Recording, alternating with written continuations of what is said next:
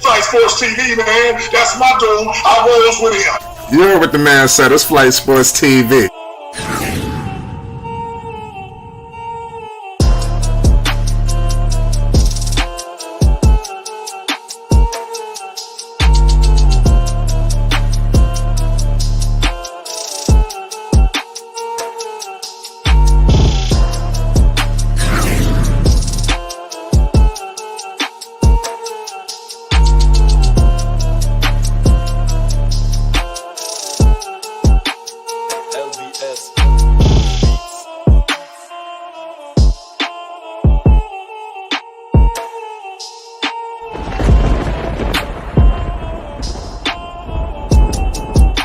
Like I said, Flight Sports TV, that's where it's at.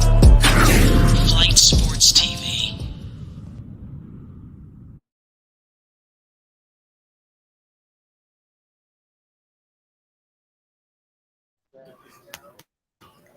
Ladies and gentlemen, you already know what time it is. It's Flight Sports. I appreciate everybody for checking with us, man. We got a whole lot of things to discuss this evening, ladies and gentlemen. We had breaking news today. We had a whole lot of information. Shit is coming in like wildfire. God damn it. Liangelo ball is back. Ladies and gentlemen, stand up, G3, G Honcho, expect major fireworks. If history, indicates anything, we must expect fireworks the first day Gelo step foot on that stage, because that's just what history tells us. We know that. It's not like this guy's nervous or rattled, or it's not like he done been in every situation, so it's time to showcase it in front of the world, in front of everyone. We all been waiting. I'm telling you, he will showcase everything that he has soaked up. Oh, man, everything's about to come out as Flight Sports. We got a star-studded panel. We got a star-studded chat. Salute to everybody. If you ready for G3, hit that like button. If you ready for G3, let's get this goddamn chat activated as Flight Sports TV. Let me know what you expect from the Honcho. It's Flight Sports All Access. What's the deal, Dex? Talk to the people. We live. Yes, sir. Salute to Flight Sports TV, the machine, the voice of the voiceless, the people's chant, the hottest shit in these streets. Shout out to the panel and all of the distinguished individuals with their content will come up as the stream unfolds. And shout out to the cacophony of the cavalcade of the consortium in the chat. The latest shit in the building, baby. And shout out to everybody that's rocking with us and viewing our stream, regardless of platform or our streaming services. We definitely appreciate you and we love you for rocking out with us because there's many things that you could be doing on this summer weekend and you're rocking out with Flight Sports TV. So salute to you as well. That's right. We do have summer league action. We will be bringing to you as the night progresses.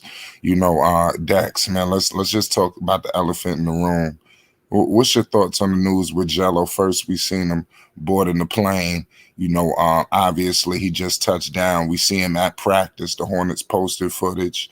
So Gelo is definitely back in the fold. What is your thoughts with G3's imminent return? Coming up in about low under 24 hours. Yes. And like I said, Flight, and thanks to the credibility of your channel and how you focus on making sure that all the information that is funneled to you and through you is vetted properly and that you just don't go off the hook just to get a like or to get a sub and try to incite the people into believing into nothing. So I definitely appreciate you for that because most young content creators, they're going to take something that's hot off the press and it could be felonious. But you're going to make sure and you're going to make sure that it's right. You're going to shake it. And if there's any phoniness attached to it, you're going to damn sure sniff it out. So yes, for like, I like the way how you push your program, and like I said, it don't matter if it's coming from me or whoever. You're going to make sure it's vetted, and you're going to make sure that you have intellectual integrity on your channel. So yes, Gelo has arrived in Vegas. Gelo will be playing tomorrow, and I don't know what type of minutes, but I can tell you this. If Liangelo has a plus 14-point game, he would definitely have a solo interview. And they would definitely ask Liangelo about the safety protocol situation and was that a scare to him and that will he be precautious in moving forward while he's participating in Las Vegas. So just remember you heard that first at Flight Sports TV. So he will be in the building. I noticed that the coach did talk about Jalen Crutcher and I guess rightfully so. Maybe that's the person that they really got their eyes on and focus on to be developed in the summer league. And it's so odd that he says his name when you got a point guard in LaMelo Ball, as well as you have a combo guard in James Booknight. So that was interesting that they really want to try to develop a point guard. You follow what I'm saying? Instead of try to develop the center or a power forward and things of that nature. So I caught that and I thought it was pretty intriguing. So if y'all feel the same way, y'all just blast off in the chat about that. If you thought that was kind of odd that they were trying to establish a point guard, that was the emphasis of focus for the summer league coach and Greensboro Swarm coach instead of looking for something that will eventually help them need in the immediate future, not somewhere 4 years down the line and things of that nature. So yes, he did evade questions concerning Liangelo because when the reporters specifically said the name Liangelo Ball, the coach did not participate as far as answering that.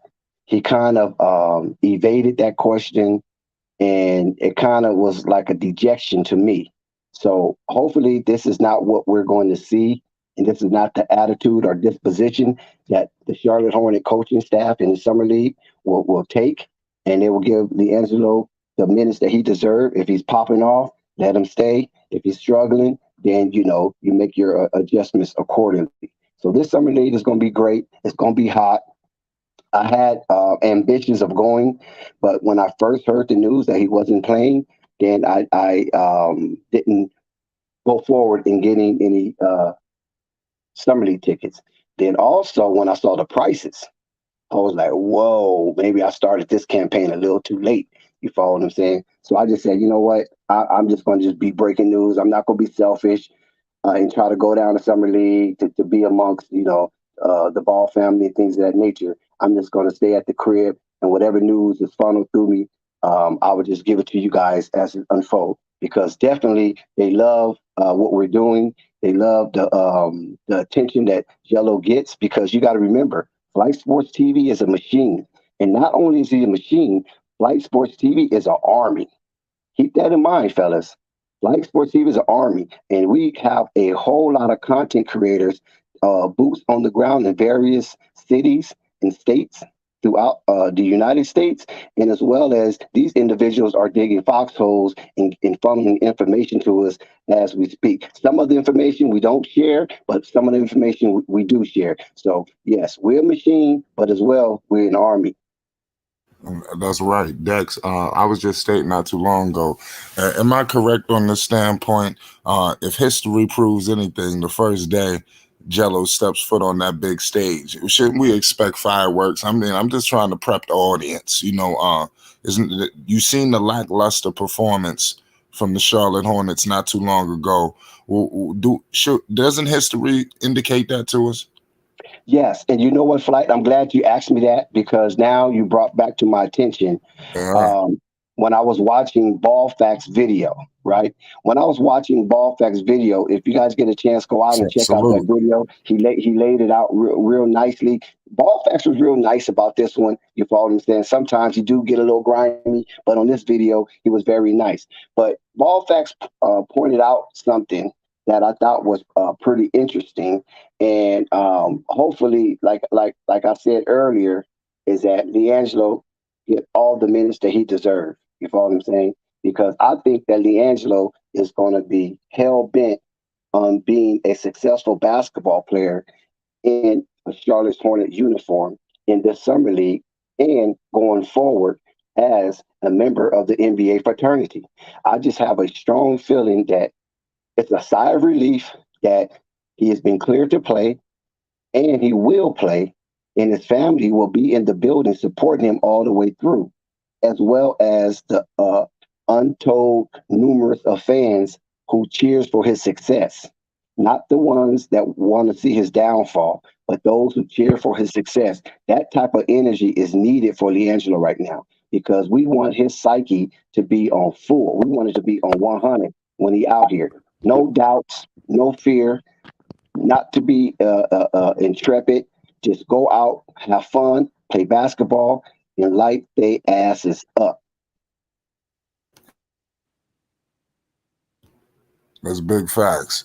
We got who's this? Lakers? Yeah, that's me. That's me. That's me. Yeah, what's the deal? Hey, We got major fireworks coming up within 24 hours. G3 should be taking the floor. You seen them boarding the flight. Expect fireworks. What's your thoughts, man? We haven't heard from you in a long time. What's the deal, Lakers? man, I'm happy that he's Yes. getting this opportunity. Number one, you know how I feel about Lamelo. That's like my second favorite player in the NBA right now. You know who number one is. We ain't gonna talk about him. Let's get off him. Lamelo, I think, is like one of the. He's somebody that's gonna bring a spark to the NBA, like without a doubt. When I watched him the last 2 years, that dude is different. He's different. He's complete. I have never seen a basketball player like Lamelo. Period. I feel like where he at right now is gonna hinder his growth. I swear I don't like him being in Charlotte right now. I don't like it at all. Oh well, it'll be all right. Well, we're really trying to keep the focus on Gelo. I know, You I know, know, I know. But Jello, I'm happy that Jello getting his due right now. The thing I feel about Jello is they didn't want all three of them in the NBA because they remembered what Let me check, Rodman. Basil. They was trying to hold him back, but you can only like you can't deny talent. You can't do it because then you look like an asshole. Because somebody team is gonna be like, you know what, we can use that. Somebody gonna give them a chance because somebody gonna need them.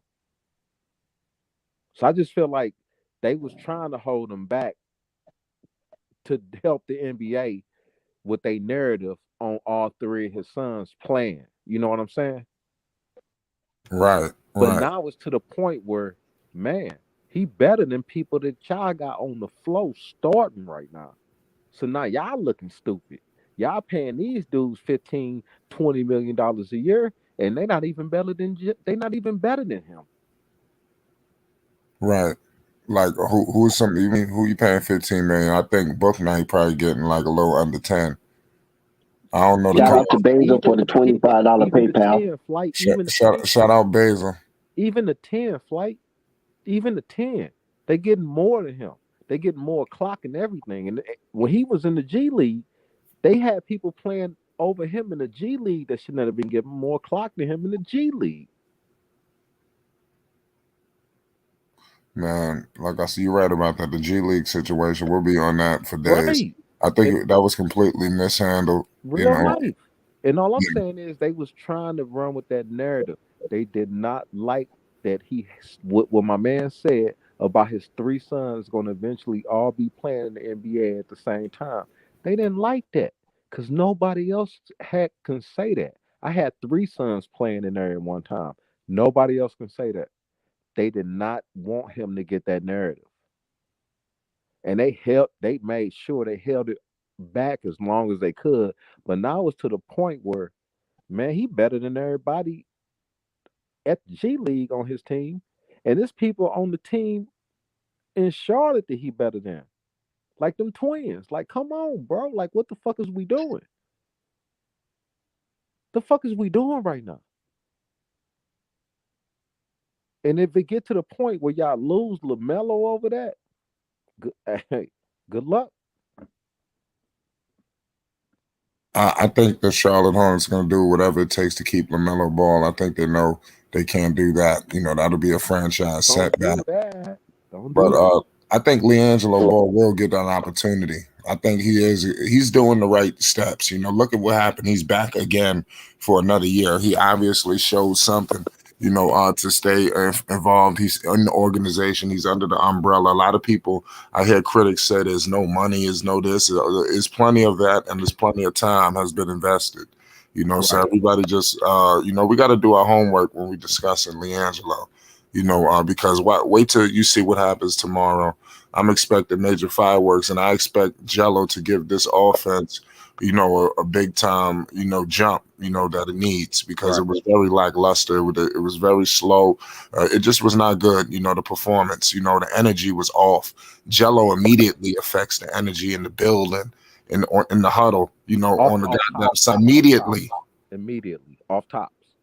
Right. You cannot. The energy is going to be on 100. And that's what I'm saying. You can't deny that. If you continue to deny it, you're an idiot. And somebody gonna end up with them. Somebody gonna end up snatching them from up under you because you want to keep this narrative going. That's Right. stupid. That's fucking stupid. Yes, Liangelo Ball. I'm telling you, all of these things that he's learned is going to make him a better catch and shoot. Could you imagine what it's going to be like now that Gelo has been playing at the point guard position when he got to put the ball on the floor? I think we're getting too caught up with Gelo actually being the actual point guard of this goddamn team. I'm telling, he's going to be very effective when he got to put the ball on the floor. Just wait and watch. The handle's going to be on point. Just getting to his spot, And with see, even more flight, effectiveness. I don't think we ready for what's about to take place, flight. man. Buckle up. The part that hurt my heart the most is everybody always talking about what's the word chemistry, bro. If you Right, put these two dudes together, the chemistry they already know each other, and then you build facts. the team around them, bro. You have a chance to do something insane right now. Why Yes, ain't you working on it? I don't mean to cut you off. I think another thing that people are not holding into consideration is that Gelo has been with Kai Jones and some of these other players. I don't want a list of them that's going to be there. The JT Thors. He's been around them for about a year now. Right, I'm expecting the chemistry to be up there. I think last year and then also in the G League, it was like a collection of parts just thrown together. I think now everybody's more familiar with each other. right, He knows Book Night. He been in the organization. right. And his brother, he know what his brother gonna do. He already know that. That's a chemistry that never could be broken. Right. We got some legends in the building. Shout out Ball Facts. Everybody pay homage. Shout out FYF. He in the building. Damn, You know, FY in the building. Hey, flight. It's something I yes, sir. came on to Shout tell out Salute J&J as well. And the whole chat. flight. It's something I came on to tell you directly. I need you to hear me on this, on some real Shout, shit. shout out Bays on the Cash App. It's Flight Sports TV. You already know what time it is. Appreciate you. Go ahead. Hey, it's this app called Bigo, and I swear to God, bro, look into it for me. It's like at least up to $2,500 a month. You can do that. You can go there, make your videos, and upload them to YouTube. You can go there, and the videos you do on YouTube, you can play them there. But it's up to $2,500 a month on this fucking app, bro. And it's not a basketball community there yet. And I'm trying to find the right people to bring over there because I've been over there like 2 or 3 months and I've been sniffing around. And you one of the first, you the first person on YouTube in the basketball community that I said I'm saying this to. I hold no, you the second. I told Pope earlier, but bro, it's money over there, bro. Cause ain't nobody doing what we do over there right now. Nobody. Right. Okay, I got you. So what are you expecting from Liangelo Ball? Give me some indications. Let me know something in the chat as well. Everybody put some numbers down. What do you expect? Remember, I told you this. Put an asterisk on this right here. History indicates to us that when Gelo step on that big stage, he gonna wake everybody up. So I'm just saying, put that into consideration when we putting y'all stat numbers down. I'm expecting major fireworks. God damn it. And the Hornets to win. They got to get a win. The way they got slapped around, come on now. He said major fireworks. Oh yes, I'm expecting major fireworks, and like I said, the energy to be up. The energy was down. Did you see that game? Yeah. Who they It hold should on, be. who they playing? What's in that? Who they playing? They playing the Lakers, and there's not going to be a walk in the park. That's why I said this is going to be good. Okay. If they can get this, going to be a good win. You got Scottie Pippen Jr. out Yeah. there. I believe Shaq. Sharif should be playing. They got it. The Shaq is Lakers have been playing. looking all right. They look formidable. Right. Those two players looks like I know Scottie Pippen Jr. is looking like he's got something going with them. Yeah. He's been featured heavily. And they got Shaq's son too, right? Yeah, that's what I said, Sharif. Yeah, they got Sharif too. Yeah, it's yeah. Hey, is that one white boy playing? I'm not 100% sure. I'm talking about the one that played with the Lakers right now. Do they got him over there? Reeves. I'm not sure. Maybe Dex might know. He's more of a Laker guy. I'm not really following the Lakers young Right. core like that. Right. I'm with you. I'm trying to figure out the actual team that they got that they gonna have. Cause man, look, bro, look on everything. Every one of his sons, every one of the Ball brothers, they all do something different, and they all do it good. Right, I got you. All three of Marvin, what's the deal, Marvin? What's going on, guys? Shout out to What's the good? chat. To the them. panel. What's up? What's going on, guys? What's the conversation today? What we discussing Liangelo Ball. We had some breaking news all over the NBA. Gelo, he's out there with the team. He was at practice. Footage is out. Also Liangelo Ball, from all indications, should be activated. History indicates us to expect fireworks. The minute Gelo steps foot on the stage. I'm telling the people right now, the Hornets played horribly. The energy was down. Liangelo Ball immediately affects the intensity, the energy in the building, the huddle, the coaching staff, the water boy, the goddamn referee, everybody, even the goddamn opposing team. Liangelo Ball affects the energy in the building. What is your thoughts, Marvin? Talk to the people. What should we expect from the honcho? Well, it's obvious they need a pep up. Come on, man. That team is down, and I mean, come on. I mean, they act like they ain't got no energy. Just the name Leangelo Ball is gonna bring the vibe up in the building, man. And I'm pretty sure he'll put up some good stats to at least make it a showing out there. Now, I ain't gonna say how well that team is gonna do because they just don't have a good team out there for the summer league. But he's out to actually prove things for himself. I think he can get it done. I think he can turn it around a little bit. At least we can have some excitement, some Right. kind of enjoyment in a Charlotte summer league game, at least. Yo, Flight. Yo, How old is this picture that you got up on the screen right now? Like on some real shit. to be honest with you, it was this season. Look at the hat he got on. Yeah, I know it's a Bulls hat, but I mean, it's really I indicating that he's on the I way. be looking at all that shit, bro. I be looking at all that, and you know what? But his older brother might be like, "Hey, if y'all ain't gonna play him there, he might be telling them, bring him here, Yeah, bring him here." I got you. Rico, what's the deal? Shout out to my guys out in New York. Man, Rico in the building with us. What's the deal, Rico? What up, Flight? How you doing? What's good? I What can't. up, Marvin? What's going on, Rico? Yeah, what's the deal? Rico, Gelo, he's activated, man. What do you expect from Liangelo Ball, man? And I just want to see him play. Right. That's it, bro. I don't want this to be another G League incident where you got him on the roster. He played 15 minutes one night. Next night he played like 4. Oh, You know what I mean? Yeah. I just want to see him play. Do you feel like his minutes is going to be sporadic? I mean, mean, it's not like he was out due to injury. I hope not. I hope not. I don't see nobody on the roster. Unless they just like throwing people out there randomly, but that you can't assess any talent by doing that. Right. Right. Hey, Flight. Can I ask you a question about it? What's the I question? want you to be 100. There's only one person in LaMelo's age bracket to where I look at both of them and be like, damn, which one gonna jump first? LaMelo or Morant? Like I Which mean, to one be of them? honest with you, they're both jumping right I now. know. That's what I'm saying. That's what I'm saying. I'm talking about which one of them you think gonna take the next step first. I'm gonna say Well, Lamelo.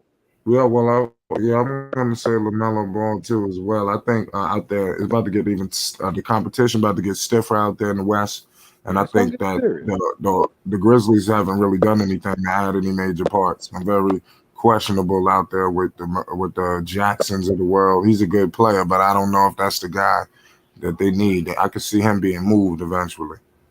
They got Okay, the hole now for I'm him. not capping. A flight. I am not capping. Would you do this? Would you take Westbrook and But I'm taking West. I'm giving Westbrook listen? away. Yes, Just I just listen. had yes. Let me get it out first. Westbrook Paul. and Taylor Horton Tucker for Lamelo. Would you do it? I mean, should I don't think Charlotte would do it. Okay, and none. We'll give you none too. All three of them. I don't think Charlotte would do it. They ain't gonna do it.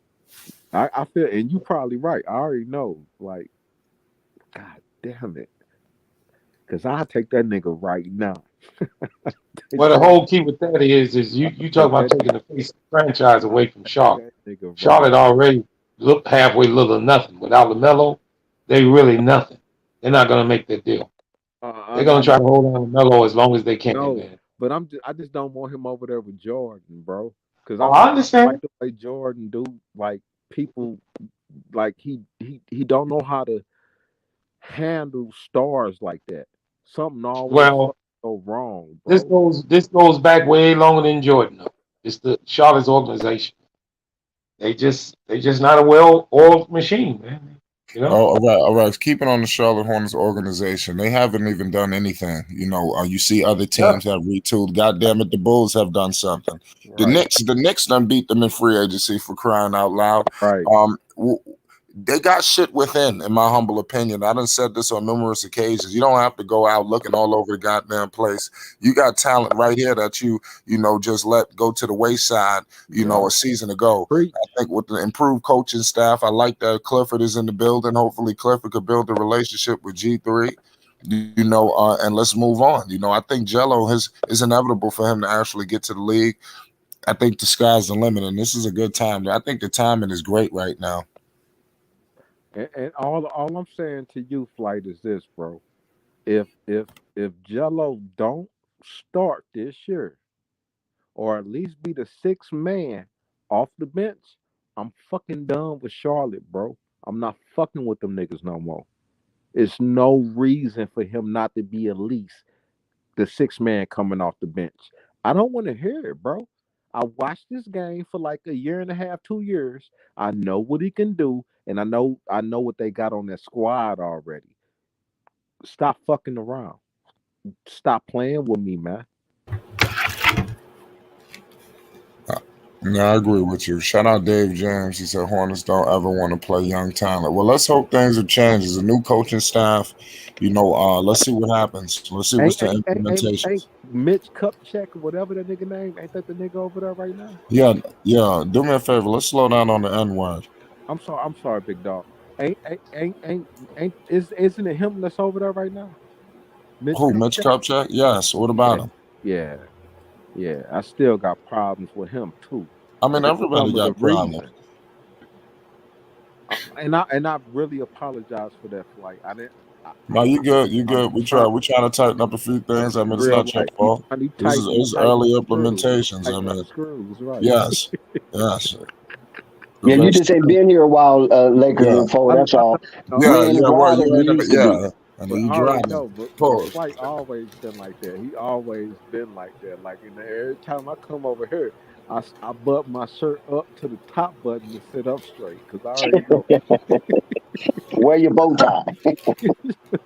Yeah. I already know. Salute But to the I chat. don't Shout like out Slack.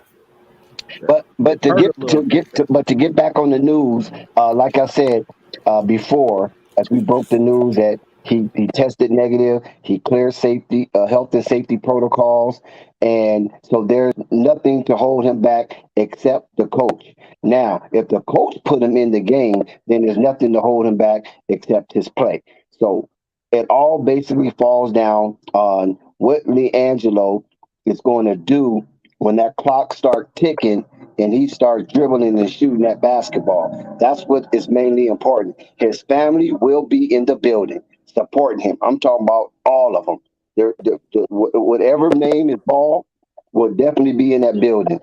I don't know about Andre though, but other than that, he should be in a very comfortable environment. His support system will be on full alert, and there shouldn't be anything hampering or impeding his path to a NBA ticket in uniform, most likely Greensboro, Charlotte, to showcase his skills on that 90-foot floor, on the 90-foot parquet floor in all the arenas that's in the United States and the one up in Canada. So this will be a very, very strong litmus test for Liangelo, because I believe, now listen, I believe Liangelo's going to get significant minutes. And I believe that that coach was doing a little skullduggery about evading the Liangelo Ball syndrome because he doesn't want a circus. He can't help it, he can't prevent it, but it's going to be mad. It's going to be bananas.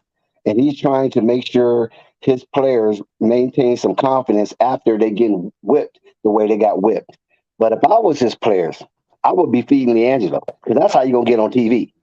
Feed Liangelo, get your name up there in the assist column, and allow the announcers and play-by-players constantly say your name as Liangelo drain those buckets. Keeping that ball away from Liangelo, if any of you Hornets are listening, keeping that ball away from Liangelo is not going to get you nothing but in the dungeon. You follow me? Real. Get that ball to him, let him shoot. If he's not hitting, make your adjustments. But if this young man start hitting them shots, you better be on his side, because that's where the tidal wave is coming from. It's coming from Liangelo Ball. Because when he was not playing and y'all in the Charlotte Hornets was playing yesterday, it was a disaster. It was a utter befuddlement. Like, what the hell is this? What are we witnessing? Yo, You follow what I'm saying? hell yeah. Let me say this real quick. I swear, bro, when I watched LaMelo his first year, I seen him do things I never seen ever. Like never. Not a rookie, not somebody in 20 years. I mean, he did a couple of things I never seen nobody do before. Period. So I was like, hold up, this dude different. This cat different. His brother is one thing, and the brother coming in now is something else. But LaMelo is different, bro. That dude is different. He's different. I agree with you. We got J&J video in the building. What's the Oh, deal? J&J, before you come on, let us introduce you properly. We'll be right back with a female perspective on all this Gelo news. Sorry for hacking in, but my awesome host here has given me permission to zip in and give you guys an awesome offer to have a dope intro for your channel. If you're doing YouTube, if you're doing streams or a podcast and you want a dope intro, go ahead, because my awesome host here has provided a link to this exact video down in the comments section. Just click that link and go to this video on my YouTube page, right? Type in the name of this channel, okay? So I know who referred you, and I will contact you about getting your own dope intro. So do that, and do me a favor while you're there, like the video and subscribe to the channel. It helps keep things going. All right? Talk to you guys soon. Peace and blessings. You can have him back now. Yeah, J&J, what's good?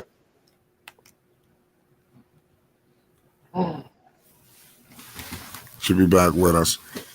Hey, I think your mic is on mute. So salute to everybody in the chat. We in here talking that G3 talk right now. We are Can you guys 24 hear hours me? away. hell Yes. yeah, 100. What's going on? You hear the news with Liangelo Ball? You know, we'll definitely like to hear your perspective. I'm telling the You audience know what? right I'm gonna now. have to come back in. All right, go ahead. We're gonna have J&J back. You know, we're gonna have a female perspective on this situation with Liangelo Ball, G3, my man Marvin in the building. is about to go down. I think time is inevitable for just Gelo to actually step foot on that NBA stage. You got Book Knight injured. Gelo should be heavily featured. I think Dex is not off when he's discussing that the minutes should be up there. You know, I'm expecting Gelo to get his fair share of minutes. Hey, I yo, don't know. Flight. It was good. And I'm on some real shit right now. I'm not on no bullshit. I'm begging you, please listen to what I'm saying right now. It's an app called Bigo, nigga. Go download that fucking app. Just download it, and then tomorrow we'll talk later a bit. But bro, it's a lot of money on this app, and it's a motherfucking market that ain't nobody like what you doing right now. Ain't nobody doing it. Nobody is doing it over there. You can go over there right now, and as soon as you go over there with your followers you already got on YouTube, because you can make the videos and then upload them to fucking YouTube, or you can go over there and put your videos there and talk. Bro, I'm serious. I'm serious. Like, We'll talk about it. all right, Like, I'm serious, bro, because I know for a fact. I've been over there for like 3 months, and ain't nobody doing what we do over here on YouTube. Ain't nobody doing it over there. FYF just said stop the cap. Hold on, whoa. Tell a nigga to come up on the panel right now. Hey, FYF, bring your ass up Okay, here, listen, nigga. Lakers and four. Okay, we got it. Sorry. Come up here. FYF, come up here Yeah. right now. Stop the cap. Come up here and holler at me. Say, G, I just want to address the brother. I want to address the Lakers. We do a professional broadcast here, man, with a lot of intent on being professional. Keep your language to a minimum. Keep your language to a minimum. Bro, I'm trying. Right, I only said it 3 times. especially when you're not pulling up every day. I mean, damn.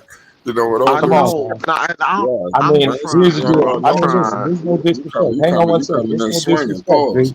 The deal is this. We got professional people on here, guys, and we deal with professional people that come on this panel. We want to keep it professional. We don't need a bunch of profanity. We don't need a bunch of the N words. I'm not trying to tell you what to Right. do. But it's a way of carrying I yourself, feel you. expressing yourself. Let me finish. It's a way of expressing yourself a whole lot easier than using lame profanity and the N word.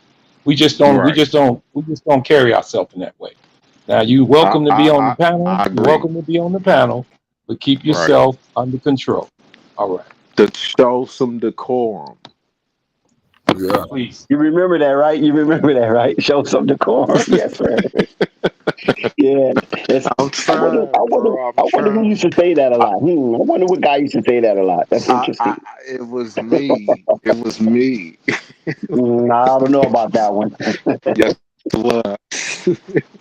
But I'm just saying, bro. I get a little too excited, and then I shoot that word out there. I We all understand. good. Yeah, we all We all good. Trying. But listen, hold on one second. Let's get back focused because people didn't come here to hear the drag.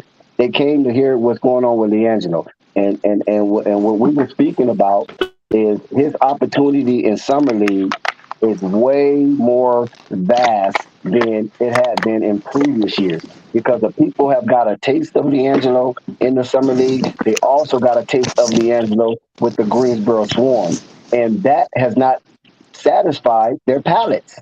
They still have a thirst and a taste for more of Liangelo. And I believe Liangelo Ball is hell bent on becoming one of the three Ball brothers to be equalized, to have some type of equilibrium when you're mentioning the Ball brothers. Because right now, he is kind of out of the equation. It's mostly Lonzo LaMelo, more so LaMelo. You follow what I'm saying? And Liangelo wants to insert himself in his position where he rightfully belongs. We know that he had a detour from his roadmap that was laid out by his pops, Big Baller himself. You follow what I'm saying? Now he's back, coming full circle, inserting himself back into his rightful slot. And we just want to see the young man thrive and we want to see the young man in uniform, and we want to see the young man successful. And this is what we should be focusing on, because this stream today is based on Liangelo and his reintroduction into the summer league with the Charlotte Hornets. Absolutely. You I know, believe Dex, speaking go of ahead, that, go Dex, ahead. this is a perfect time for him to actually shine. Now, I hate to say it because of just the state of the matter. I mean, the state of the fact of what Charlotte is, the way the organization is going. They're showing nothing. So when he comes, he's going to be the center of attraction. He's got a chance You're now to exactly really, right. yeah, he's really got a chance to shine, guys. Because I mean, I hate to say it because of the state that Charlotte is in, but it's just true. I mean, he's the only shining light that's going to be shining in the summer league for them. So hopefully he can get it together and perform well on the floor. And this is really when the eyes are going to really be all on him. I think he's got a really good chance for the simple reason that the organization is not trying to do anything with the organization. So they need a boost. So I think he could be that, and hopefully he will. No, Marvin, no, ain't no you took could. the He is words right that. out. You took the words right out of my mouth, Marvin. That's exactly what I was coming on here to say, because now is his opportunity. Shout out to everybody on Yeah. the panel. Shout out to you, Yep. Flight. Now's his opportunity. Yes, You're yes. right. Shout out to you. You know, that now is the time. If he has any, and we all know that Liangelo traditionally has been the one that's kind of, a little more low key, a little more laid back. But right now, if there's any aggressiveness in him to get onto an NBA court and get onto somebody's roster, most importantly, probably Charlotte, he's going to have to step up. He's going to have to take advantage of this deficit that the team has got. He has got to show his genes at this point, okay? Because he comes from some good stock. All right, Lonzo is on the team. LaMelo is. Come on, he's from the same. He's bred from the same genes. He's got it in him, and he has shown on occasions, that he's capable of taking a team and putting it on his back. Remember in the JBA when LaMelo was messing up and needed his help, and he stepped in there and he came and did what he needed to do and helped the team win. This is what he needs to do in this case. But see, the cool thing is now it's not that he's saving LaMelo or his little brother or whatever. This is where Gelo gets to take the cake all to himself and run with it. And if he has never done it, now is the time for him to do that. Yeah, time is now. And J&J, while we on this subject, doesn't history indicate us that the first time Gelo steps foot on that stage, we need to expect fireworks? I mean, you seen what he did in the summer league. We seen what he did in the G League debut. I mean, it's year two, of the summer league. The energy gonna be on a million. What's your thoughts on Gelo? What should we expect?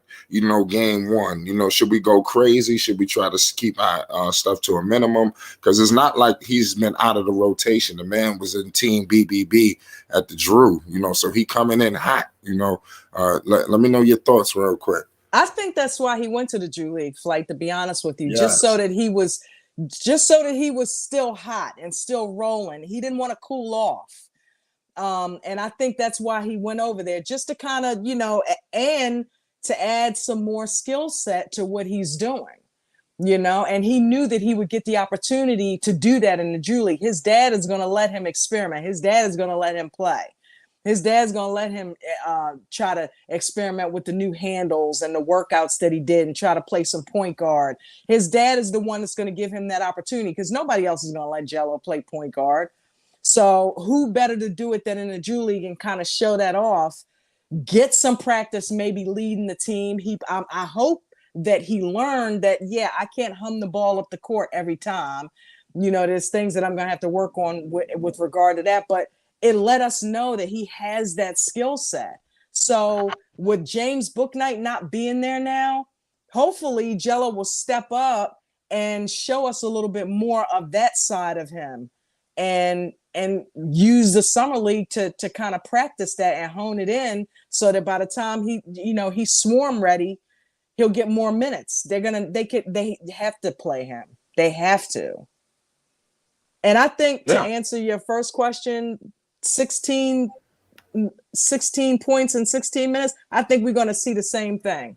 Right. I guess how many threes do you expect him to be like efficient? Like I said, he's coming in rhythm. I just if he get off to a good start, I think those all bets are off. If he hit the first two or three threes, I think we going for 20 plus, man. I'm just gonna let me just say it right there. My thoughts exactly, Well, let Flight. him hit the first shot. Hit the first It's shot. over. It's over. And especially if he gets hot and hits 2-3 in a row. Oh yeah, I could maybe even see him doing 5 in the first quarter, just like he did before. As long as they put him in there. And why wouldn't they put him in there? They sucked. I didn't even see that first game, but the way Rave came on and slammed J&J, it. to that J&J, I mean, it's the talent level. They have Yeah. no talent on that summer league team. Yeah. And then just like we both stated, this is a perfect time for him. I mean, he's going to be the center of attraction. He's going to be all in all for Charlotte. Perfect time for him to shine.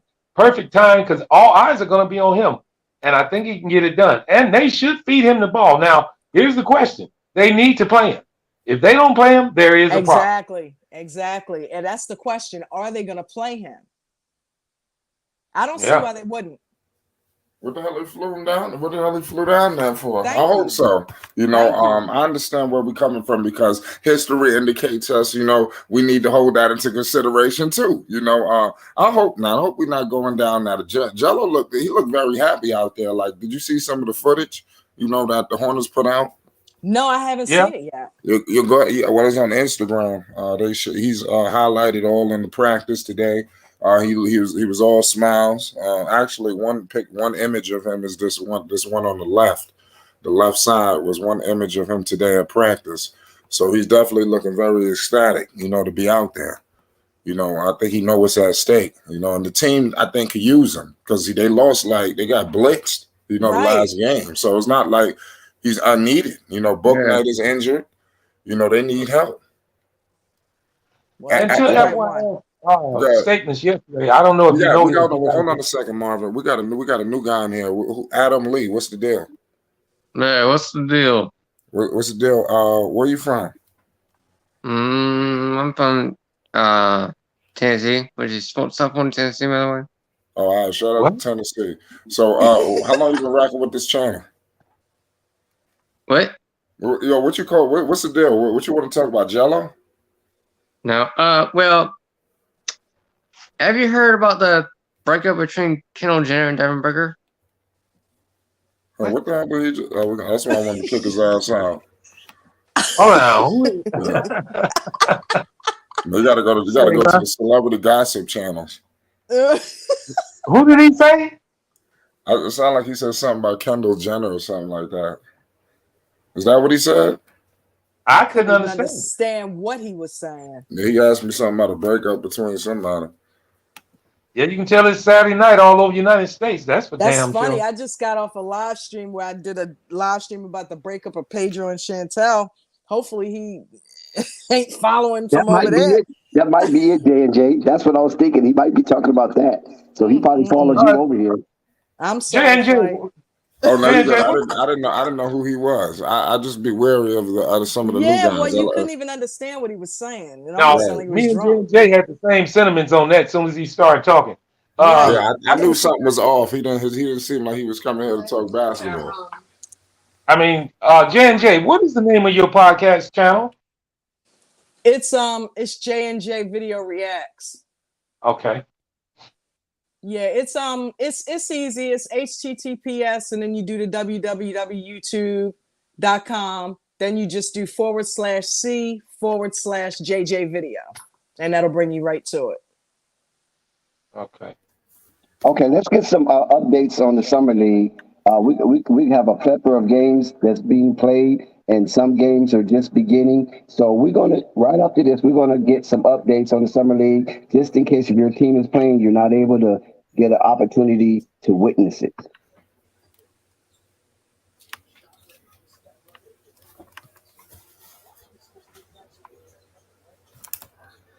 Yes, we have the Atlanta Hawks versus the Utah Jazz. That game is final, 72-66. A very low-scoring game in that one.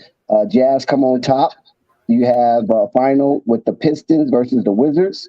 We see the Pistons, I believe, for the first time. This was their inaugural game for this 2022 Summer League, and they came on top 105 to 99.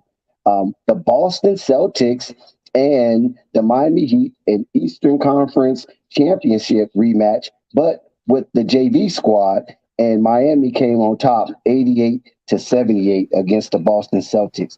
Also, we have a double overtime. I believe this the first might be first overtime game in the summer league in Second, Vegas. second. In Bulls had Vegas. one. Oh, okay, yeah, second. Bulls. That's right, the Bulls. Yeah, yesterday Bulls. So this was a double overtime. First, probably the first double overtime, if I'm not Yeah, first mistaken. double.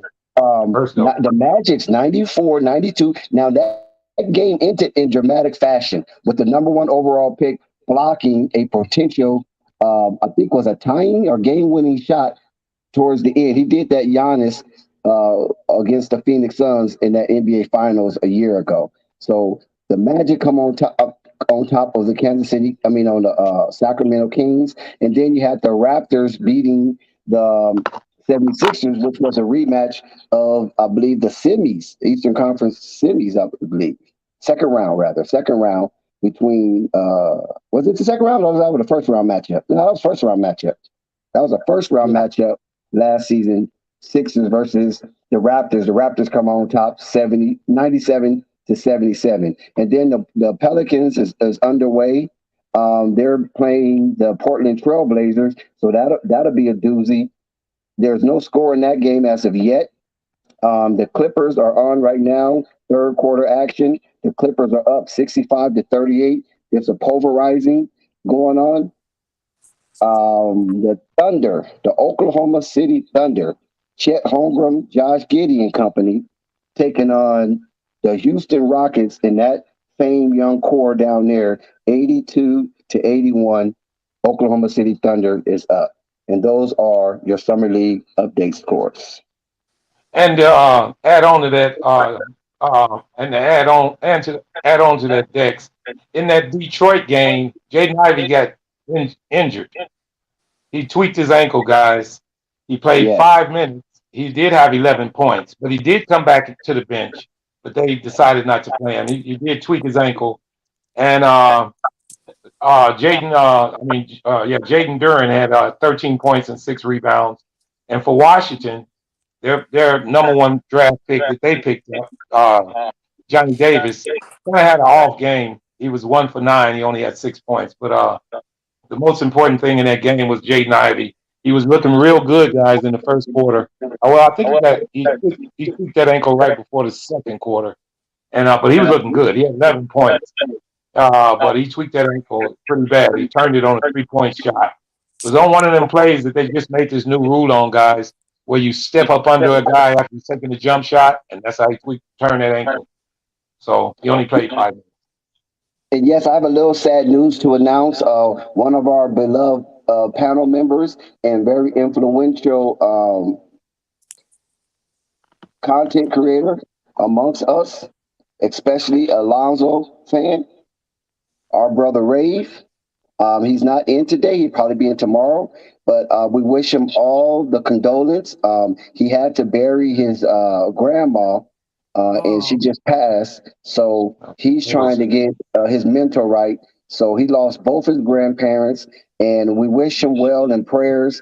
And he basically said he almost lost his mind because his grandparents mean a whole lot to him. So when Rave do find his way back, please show him some respect and please show him some condolences as well. Rave, we're sorry for your loss. I know what it's like losing grandparents, and I even know what it's like losing parents. So I definitely understand. And listen, take all the time you need whenever you get mentally right to come back and give hell to the haters. Come with it, brother. You and me both, Dex. Both sets of grandparents and both parents gone. You know? So that's not it's hard. fun. Rave, love you, baby. Our thoughts, you are in our thoughts, Yeah. prayers, and Yeah, hearts. shout out to Rave Kingdom. Definitely. Our condolences. And that's so ironic for Dex to bring that up because that was when I basically came on this panel, guys, and me and Dex and the guys I had to talk about it. I had just recently lost my wife, and I was really in the dumps, guys. It really got me down for a long time, and I was able to come on the panel and kind of get back to myself. And I just want to say same thing to Ray, man. Hang in there, guy. We understand, man. And so to carry on with more news, I want to break this news also is that I know it's going to have a lot of haters, a little sad, but hey, man, we at Flight Sports TV, we do our thing. And one of the things we do, we break news. And like I said, Flight vets a lot of the information that is funneled through his channel because he do not want his channel to be a mockery in the landscape of YouTube. Kyrie Irving has been seen and spotted at the cryptoarena.com in Los Angeles. Up, What was Kyrie Irving doing in LA at up. the crypto.com arena? You know what he was doing? He was watching a WNBA game, the Los Angeles Sparks versus the team up in Washington. It wasn't even the team in Brooklyn. Something is brewing, and I'm In telling you guys, LA. in LA, and I'm telling you guys, all the laughing, even though the Sparks got hammered, they got hammered by the Washington Storm. But at the same time, he was in that building for what? For what, Kyrie? What are you doing roaming around in LA? You follow what I'm saying? We know Jeannie Buss attends those Sparks games. We know that. We know Rob Palinka's in Vegas. You feel me? What is going on with Kyrie connection to the Los Angeles Sparks? Is it because the same owner that owned the Lakers owned the Sparks? Hmm. Something is brewing in LA, and some of you guys will not like what you're gonna cook. You candy asses.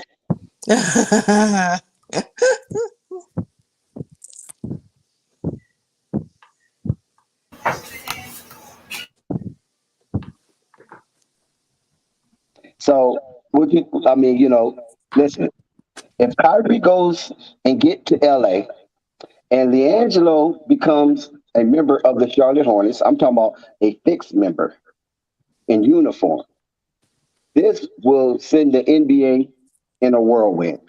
Now, I'm not pumping LiAngelo up to the standards of Kyrie, but what I'm using is that the fanfare that comes along with Kyrie being in Tinseltown and the fanfare that comes with LiAngelo being in Charlotte, the NBA is going to be a vortex.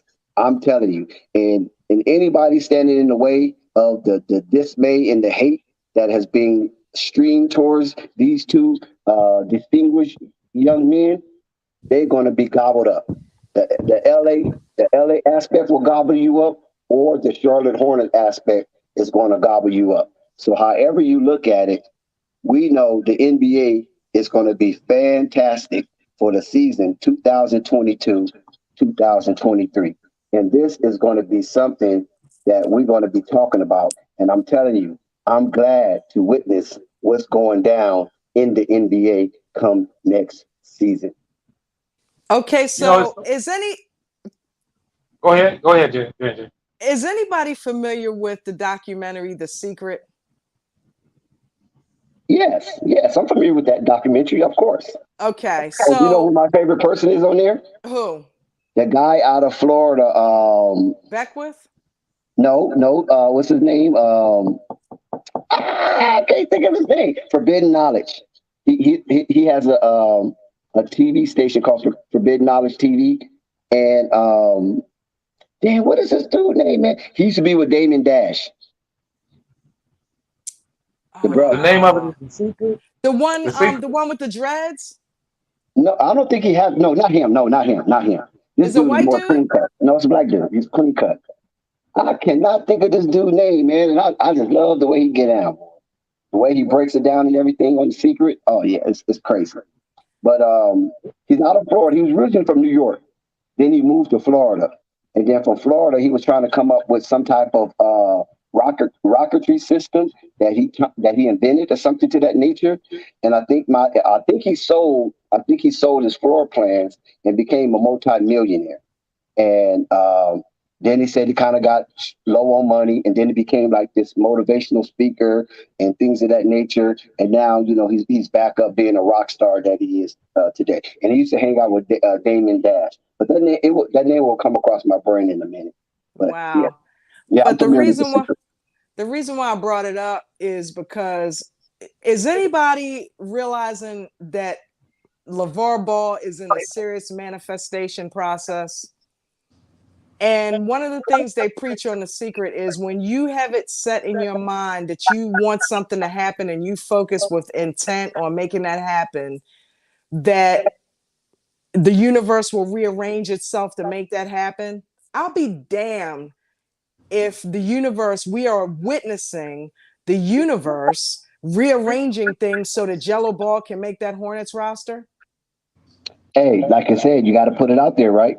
You got to Yeah. put it out there and try to manifest And it back through it up with positive action. affirmations. And back it up with actions. He's putting himself in the right place at the right time. And as it turns out, both teams suck and need somebody. Okay. The Swarm and the Hornets Summer League team and the Hornets main roster. They need a breath of fresh air. And I think Gelo's it. No doubt. I agree with that. And like I said, a lot of times we get into a dispensation, right?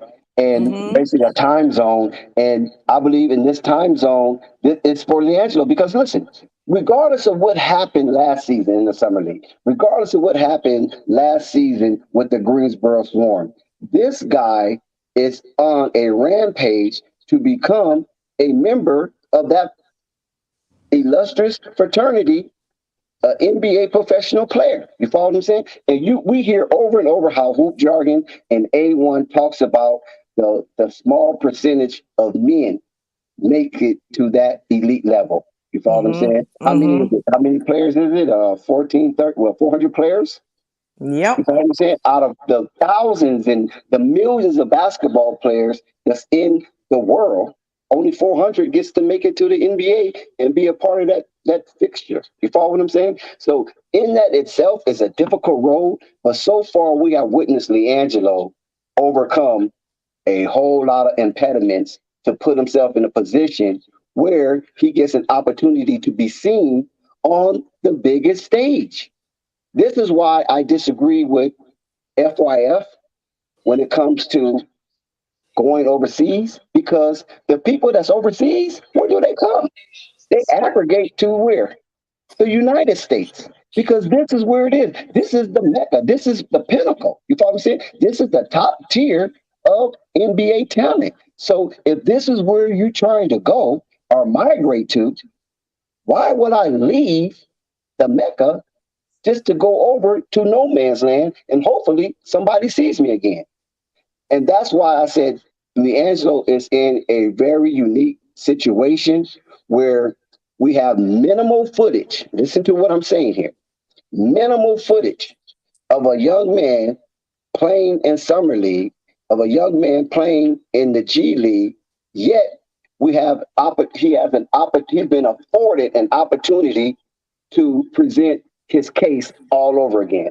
It's almost like this is an appeal. You follow what I'm saying? This has yet to be adjudicated, and I believe this season in this Summer League will move him closer to becoming an NBA player with prejudice.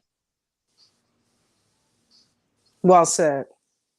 Well said, Dexter. Yes, ma'am. Thank you, J&J. Because listen, I've been watching a whole lot of basketball, right? I know some people are closer to basketball than I am, as far as behind the scenes. But I do have friends that play basketball, and sometimes we talk about the things that goes on behind the scenes. That's why it feels like I know what I'm saying most of the time, but it's not that I actually journeyed there. You know what I mean? That's the A1s of the world. That's the hoop jargons of the world. That's the coffees, the FYFs of the world. That's the AB the heroes of the world. They journeyed and seen both aspect of it as player and as business wise. But I have friends that made a whole load of money being in professional sport, whether it's Chad Brown for the Steelers or Stacey Augman for the Hawks and all other teams that he played on because he became a journeyman. You know, you have these conversations, and not only him, my homeboy Derek Holmes. You follow what I'm saying? I mean, we really go in on it with Derek Holmes and his son. He got a son that plays for the Giants right now. Darnay Holmes. You follow what I'm saying? Starting cornerback for the Giants. So we have these conversations and we know the politics, but when you have people like the hoop joggers of the world and the A1s of the world that really give it to you from experience, not from hearsay, that is golden, brother. That is golden. That is cherished. And not a lot of streams actually have that available to them for on a professional level. They might have it maybe somewhat on the collegiate level or somewhat on an AAU level, but from a professional level, getting a professional check, you know, like hundreds of thousands of dollars, playing a sport that you love and that you train for, that you become elite in. That is a great perspective to have at Flight Sports TV, and we have basically afforded you that when these individuals come on the panel.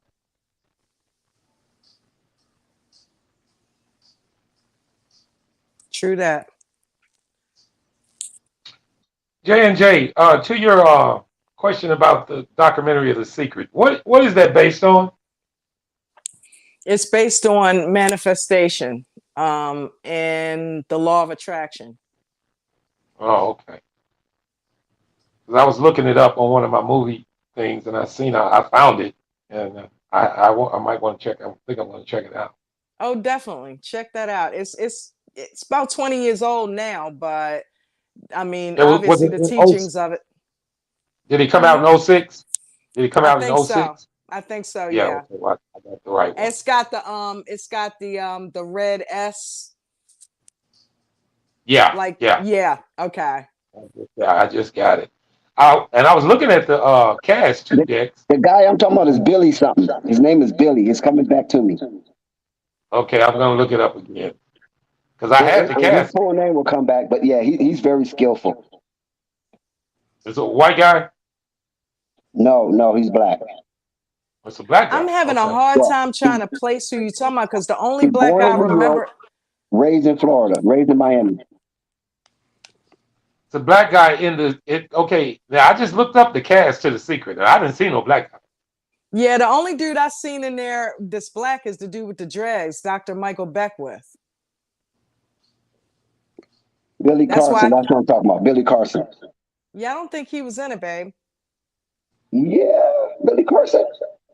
I just looked it up and I didn't see it. Maybe not the original one. I think they had like 2 or 3, right? I was about to say I think they do have more editions of it, and he must have been in a different edition of it. Yeah, maybe I know not you're talking about the guy with the dreads. Yes, I'm familiar with him with the long dreads. Yes. Yeah. What's his name again? Dr. Michael Beckwith. Okay. But the guy I'm talking about is Billy Carson. Okay. Billy I have Carson? to check out some other ones. Yes. Shout out to J Pap.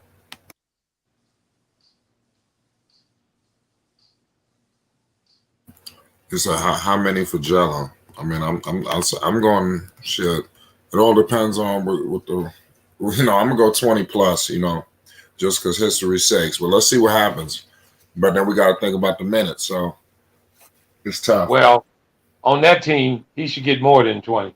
He should get down there all the shots. Well, you got a whole lot of talent out there. You got Kai Jones. I mean, they played horrible last game. Well, I figure he should get up at least 12 or 13 shots. He should get 20 points. That's what I'm thinking. And I think you might see some assists from him, too, this time around. A little bit more than we saw before because of what he did in the Drew. And that's if they can hit their shots, J&J. How about that? Yeah, yeah. Right. I forgot that it don't count unless they get the shit. That's I'm right. Like, oh.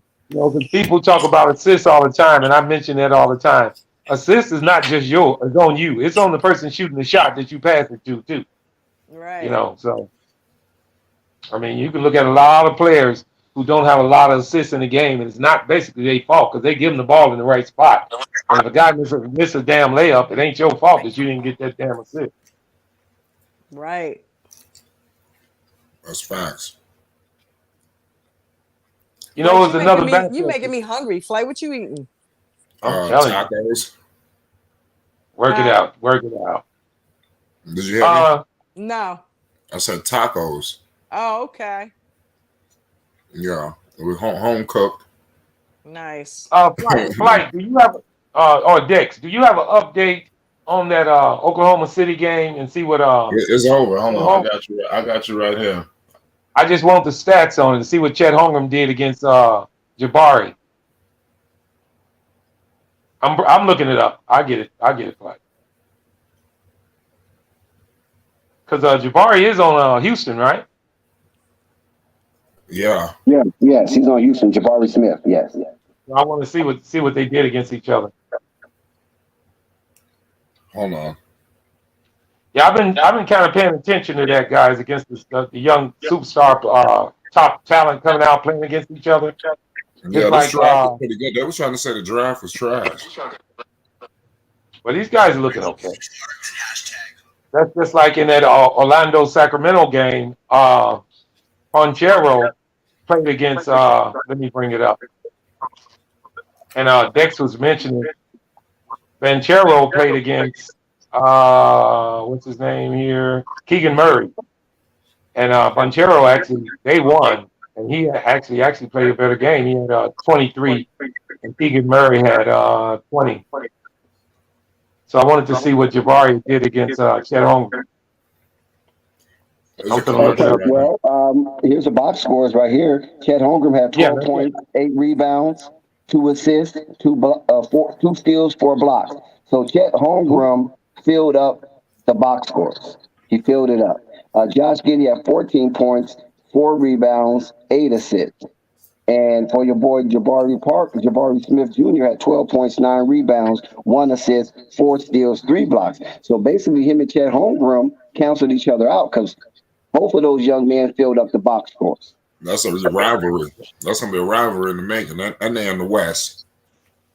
Yeah. That's why I think that like Anthony Edwards and the LaMelo Ball, that's not a real rivalry. I think because they're in different conferences. I think that those two are gonna be a rivalry. Like I feel like Jabari Smith feel like he should have got picked ahead, and they're gonna see each other a whole lot more. Both teams are young. That's a playoff matchup in the next 4 to 5 years. Right. The reason we have hold on one second. We got a gentleman named Coach S. Coach S, is your mic hot? Are you ready? Yeah. What's good? Shout out Flight, man. Well, good. We appreciate you. You've been there before, right? Yeah. I've been rocking with you for a little bit now. Yeah, right. We appreciate you. Where you from? New York. Yeah, you sound like it. Where you at in New York? What part? Upstate. Okay, like shout out upstate. From the Bronx. You Rochester? Coach says you all the way upstate. A little bit lower. You know where Jersey at? Yeah. Like mile over there, yeah. Okay. Are you a New York Knicks fan? Nah. LaMelo Ball fan. LaMelo Ball. Uh-oh. So you So you like Charlotte? You just a Melo Ball fan, or you a Charlotte Hornet fan? Yeah, I'm a LaMelo Ball fan. Are you from Jersey? Nah, New York. I'm on the borderline of New York and New Jersey. Okay, I'm from New Brunswick, New Jersey. Oh yeah. That's what's up. Okay, now wait a minute now. You say you're a Melo Ball fan. That means you a Charlotte Hornet fan or just a Ball fan? Yeah. Because he's on the Hornets now, so of course I'm rocking with them. But they've been making a lot of crazy decisions with the coaching and all that and the roster. Wow, I'm happy you on the panel. We got plenty of questions for you, buddy. What is going on with that organization, man? Man, I don't know. I seen Durant, man. He was looking good yesterday. I'm like, damn. I don't know. Yeah, and I was just going to mention that. I was just going to mention that to Flight about Jalen Duren, how well he's playing, and I told you guys that he was going to be a beast, and he played well again today. And Charlotte had him, right? Yep. And they let him go. Yep. That was crazy. Listen, J&J, listen. 2 days before Jalen Duren was drafted, I came on this panel and I told everybody that I felt that kid was going to be something special. They laughed at me. They won't be laughing when the season starts. He's going to be the starting center for Detroit. Mark my words. I believe it. If not, he's going to get big minutes because he is something truly special. That young kid is awesome. Yeah, I agree. Especially the way he run the floor. He definitely don't run like Mark, man. I mean, he don't. Man, I'm telling you, man. I think I he's mean, now better than Mark Williams. Yeah, me too. oh yeah, he's better than Mark Williams. I felt he was the best young center in the draft. I was damn hoping, because Charlotte picked him up right in front of the Bulls, and the Bulls was laying dead to get him, but Charlotte picked him up and gave him away. Which begs the question: what is going on in Charlotte? Are they trying to lose? What the fuck? Well, they got Mark Williams. They got them both. It was just so close. Right, but they give up the better of the two. Yeah. I mean, but if you want to say that, the Knicks really had him too, and they gave him away. So I couldn't believe those teams gave Jalen Duren away. He's 18 years old and jumping out the gym. He's only 18. Yeah, I got a question for the panel. Go ahead. So let's say tomorrow, the game starts and Gelo scores 25. How y'all feel about that? Hey, 25. That would be a good night. That would be a good night, but it depends on his efficiency as well, though. Yeah. We gotta take that into consideration. Yeah, I agree.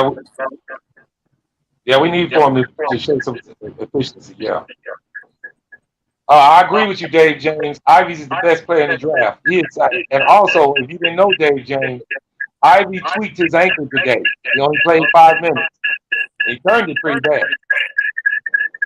Got an echo, guys. Oh, we got it. Yeah, Dave James mentioned that Ivy's the best player in the draft. Man, I don't know if y'all watch that guy. That kid is super fast. Super fast. He's going to be, that dude going to be badass. And then with Jalen Duren running with him, that team is going to be dynamic. Yeah, no, I agree with that. Guys, I'm going to go ahead and jump in the chat. I'm about to lose my phone. The battery. Okay. Right. Thank you for letting me come up here. Shout out to everybody. Shout out to the chat. Shout out to you, Flight, Dex, Marvin, Newbie. I'm out. Peace and blessings, everybody. Shout out. Dave said Jabari, Chet, Paolo, all superstars. Yeah. I believe Ivy even looks better than all three of the other ones. Considering what position he's going to play, Flight, yeah, he's going to be handling the ball a lot. He's going to be handling the ball a lot. He's going to be something special, man. I think when Detroit get this shit all situated, I think people are going to be surprised. Man, I'm not Detroit is brewing something over there. Man, I'm not surprised at all. I said it last year because of the moves they were making. They were well on their way, and then for them to get these two young players, man, they're gonna be decent. And you did hear this too, didn't you, Flight? What's his name? Coming from the Knicks? Your power forward. Who? I can't believe I can't remember his name. Yeah, Taj going to Washington. You know that, right? Okay. I know that they paid him. Yeah, he's headed to Washington. That's crazy. I wonder how much money they gave him. I don't know, because I was hoping the Bulls could wheel him in. But also, who else was that? Somebody else signed. Taj Gibson still making money out here. That's crazy. Yeah. No, he got released from the Knicks. The Knicks just let him go. He wasn't doing shit. They were going to restructure his contract.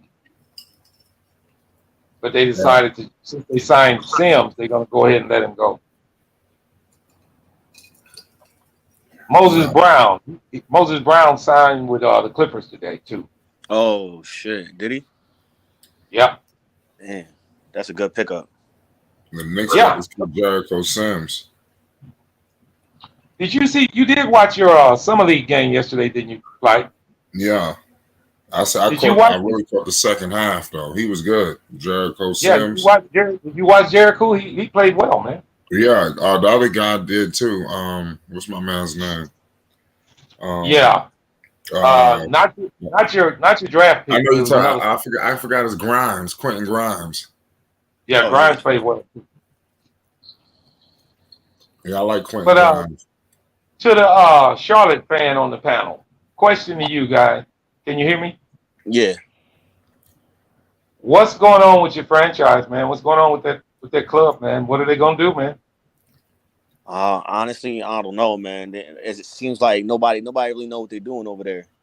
Honestly, like I mean, Jordan, Jordan's Jordan, but it's like when it comes to like management and like building a franchise and like really, putting the work in, it seems like, he don't know what the hell he doing over there. One more question. What is the deal with coming back with all these coaches when all of these fresh young coaches are out there and he didn't even give them a shot? I don't know, man. That shit is crazy. It don't make no sense to me. You wait 67 days to get a coach. You hide, you know what I mean? That shit it's just wild to me, man. It's really sad, honestly. Do you think they playing with fire with LaMelo? Because if they keep doing this, he gonna walk. Yo, listen, man. They haven't treated Melo right since he got there. I mean, I think I heard you talking about this shit earlier, Flight. You was saying that I guess he had to work for where he's at right now, and then that's why he's grinding right now. Right. But I feel like, man, when you got a player like that, you just got to give him the keys, man. Because at the end of the day, when you guys wanted to sign an extension, so it's like I don't know, man. I mean, they got to do what's right. They got to do right by Melo. All right. They got Question to Gelo you. out here flying economy. Like, come on, man. Well, question to you. When you say give him the keys, do you mean that by letting him run the team more or putting good players around him? I mean, it starts off with giving him his jersey off the fact, like just making him feel like, yo, this is your franchise. Like we invested all this into you. We took you number 2. Like this is what we want to do. That's how I feel. I don't know. Maybe everybody got their own opinion, but I feel like when you got a player like that, you just got to give him the keys. Like they need to cater to him more. So you think he's unhappy about not having that jersey? Yeah, hell yeah, he was tight about that. Who? Melo? Who, Melo? Yeah. Yes. Yeah. Hey, look, I'm gonna tell you something, Flight. Look, I'm gonna tell you something, man. Remember, it's gonna be a hard issue to get that number 1 though. Because Jordan ain't trying to give up that number 1 like that. You don't want to go with Melo like that. If it wasn't the issue, it would have been done a long time ago. That'd have been done deal a long time ago. Yeah. Yeah, they should have took that number 1 up off dude. What kind of shit was that? Flight. Who else wore that number 1? That was Malik Monk. He played with him. Malik Monk was wearing that shit. He went to the Lakers. Malik Monk. What kind of stuff was that? How Malik Monk didn't give up the number 1 to Melo. That was crazy. What's up with that, man? They should have Malik Monk. They should have put that and nipped that in the bud right away. They should have traded Malik Monk. Yeah. Right. If you don't want the number 1, okay, you got to trade him. They didn't necessarily have to trade him, just make him give up the jersey. Yeah, that was crazy. That's also what I'm saying, man. It's like the franchise and the management don't seem like they on the page with Melo, man. It seems like, I wouldn't be surprised if they end up trading Melo to get Durant or some crazy shit like that. Because like at this point, it's like you don't have no respect for him. You know what I'm saying? Not only that, I don't want to cut you off. I agree with that, but not only just that, we go right back to that number again. I'm thinking, what's the name? Michael Jordan trying to milk that number 2 Charlotte as long as he possibly can. You understand me? Because he get revenue from that. You understand me? It's all about revenues, my brother. Mm-hmm. They gonna buy that number 1 too. Yeah, but that's there. He can milk it all the way until he said he can buy it. Matter of fact, he can buy those Melo's last year of his contract. Because he don't plan on keeping them no way. And he wish he can get them off real fast for a whole lot of something. The more value he got, he was lucky to get him anyway.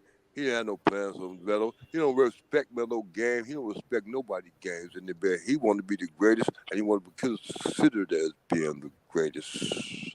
So Melo can't come to Charlotte and be the greatest player that ever played the game of basketball. He can't be another Pistol Pete Maravich. Michael Jordan won't allow that in Charlotte. That's why he didn't get Lonzo. That's why he didn't fight to get Lonzo. That'll change his whole franchise, whether y'all agree with it or not.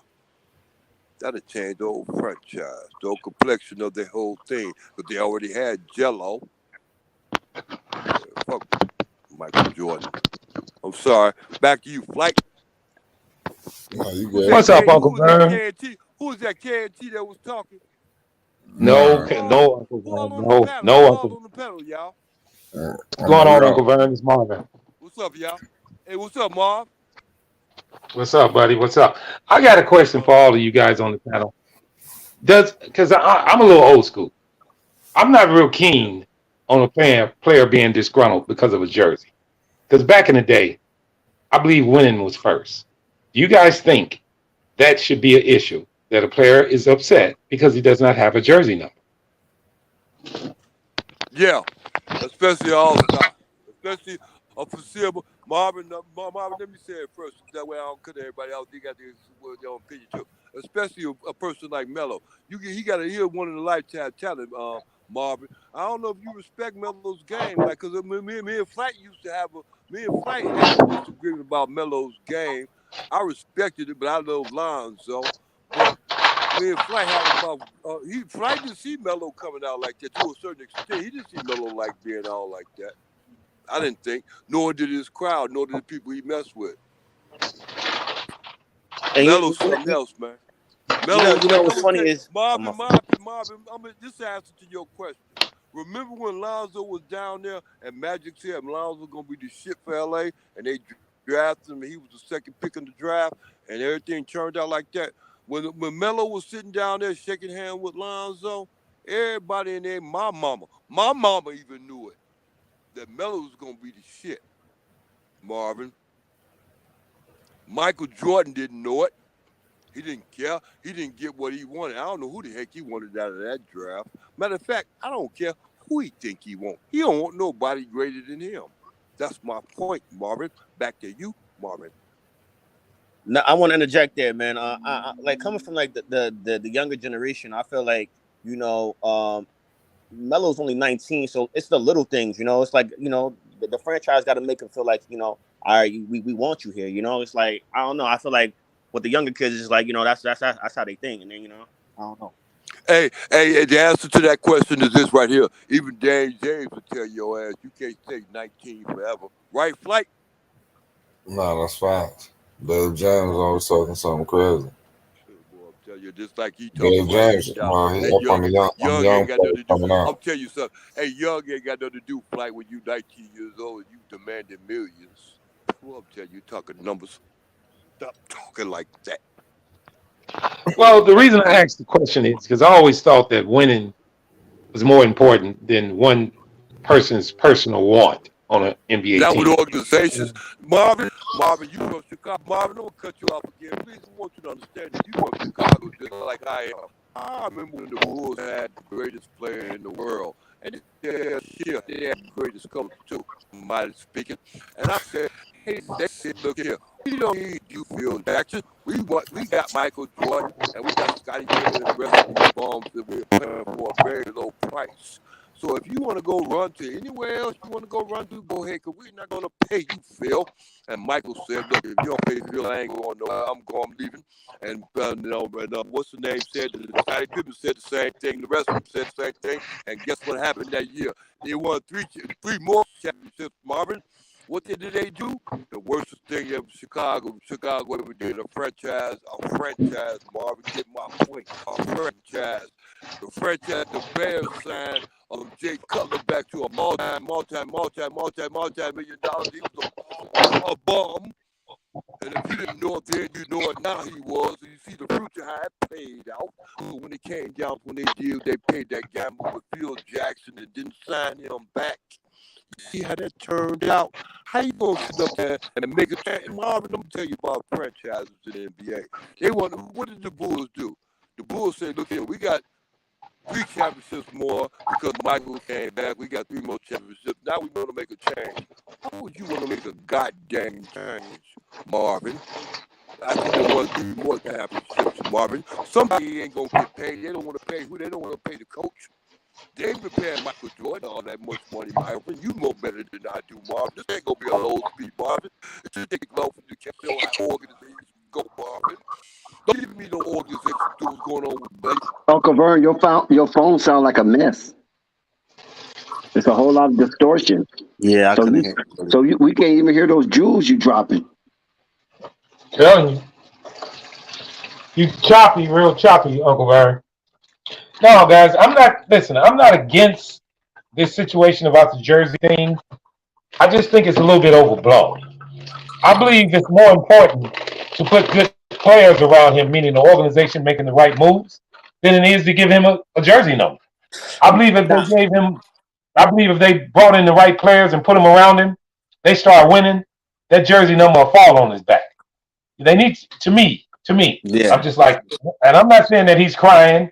I know it's been said that he wanted that jersey number and this and that. I hadn't personally heard him say it, but I just feel that winning, to me, winning just solves all of that. In the same sense, like what Vern was just stating, I was there when the Bulls organization front office said that owners win championships, not players, and that just ruined our everything with Jordan and Pippen them because I never felt that was true. But that's just how the run stores are. They some shrewd some bitches. So you know, I always wanted to ask that question because a couple of guys on the panel always say that why they didn't give Melo that jersey number, and I don't think that's one because he still plays hard, and Yeah. but he had never showed me that he's disgruntled. I had never publicly heard him say that he wants that jersey number and he feel kind of bad because they didn't give it to him. So I just wanted to ask you guys how you guys felt about that. Now, I definitely agree with you saying, but it's like, it's a younger generation, you understand? So it's like if you're not coming in there and you're not giving him the keys, and it's like, come on, bro. It's like, you see how Anthony Edwards is right now. He's flourishing. He didn't have to come off the bench, and you're talking about winning. Charlotte wasn't really winning any games, so it's like that's kind of hard to come in with that mindset, like, all right, I'm about the team about winning, and this team don't even want to give me my number, you know? Yeah. I mean, if you look at the direction of the organization, what they've been doing, man, that's organization. They just been terrible as far Yeah. as making deals. I mean, all around the table, all around the board. I mean, it's been years that they've been doing. They actually had a good team once upon a time, and they gave that away. But I mean, I'm just saying. I don't think. I believe he really want to win. Well, I'm gonna say this. I'm gonna go on record and saying this. If they don't do something real soon, he won't be there. He's gonna leave. Real simple. And I don't Yeah. care how much money I don't care how much money they offer. He's not gonna take it. He's gonna I was leave. say he comes from money too. Him and Gelo, they come from money. So I guess I can understand why Gelo's not going back overseas. Like, why don't you stay over here, and take the G League route. Yeah. I mean, I'm just saying. To me, I mean, he's already shown that he can play. Yeah. So if the organization was going to give him that jersey number, they should have been did that. Yeah. Yeah. He's been deserved that. He's well beyond the best player on the team. Not unless they feel Gordon Hayward is, and if they Yeah, do that, you just honestly, like, you just gotta listen to the to Mitch, man. Mitch be throwing some real subs at him, and it's like you're not. I know Gordon. Don't get me wrong, Gordon Hayward. He's nice, but I think everybody can agree that he's getting overpaid. You understand? So it's like when you got a young person like that, every little word, everything matters. yeah, I mean, it's like they're disrespecting him. Well, I tell you what it's like. It's more like they don't appreciate him, and they Yeah. will when he's gone. And with the whole Miles Bridges situation, it's like Miles Bridges, if they did sign him again, right? Saying that none of this shit happened before this bullshit happened. It's like they don't win, Melo's going the next year, so it's like you wanted him to commit, and then it's like it's a weird situation. So Yeah, they talk and about they that it's connection worse. and how he's so important to his success, but it's like a year later they signed him for 4 years, 5 years. Then Melo's unhappy. Then Melo leaves. It's like you might as well went to Detroit for all that shit. I really believe Charlotte's playing with fire, man. They're gonna lose that young superstar, and then where they gonna be? I guess they don't care. Yeah, I guess not, man. This shit's crazy. Yeah. Dex, are you on the panel? Yes, I would just wanted to share about Dave and Terry. I see a lot of guys talking about the young man. We all know he's a West Coast native, of course. He played at Arizona, and what a lot of people don't realize that even in high school he played with eventual professional basketball players. Well, it was Alex Barcelo and Stephen Lee, and then he transferred over to another school. What was it? One of them, I think it was Hillcrest Prep, and he played alongside DeAndre Ayton. So, and that was in 2 years at Hillcrest. So, Terry has played with some real significant NBA caliber players, and as like David mentioned, superstar Dave James mentioned his Compton Magic. And this what made me get on him because I was like, Dave James knew he played with Compton Magic? Shit, Dave James is in his bag. That's why we call him superstar when he ain't up here bullshitting, you know what I'm saying? Yeah, when he played with Compton Magic, and then, of course, he played in the Pac-12. Such players as Johnny Juzang, Isaiah Mobley, Evan Mobley. And we all know Evan Mobley. Shout out Flight Sports TV. He denied me an interview.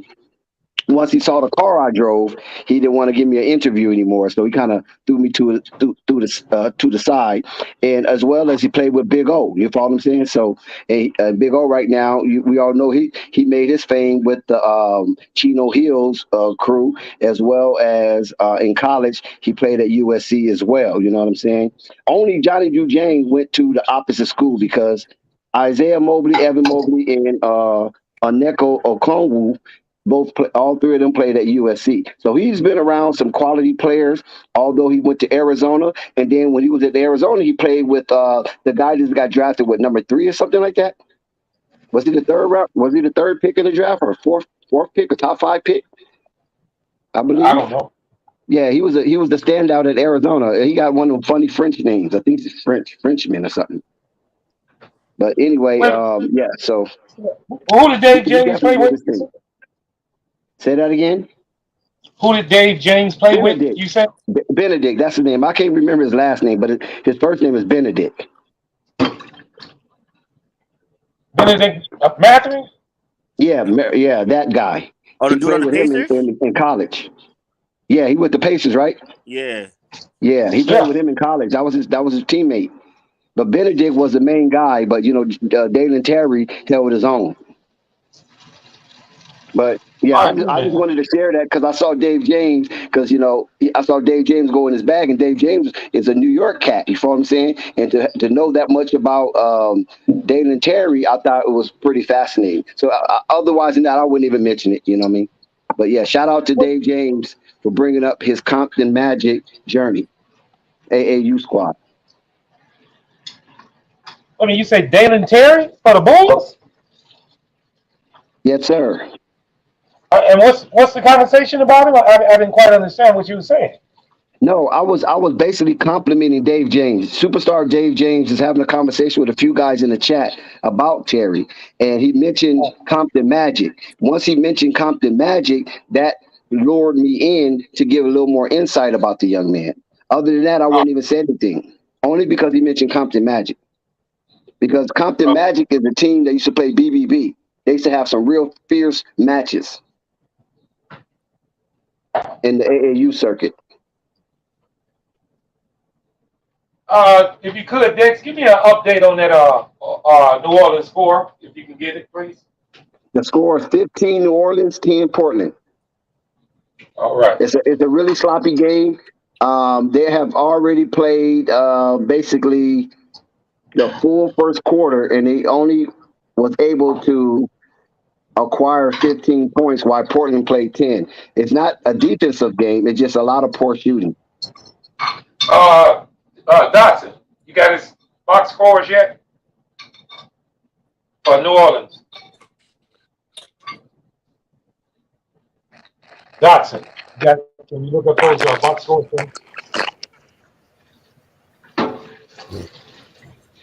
Nah. You're not watching the game? No, I'm in the kitchen right now. Shout out to Sky. Sky, so what you think about your boys so far? They're not looking too good. It looked like when they go against the Knicks is going to pulverize them, huh? What you think about that, Sky? Your boys are playing like it's a lid on the basket. Well, they're young, Dex. It's a young summer league team. Don't you interrupt when I'm getting that, Sky. Sky's a big boy. He can handle his own. He said, yeah, right. Sky's a big boy. Oh, I live in Arizona. Oh my God! Here is Jessica. Here is Miss Hot Pockets. Shout out to NBA Old Boys in Master, but he changed his name so That's many why I was times. I waiting to don't get know on who the he panel. is when he come in the chat. I was waiting for Zen to get on to ask him about his Portland Summer League team. Portland. I don't think he's ready to get on just yet. Watching this, he talk about the Hornets was bad. My God, these guys only got 10 points and damn near the first quarter's over with. Yeah, because they playing against the Portland. So I wanted to know what he felt. Sky ain't nobody finna bet on no summer league games, man. We don't know how these coaches gonna be coaching. But if you taking all bets, I'll put it up here. Sky is officially taking all bets during the summer league. Straight up. He has that So much what? faith in his summer He's league team. on his Summer League team? No way in hell I'd do that. I don't know what them guys gonna give you. If my Summer League team was Detroit, I'd bet on them. Look, if these guys can't even shoot, make a free throw. You want to bet on these guys? What is Najee Marshall doing on the summer league team? I mean, come on, Sky. You used to talk so much. You used to have so much cap about Najee Marshall. Remember that Dave James? Remember that Josh? How Sky used to cap about Najee Marshall? What the hell is he doing in the summer league? The man is about 70 years old. Somebody else on their starting squad is on their Summer League team too. Najee Marshall's not the starter. But no, I ain't talking about starters. Bench players, young guys. Kind of like Josh Giddey doing, But Oh, you Giddey's talking a about starter. Kyron Lewis? You talking about Kyron Lewis? Yeah, he's on that Summer League team, man. I don't know. I don't think so. I'm gonna get in there and look at the box scores and see who's playing. Yeah, I didn't see his name when they showed the roster. I didn't see that name. I think Trey Murphy. I think Jessica said Trey Murphy. Yeah, Trey Murphy. Yeah, that's who I seen on that team. Jazz, yeah, exactly. Josh Jackson. Man, I remember Sky used to talk so much trash about Najee Marshall this, Najee Marshall that. What about him being good? Yeah, when Zoe had left, you know what I mean? Najee Marshall gonna take Najee Marshall. You know what I'm saying? Kyron Lewis. You know what I'm saying? You can't say much about Kyron Lewis just yet, but yeah, they looking horrible. Yeah. It's a lot of discussion. Oh, nice block. It's a lot of disgusting basketball we're watching. I read an article today, Dex, that Darvin Ham said that he's fine with his roster. How about that? Dude, did you hear me break the news about Kyrie Irving in the crypto.com arena, hanging out watching a WNBA game where the Los Angeles Sparks was getting their head blistered? But we know Jeannie Buss be at those games. Okay? She support her Sparks no matter what. So Kyrie in the building with Jeannie Buss, interesting. Yeah, but it's so ironic when you start talking about that, Dex, that my internet went straight off and I had to get back on the panel. As soon as you said Lakers, my internet went off. Ain't that funny? And listen, I want everybody out here in the YouTube landscape to understand that wasn't by chance, because we don't even see Kyrie sponsor the freaking New York WNBA. You know what I'm saying? That is really not what he do. He'll probably support him financially, but what is he doing way out in LA though? I told you Kyrie be out there partying. You guys just don't want to believe me. I know I'm an old head, and you kind of want to wash me up. You know what I'm saying? Kick me out of the organization, make me part of the fray while y'all soar like eagles. I understand that, but check this out, man. They don't call me all access for nothing. That's all I can tell you. Okay, Dex. Just report your team's dealings correctly. Can you do that instead of your fake news channel? Can you do that, please? Right. I agree, Marvin. Go ahead, Marvin. Oh my God! Like, you see how they gang up on me? Where do y'all get this type of information from? You can go all kind of channels. You ain't gonna get the information I'm gonna give you. Dex, you are the one who comes out and says you have fake news channel. You think I don't hear you when you say that? Yeah, that's when it comes to Zion. But when I'm talking about my team, ain't nothing fake about my team. Hey, Dex, this is the thing is, I don't know if you can hear me good or not, but this is the thing with me. I'm still trying to work on that flat Earth theory. You understand? Because I know this thing is round. I know you can run it so far you can fall off. But I don't know where you're gonna fall off into. Can't fall. It's kind of hard to fall off into space. So I mean, it's that flat Earth theory. I'm still trying to get through that, Dex. Do you understand what I'm There you saying, go, man? Uncle Vern. There you go, Uncle Vern. And we can hear you loud and clear now, Uncle Vern. You go. Thank You you, go, thank mister. you, thank you. Go, So mister. when I see up and see a brother, young man like that, young man say, look here, I'm gonna go out here in Brooklyn. We gonna change. He said we. He didn't say him. He said we because he knew who it was he was going out there with. And still, we did the same thing out there in Boston. It sound good, but I wonder how it gonna turn out, Dex. That's with me, and that's with anybody else to take a gamble in life. I wonder how it gonna turn out. It'll always turn out like I think it would. I got a story and I want to tell it, but it don't turn out to be the truth to the end, Dex. And I gotta wait till Yeah, the end to Dex. find out And how it's if gonna you turn could, out. Dex, let the panel in the chat know. When are you guys going to make this deal with Kyrie? Please let us know. It ain't gonna happen, Dex. But listen, I'm here to all I'm tell you saying is right that now. I only can report what is out there when it comes to my team. I have a whole lot of fluff when it comes to the New Orleans Pelicans. Okay, I do not have an inside scoop on no New Orleans Pelicans. I'm not going to fake or feign like I have any access to that. But when it comes to my squad, I have some access. Okay, That's and the that's Los why Angeles I was Lakers. able to break the news. Let's just be official. We are speaking about the Los Angeles Lakers, right? We ain't talking about Yes, the yes. Chicago Bulls. No, Yeah, no, he's not. no, He's no, not talking about my boys. no, If you no. want to know something about Chicago the Bulls are Bulls, not in our class, so no, Hey, no. yeah, I then think, we speak when we usually when we speak about we ain't gonna speak on LeBron James. We already know he's a fixture there, and him and AD. We speaking on Russell Westbrook. What about that Russell Westbrook situation, Dex? yeah, yeah, That's what we. Dex. That's Yeah. listen. That's what we're Any speaking about. any update, Dex? Any updates Wait a on the minute. Russell Westbrook What part of the question you situation? want me to ask? The first, the second, the third, the fourth? I mean, my God, y'all Russell, barraging the me with all Russ, these questions. the Russell Westbrook situation, Dex. Yes. Yes. Listen, Continue. Russell. Hold on. How many decks is on the Him. panel? First of all, Russell Westbrook is in Vegas right now with Summer League. Um, I heard somebody in the chat say that Kyrie was also in the building for Summer League, but I know for sure, for Representing definitely, who was Kyrie representing? who? What? Well, they go that bird again. God damn it! Every time I turn Exactly. around, they Who? got that bird again. Who? Who? I done turned to an I owl. said whom, not who. Whom was Kyrie Irving Let him answer. representing? Let him The answer, Uncle Brooklyn, Vern. Let him answer. wait, what? No, he already know the answer. I want to get it straight. I want the question to be straight. He said who? I said, whom is Kyrie Irving representing? The Brooklyn Nets or the Los Angeles Lakers? Dex? I'm sorry, I'm screaming. I He's don't think going to you heard me. be. He's go. Vern, I know you're on delay, so you got to give me an opportunity to answer. Hell, it don't take you long. Well, whenever you're ready, I will share my info. Yeah. Go ahead. Are you ready? Yes, please. Are you ready, Uncle Vern? Hell yeah.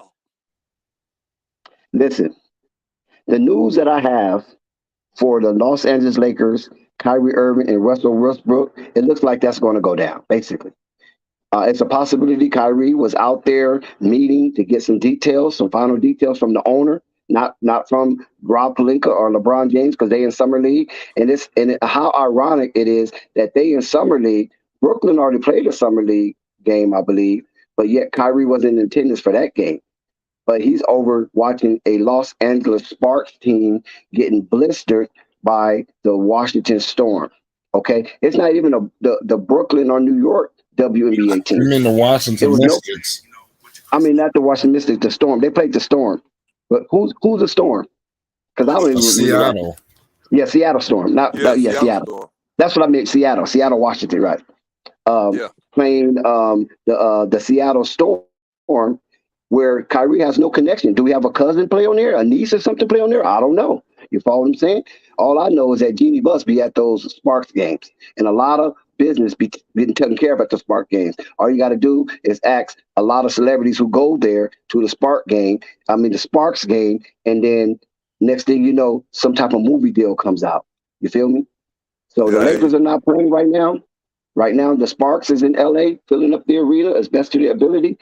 That's the only reason why I can share some speculation and add some some opinionated based on right, intellectual journalism is right. because there's no connection to LA that Kyrie have in basketball except the trade for Russell Westbrook. I agree. I agree with that. I agree definitely My with that. my Yeah, man well, Spike, my not, man Spike not heard only Kyrie, he can't run into the panel. Ain't that right, Spike? Hey man, you know it. You know it. What's up with y'all? How y'all doing, man? Yeah. So hey, did you what's hear the going on, latest Spike? news, Spike, about Kyrie Irving in Yeah. LA under the cloak of darkness, but he was spotted at the Los Angeles Sparks game playing the Seattle Storm, where we can't not find any connection to why Kyrie would be at that particular game. Well, Talking business. first of all, Dex. Before I get into that, you already know what it is, man. Shout out to Flight Sports TV. All right, the hegemony of sovereignty when it comes to ball talk. Shout out to Dex. Shout out to the panel. Shout out to the chat.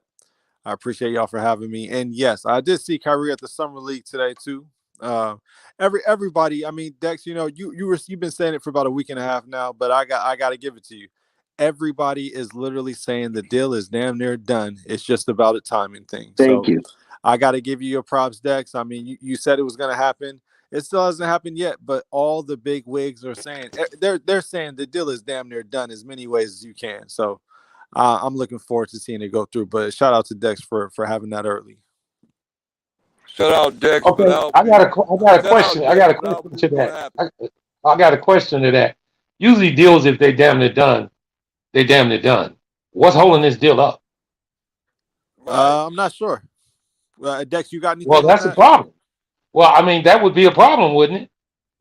The You got a money. problem with everything Dex do. But Dex, you got anything on that? I ain't got Well, it. No, I And, like Dex. Me and Dex is tight. listen, I'm just giving him the crap because he give me the crap about the Bulls all the Mar- time. I just want to know Marvin, what the problem and is. Dex, Hold up. Marvin is Let me say stubborn. this. Hold on. Let me say this. go ahead. Earlier on this panel, Dex came to me directly and he said, Marvin, what are the Bulls waiting on? When are they going to make these moves? So I'm asking Dex, what are the Lakers waiting on? When are they going to make these moves? I mean, I just want to know when. Oh, I guess that's fast. I mean, it's a lot of money involved. So I mean, who knows? You know, but it's still it's still some time left for the move to get made.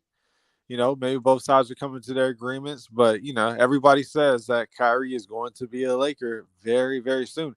Kyrie even said it to some fans at a WNBA game. They said when you coming to the Lakers, and he turned around and said very soon. So I mean, I mean, you know, from what I'm hearing, the deal is damn near done, but I don't have the details on that. So, but Right. I don't have yeah. the deets. I don't have the deets on that as well. But like I said, where there's smoke, there's fire, and there's no way that Kyrie, in his illustrious career, have done something to that magnitude, come to a WNBA game that's outside of his scope of influence, which is Los Angeles versus the Seattle Storm. Now, if they played the New York Liberty or something to that nature, then yes, of course, you know, you can surmise some things. You know what I'm saying? You might can interject, but there's a safe spot for him because New York is being represented, and he's an East Coast cat. You follow what I'm saying? But just being at a game that's irrelevant. Both teams off the West Coast. One is on the Southern Shore. The other one is the Northern Shore. You know what I'm saying? The Northern Pacific. It doesn't make any sense unless he's in there meeting with Jeannie Buss in the cloak of Hey, darkness. hey, Dex. Hey, Dex, let me ask you this question while I got a chance to. I want you to imagine this picture. Imagine Kyrie Irving playing with LeBron James, which we had already seen how that picture turned out. You understand me? But then imagine alongside him playing with AD too, with Anthony Davis. You understand me? That's a whole different monster right there. You understand me? Can you imagine that picture? Can you imagine NBA letting that happen? Yes. money Emphatically, that's yes. involved, with that money that's involved, Russell Westbrook got to go somewhere, Dex. He can't go nowhere on a hope and a prayer. Not the Now, this NBA. is my Detroit got to personal. go. Hold on one second. Hold on one second. This is my personal feel I'm of sorry. what's going on. Right. I'm going to be Right. succinct. Right. I'm going to be succinct in my surmising here. Okay. Russell to OKC, Shea to Brooklyn, Kyrie to LA. That three ring circus fits because Shea wants to be on a team that he knows he's probably can compete for something. And I believe if they acquire Shea, they might can keep Kevin Durant because Shea is a tall guard. We already know what he did with the Clippers, and we know what he did with OKC. So he have a taste of playoff, and he know how to play with a comparable a superstar because he played with what's his name Paul. He played with Chris Paul in OKC. So he know a thing or two of toughness because he played with Patrick Beverly and Montrezl Harrell and LA Clippers. I just believe that that is the carousel that is most likely, especially since Bradley Beal opted in with his player option to Washington. So he's staying put there.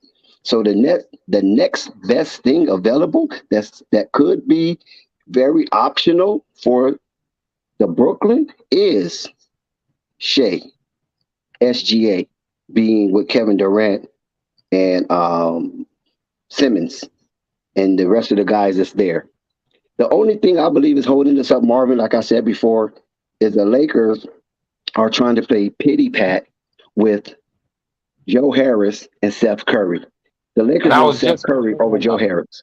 I was just going to bring that up. And if that's the case, that is terrible because you cannot hinge the fact of LeBron James maybe leaving this team by not want to sign Joe Harris. And he's not that bad of a player.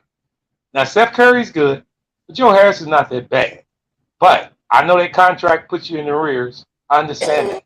If you banking on It's not running so through much of this, that. I don't think it's so much of the contract. I just think that the Lakers feel they already have a talent of that ilk with Austin Rivers. That he can be right, their Joe James, Harris in the future. So why you get playing with a LeBron old James' Joe future Harris? on the Lakers. You playing with LeBron's future on the Lakers because of Joe Harris. It's not worth it. Do you No, think it is? Marvin, slow down. There's nobody playing with nobody just yet because the deal has not been niched, nor have the deal been cemented. So right now, everything is in limbo. Everything is still in purgatory. You feel me? So nobody's Okay. playing with nobody just yet. They just working out the nuances on the language that's in the contract for Kyrie first and foremost.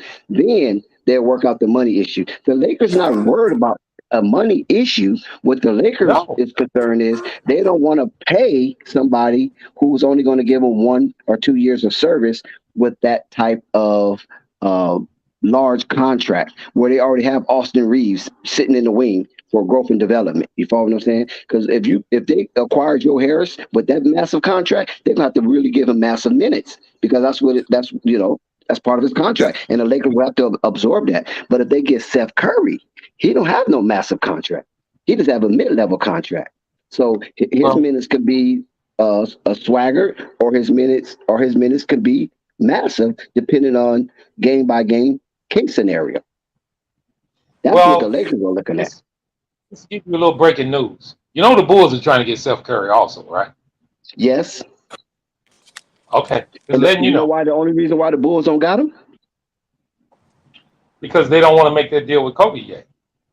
No, hey, that's not it.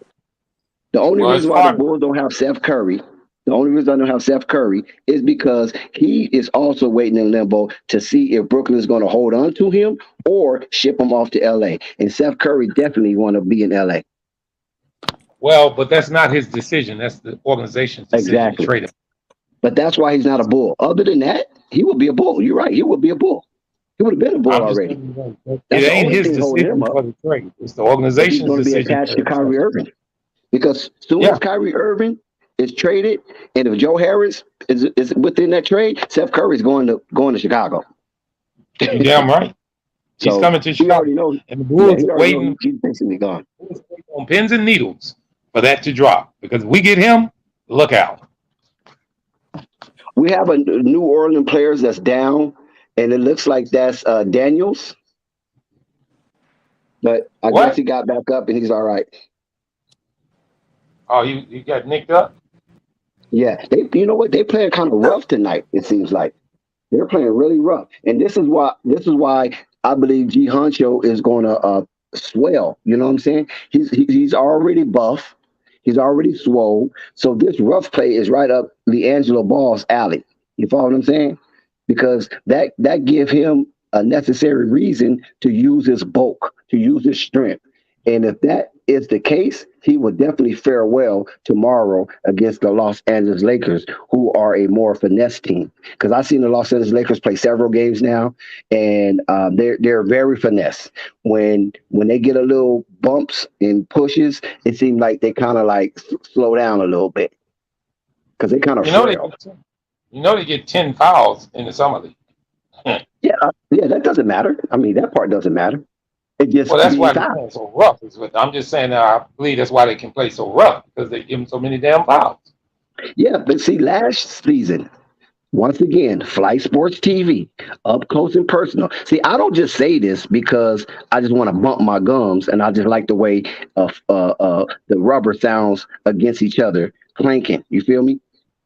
I'm bumping my gums because we have receipts. And last season, we was up close and personal with the Sacramento Kings. You know what I'm saying? And we overheard during live stream how Sacramento coaching staff and Tyrese Halliburton was telling them to be rough shot against Liangelo. They didn't want him to make no shots. They wanted to hold him off. They wanted to guard him without the ball. And Liangelo just, he didn't have the best of his games, but he wasn't over anxious. He wasn't forcing anything. It just when it came to him, he did his thing. Outside of that, you can see that Liangelo is one of them type of players that he ain't going to just put his ego over the goals of the team. And that's what you need in a player like him that have a skill set as great as he has, and he doesn't put that over the team like some young players who trying to make their way into the NBA. They just become optic, narrow-minded, cyclops. You follow what I'm saying? Because they want to be on a journey to greatness. There's nothing wrong with that, but he already is mature enough to not even engage in such selfish basketball. Yeah. Well, let's see. When is their next game? Tomorrow, Marvin. I mean, I hadn't looked at it, Dex. That's why I asked. Yeah, all the hype that we've been talking about, Gelo. But you know what? We got a lot of other voices here, and I don't want to crowd the panel just with my voice. Listen, I know you guys are anxious to know about this Kyrie Irving thing, just like I am. And as the news unfold, I will definitely spill it. As soon as I get it, you'll be the first to hear it because I got my ears to the streets. And also, we have boots on the ground here in LA to see how that unfolds. But right now, we are at the precipice of Kyrie Irving and the Lakers becoming partners. We're at the cusp of Russell Westbrook being traded out of Los Angeles to an unnamed team to be named later. Most likely is looking like Oklahoma City because Sam Presley is on record of saying we would take him in a heartbeat. We will welcome him home as a prodigal son. You follow what I'm saying? So if that's the case, that means SGA is on his way out because I believe with the emergence of Josh Giddey and Chet Holmgren, these are two Caucasian players. See, on Flight Sports TV, we keep it 100. These are two Caucasian players that the Oklahoma City community is gawking over. They cannot wait to get these guys together in the Who you say preseason. was on their way out? Shea No. Gilgeous Alexander. No. Too soon, Dex. Marvin, I mean not Marvin, Uncle Vern. I'm not saying this is Bible. I'm just giving you my speculation based on a question that Marvin asked me. That's what I'm giving Uh, you. But so far, I have been right. So you might need to slow down before you start to disagree. Now, challenging is a different story. Like Marvin is challenging me. You just straight out disagreeing. And so far, I'm closer to right than not. Ghost is horseshoes. We ain't playing horseshoes. We talking about something that's already happened and it ain't happened. They ain't got rid of, first of all, they ain't got Okay, rid of okay, goddamn Vern. Kyrie. Wait, Dex, you talking? I'm talking now. Now, they ain't got Kyrie in Los Angeles yet. Only thing you know is Kyrie went out there talking with Jeannie Buss about some goddamn thing about some spark. I'm telling you, ain't no sparking around there because it's a business in the NBA. And that business with Kyrie and Russell Westbrook don't add up. And it ain't going to make a hill of beans. What LA doing right now, they guaranteeing them, setting themselves for the future with that young class they got.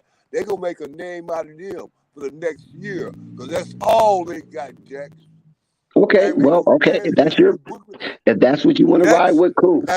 Kyrie gonna stay his ass in Brooklyn, and KD gonna stay his ass out there too. They can't run nothing.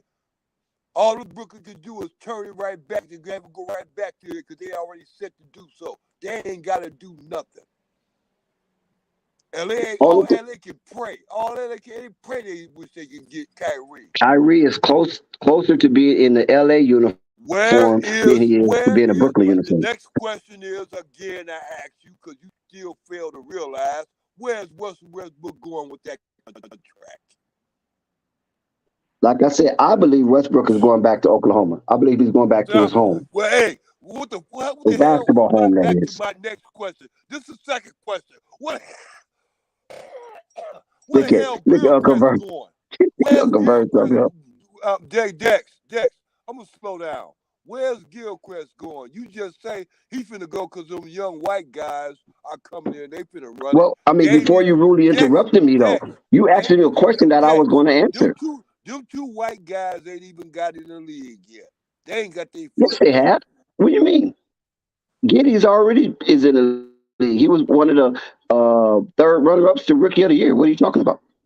All right, all right, all right, But Dex. but Vern, if you wouldn't have rudely interrupted me, I was getting to that path. Like Hoop Jargon say, I was about ready to land that plane. Okay. Okay, go ahead. What I'm saying is Please. that Russell Westbrook is on record, according to the Oklahoma City media circuit. Sam Presley is on record of saying they will welcome Westbrook with open arms.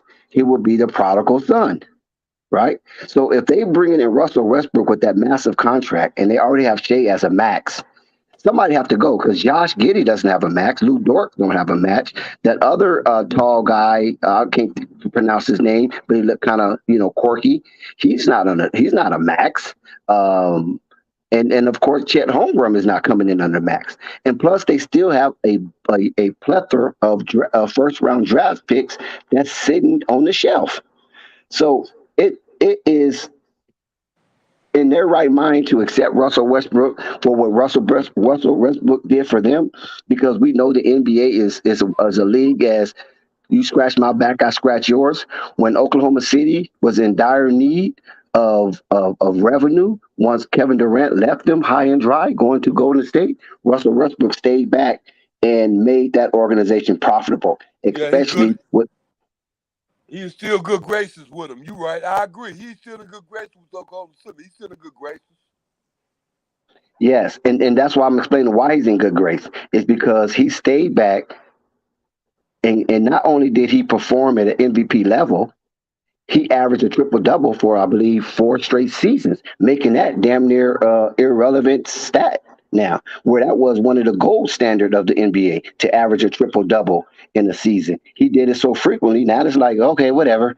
You feel me? So by him doing that in the Oklahoma City uniform, and not only that, ladies and gentlemen, Russell Westbrook brought talent. He recruited talent to Oklahoma City. He gave Oklahoma City a new big three, if you can remember. Now, of course, it didn't flourish, but he still done it. Who was that big three he brought in? He brought in Paul George and he brought in Carmelo Anthony, two big, celebrated names in the NBA. And that Oklahoma City team was getting so much wreck on national TV. It was crazy. And I'm quite sure Flight remembers that to see Oklahoma City on TV as much as they did with that big three. You follow what I'm saying? So he didn't let the Oklahoma City sink into oblivion.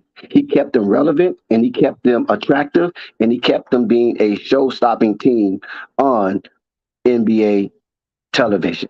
And that's all you can do, especially that 1 or 2 years he played by himself. You follow what I'm saying? Prior to Paul George and Carmelo Anthony coming there. So that right there in itself is a great, great deal that he brought that team so much money in that small town of Oklahoma that have monsoons, heavy snow, and all kind of inclement weather that comes through there, even tornadoes, because it's called Tornado Alley. I know y'all know that, right? You know, Oklahoma is part of Tornado Alley. So it's every year they have devastating tornadoes. And he used to go out. Do you remember when they had that big tornado when Russell Westbrook went out there and paid for all those homes? You think Oklahoma City forgot that? You think them white folks up there forgot that? Come on now. They love this dude. He's a demigod out there.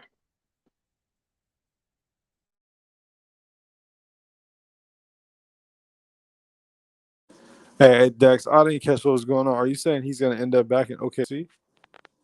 That's what it's looking like. All arrows are pointing towards Oklahoma City because, like I said, Sam Presti's on record of saying that he wants him back. And if anybody don't believe that, just go and look up their media. Google it. You know, Google is our friend.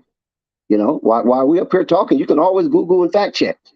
And yeah, so if he says that, then everybody is going to follow suit when it comes to that because he did so much charity work. He still have organizations out there. He still have businesses out there and things of that nature. So Oklahoma is basically his second home, but his first basketball home. So I don't think he have any qualms going back there, because the people love Russell Westbrook. Do you think they're gonna move any of the young pieces to get him back, or No, do you think no, they don't have to move nobody but Shea.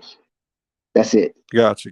Maybe a draft pick, maybe, you know what I'm saying? But they have so many of them. And you think they're fine with moving Shea stockpile with first round draft picks. You think they're fine with moving Shea at this point?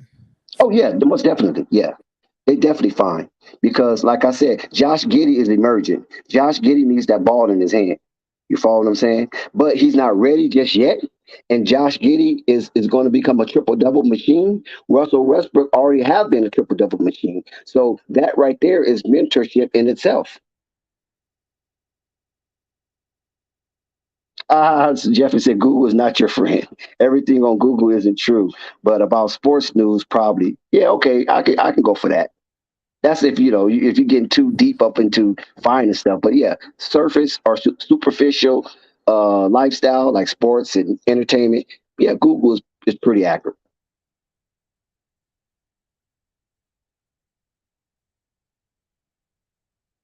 So we'll see how that go, ladies and gentlemen, because I just believe that this is going to happen. Because when I first reported this about a couple of months ago, I used the words pestilence. I said Brooklyn has a pestilence, the Lakers has a pestilence, and they can trade these two right across the board, and each of the teams can get rid of their problem. And it also is a match made in heaven if Russell Westbrook reunite. I'm talking about for NBA storyline. If Westbrook reunite with Kevin Durant, his first partner, and Kyrie reunite with LeBron James, his first superstar partner. So I don't know if that's going to happen that way, but that's how I reported initially. But then it came out that Sam Presti wanted, didn't mind bringing Westbrook back. They will absorb that contract. You follow what I'm saying? And the only way I can see that happening if SGA is traded to Brooklyn, because he'll fit right in with Kevin Durant. That sounds like that's a beautiful arrangement. I ain't gonna lie, Dex. That's that's NBA magic at its finest right there. If all that happens, I mean that's just incredible. Yeah, we just all on the wait and see basis. You know what I'm saying? I know Marvin is over there trembling in his boots. Why'd you say that, Dex? Now, see, I was on another panel and I had my mic muted. I wasn't even I know listening. he's As soon shaking. as I I know turned you it up. shaking in your boots Why about would that right there. let me say this. Why would I be shaking in my boots about the Lakers? They in the West. I'm a Bulls fan. No, Shea going to Brooklyn. What do you mean? The Oh, Lakers. hell, I I ain't ain't talking worried about the about Shea Lakers. I ain't worried about Shea with Brooklyn. Hell no. Listen, my boy's going to be decent. I'm going to be real quiet about him, and I'm going to say this in Indy. The Bulls are going to be decent. And also, when we get Curry, then I think you guys, or Shea going to be shaking in his boots. How about that? Well, Curry is not Who, moving who until y'all getting? Kyrie moves. What Curry y'all getting? Seth. Seth. Mm. See, the Lakers want him Yeah. as well, Yeah. Bulls and but the Lakers Brooklyn are is in trying to. talks. But see, this is why. See, this is Brooklyn being slick, right? Let me break this down to you the best of my ability. Brooklyn knows that they have two assets in Harris and Curry, right? Seth Curry, not Steph, Seth Curry. And they know if they get rid of Harris first, they know they guaranteed to get rid of Seth, because a lot of teams in the NBA is currying for his talent. You follow what I'm saying? They're definitely putting in a pitch to vie for his talent because he has a useful tool, and that is to spread the offense, and he's good at doing it. Plus, he got a little, he could dribble a little bit and pull up on the mid range or whatever like that. So they know they can get rid of him. The the Yeah, he, the bane in their side is Joe Harris because he's older, he's limited, and he's coming off of injury. So Joe Harris represents a big question mark. He's an X. He's an unknown factor as far as health wise and durability to be able to shove on someone with that massive contract. So that is the bane in Brooklyn side, and the thorn in the Lakers side is negotiating with Brooklyn about Seth or Joe Harris. When one of these individuals actually be released by Brooklyn, the Lakers hoping it'll be Seth Curry. Yep. And you look at the difference in them contracts. Actually, that contract, what it is more attractive with Seth because it's an expiring contract. He's under a 1 year 8, and Joe Harris is under 2 years 18. So you can look at that in a lot of ways. And then what the Bulls are trying to do is stay up under the cap. And then if they're going to get somebody, they want an expiring contract. But Joe Harris, 2 years for 18 million. What the hell was Brooklyn thinking from the start? That's a bad contract. Let me tell you something. The NBA wants this trade to happen sooner than later. And I also believe that the NBA has shown some form of contrition when it comes to Liangelo Ball. I think this go around with Liangelo Ball being a part of the Charlotte Hornets, he is going to get his minutes. He's going to get plays ran for him, and he's going to be an integral part of their offense moving forward in the summer league. And if he shows a slight of what he showed last season, he will definitely be under contract for the Charlotte Hornets. And the NBA Yeah, want I all can three of see these him ball getting one of brothers those in. two-way contracts, Dex. I can see him locking down a two-way. Now, Yes, sir. who has the two-way contracts on Charlotte right now? Whoa, Eric Bell, that's a tough one. I don't know. I haven't really dug into the Charlotte Hornets. You're gonna Murguy. I mean, he's not here. That's our guy. Buzz City's not here. That's our guy. So, and we definitely know, and we wishing well our real correspondents who's deep insider for the Charlotte Hornets is Sam Dracula. And for those who don't know, the reason why Sam Dracula hasn't been here is because I he's have the dealing with players' names, issues in his Dex. family as well. I have those players' names that were signed to the. No, bed. Kyrie has been Who are seen they? in L.A. Who are those two players? I'm reading an article too, Dex, just to give you an update. The Lakers are in conversation with what's his name, Malachi Morris. Have you heard about that? Well, Marquise that's Morris. Marquis, Marquise Marquise. Marquis, Morris. Marquis. Yeah. But that's not a two-way though. That's not a two-way. That's going to be a general No. I'm contract. just saying that they kind of interested. I'm just saying they got their eyes looking at him also. I didn't say But nothing about it too. we have somebody in the chat, Larry the Bird. This is what he claims. He says that two-way contract for Charlotte is only Bryce McGowan's, and they have one open slot. So according to Larry the Bird, that is what we only have right now, unless somebody else come with some more empirical information. Yeah, I'm gonna look it up. Two-way contracts on Charlotte Hornets. I'm no bed. I'm not saying anything about the Spurs. I'm talking about Oklahoma City and Two-way Brooklyn contract. Nets and the Lakers. Somebody else mentioned the Spurs, and that wasn't me.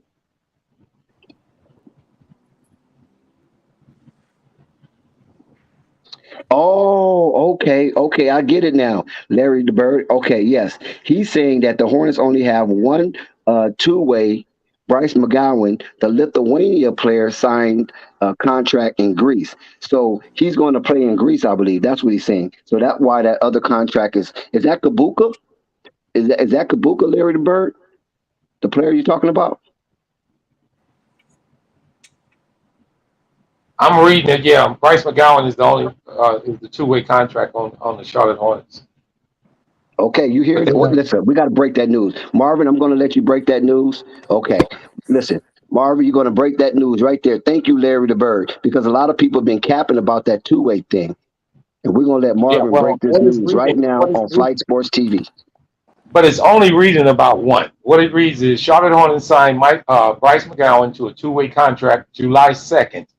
Charlotte Hornets president of basketball organization, general manager Mitch Kupchak, announced today that the team has signed guard forward Bryce McGowan to a two-way contract per team policy. Teams for the deal were not disclosed. It does not state about the second two-way contract, so I don't know who the second one would be. Well, he's saying that the second slot is open. And he also stated that Bryce McGowan took Scotty Lewis' two-way contract because of his injuries. So he's an injured free agent. And yes, he did. You see, now look, listen, Larry the Bird, listen, shout out to you, my brother, because this is what we need. I don't know what Josh Jackson had on this, but this is what we need. We need for you guys to break these information to us as we're on the panel because we can't go surfing everything. So he said, yes, Obuka, the 6'10" Lithuanian, that's who that second two-way was assigned for, but he signed in Greece. Now that is breaking news information right there. And maybe Flight need to get on that as a video because I don't think a lot of us know about what's going on with that two-way because we heard the other day somebody talking about that the Hornets two-ways are locked and Gelo should be looking Yeah. somewhere else to go. That's Now what I heard yesterday. I do have an article on here, which is an old article that was last year, and it does state that Ardonis Kabuka and Scotty Lewis. Now I know Scotty Lewis is not on that two-way deal anymore because he broke his leg. So if they still got Kabuka on that two-way, then that would be Kabuka and Bryce McGowan. Now here's the deal with that two-way contracts. The reason why I'm stating this is this: two-way contracts can be taken back and given to somebody else. Well, I said that yesterday. Remember FYF? I said that. Yeah, they're not guaranteed. So here's the deal with that. If he comes in and plays well, he can earn one of those. Well, I believe they're going to probably keep that Kabuka guy. I don't know. Excuse me for saying that because I know anything about it. But Bryce McGowan's, But I don't know how. Hold on, real quick, Marvin. Hold on. You're moving too fast. Let's stay right there. Let's chop that up. Larry the Bird said that Kabuka, the 6'10" Lithuania, has signed with Greece. So he signed overseas, probably for more money. So that means that two-way contract is off the book. Here go FYF. Here he come back. Well, you need to come on this panel, FYF, and explain to us because Larry the Bird is telling us that Ubuka is signed in Greece last week for a one-year deal. So if you got more empirical information than that, the FYF, you need to put up that cap and come up here and explain. Because yesterday you was basically saying the opposite of that. And I was fighting you on it, even though I didn't have the information. But I Kabuka was signed fighting you to. on it because I just believe that Liangelo will be in a Charlotte uniform this year. I mean, I have some pretty good information about that, but I didn't know the I agree. inside about these two ways. I agree with that, Dex. I agree. He gonna be in the Charlotte uniform this year. I believe Charlotte ain't gonna let him go. They're gonna stick around because they gotta please So, Melo. Well, yes, sir, Vern. as I'm reading right now, hold on one second, Dex. As I'm reading right now, I see no indication that Kabuka is signed this year. All I'm getting is information from August 3rd, 2021, that he was signed. Oh, oh yeah, Every no, time I not yet. Listen, I have every the time I report. I have the go report. ahead, go All ahead, right. go ahead. Spike, go ahead. Maybe his mic went out. Yeah, I think his mic. Spike, you muted. Yo, Unmute you. yourself. What about now? Yeah, Yeah, go ahead now. Oh, here comes All right. Slade with some more information. Okay, go ahead, Spike. Let's go. Breaking news, guys. Breaking news right here. So he will not be returning to the Charlotte Hornets in 2022 as he signed a contract in Greece. Oh, wait, there wait, it wait. is. Repeat that. Whoa, whoa, whoa. Hold on. Don't talk over him. Please repeat that slowly for the people in the back. So Why your mic keep going out, bro, when you get to the crucials? You yeah, I talking don't too know. close to It's it. like I'm because I'm going to the other page on my phone, and I Okay, guess just it take makes your my mic time with it go because out. we But want this yes, to be clear. So we might all right, cut this clip. See, we might cut all this right, all clip. right. So forward, Ardonis Kuboka will not be returning to the Charlotte Hornets as he signed a one-year deal with a team in Greece. Now, of course, the name is a little complicated, but when I switch pages, it makes my mic go out. So just know that he signed a one-year deal with the team in Greece and he will not be returning to the Hornets. It's official. That was from 8 days ago. All right. Oh my God, you heard it. Breaking news. Spike Lee, Larry the Bird, Slate have confirmed that Liangelo has a outside chance or an inside track to securing that last two-way deal because of Uboka signed a one-year deal in Greece and will not return to the Charlotte Hornets. So right now we have McGowan in an empty two-way, and Gelo is basically showcasing himself. This is an audition for him tomorrow Yeah. against the Los Angeles Lakers to help secure and bring them one step closer to be a permanent fixture in a uniform in the fraternity of the NBA. Hey, and let's be clear. I won't be surprised if LaMelo and Lonzo are at the game. I won't be surprised. And just Oh no, breaking no, news no! They at also, the game, bro. You ain't got to be surprised. I'm telling you, they there. The whole family's there. The and whole, just and just to listen, break. Go ahead, Dick. Go hold ahead, on, Dick. Marvin, hold on. And listen, let me also tell you this. Bone Collector is in the building. He is Liangelo personal optical advisor during the summer league campaign. So he'll be on top of Jello every step of the way, giving him in-depth analysis on how to improve his game in the throes of competition in this summer league. So Bone Collector will be a part of the team, the BBB team, and trying to usher Liangelo into the NBA. So he's on deck. He's been training with him, and he's right there next to him to push him forward. Bone Collector is in the building. You And hear I Good. it just Well, want first, I love Flight to hear Sports it. I TV. love to hear it. I just want to say to FYF because he's writing in the chat. He's trying to make a bet with Slate. Say it's not true. I mean, if you're that sure on it, FYI, come on up on the panel, guy. We want to know your information on it because I just read on per Google's, which was 3 days ago, that they had one contract as a two-way deal on Charlotte. I'm not saying that they don't have the other one, but they did not mention the second one being taken yet. But they only mentioned one.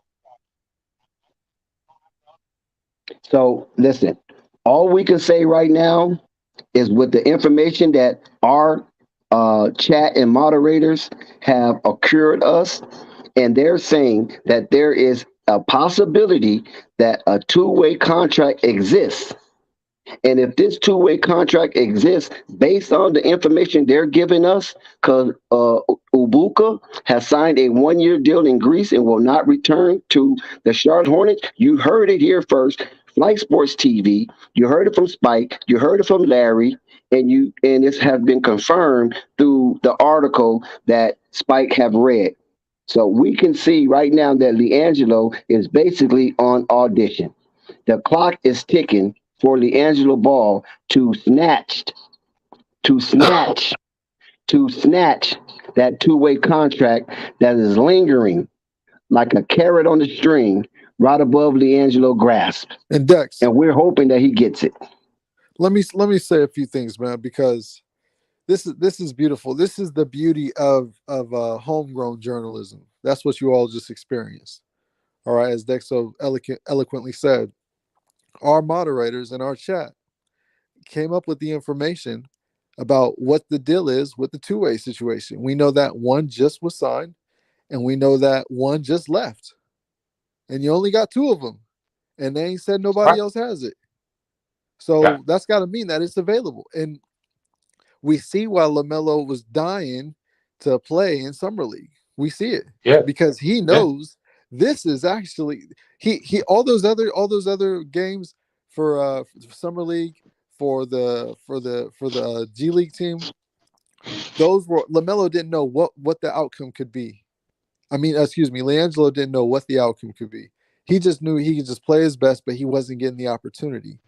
Well, now it's the stars have aligned to where he's actually has something realistic to play for that is within his grasp of his tenure, like securing a two-way because he was with the team last year and he did summer league with the team last year and he thrived in his opportunities.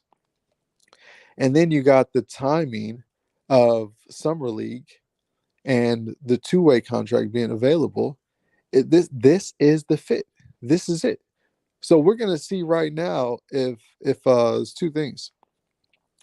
We're going to see what Liangelo's really made of because this is going to be the most important basketball games he's played in his life. And we're I also going to agree. see if the NBA, we're also going to see how far or how petty the hegemony of the NBA is going to be with keeping him from that spot. Because if he plays well, it should be his. His brother is the star of the team. And he worked to get it. He already did a year. He already put in a year with him, you know. So If you ask I'm me, looking forward Spike, to this. yes, Mike, if you ask me, I believe Gelo has paid his dues. He has definitely I paid his dues. agree, And like I absolutely. said before, America is a second chance nation. Okay. Definitely an Uh, example of that. So uh. I have a strong feeling that his redemption story is a great storyline for the NBA to parade and promulgate throughout NBA games if he receives a two-way contract. Not just for his brothers, you follow what I'm saying? Because his brothers are storylines in itself. But when you Absolutely. bring Liangelo in here, who had an international fiasco attached to his name and That's right. became a spectacle on conservative media news outlet, this is big. This could be really big. And Jalen Crutcher, as CJ Gannon talked about, is a player that the coach is touting that he's putting his eyes on. So I don't know what kind of favor the coach is trying to curry with Jalen Crutcher, but it might be a Liangelo versus Crutcher for that two-way contract. You follow what I'm saying? Absolutely. This could be a mono on mono for that two-way contract, and I wouldn't mind if that's the case. I No, wouldn't mind if that's the case because he has to have that competition. as Liangelo, you'll take your chances with that. As LeVar, you'll take your chances with that.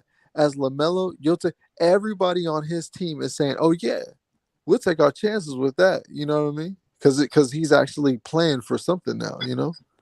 And So listen, also, gentlemen and ladies, whoever's listening in the YouTube landscape, who has the most leverage? See, that's what we need to ask. Who has the more? Do Angelo have the more leverage based on the Mello and his attachment to the Charlotte Hornets, or do Jalen Crutcher somehow have the most leverage to whatever that may be? But we know for sure that Angelo have some kind of leverage based alone on his brother, not even considering his play, just based on his brother. And we also know that there's some leverage because this is his second invite. Now, if he really didn't have any type of opportunity or chance, why invite him? There's other basketball players that, you know what I'm saying, according to FYF and others, feel that they're a better prospect than Liangelo. Invite them. But no, they invited Dex. Liangelo Ball. Dex. The only thing that makes me, I think the opportunity is there for Leangelo's taken. I absolutely do, and I'm confident in him. But I just looked up Crutcher, and he is a good player. He did stand out in their first G League game. He's quick. He pushes the pace. He has a nice control of the ball. He makes the right play, and he can hit a shot if needed. And he's got a little float game, kind of like a more basic version, more basic version of like a Terry Rozier, a real backup point guard. You know what I mean? Real feeling like a. And the Hornets do need a backup point guard. Now, I'm not saying that automatically puts them in that place, but I'm just saying that also is a area of need. But also with Miles Bridges' future in the air as well, the wing is the area of need too. So I just wanted to bring that up in context as well. Not leaning either way. That doesn't make me change my stance. I don't want guys to get all emotional and say, start disrespecting Crutcher for no reason. He is. Well, you already know that's going to come with the territory. There's nothing we can do about that. You follow what I'm saying? Because Liangelo comes with millions of fans. I don't know how many Jalen Crutcher come with. So that's also a business aspect because he can sell more jerseys if you want to look at that. Yeah, they might not have invested money in Liangelo per se, but they can get money out of Liangelo per se. And I believe the NBA is a bottom line business. They want to operate in the black. You follow what I'm saying? And with Liangelo, he's a walking billboard. You follow what I'm saying? Listen, if you can remember, people was coming up with all these wacky takes about Liangelo, BBB, and Jordan Brand, right? When it all comes down to it, Liangelo Ball was one of the only persons that I've seen rocking some Jordan Brand, right? That nobody else is rocking, and I still haven't seen today. Think about that. Where was he getting these exclusives from? Who was giving him these exclusives? Was it Jordan's son? Because it wasn't Jordan. You follow what I'm saying? We know that Jordan's son has a alignment with Lonzo Ball in the Air campaign with the metaverse. So Liangelo was the only not even LaMelo was getting those exclusive Jordan's gear.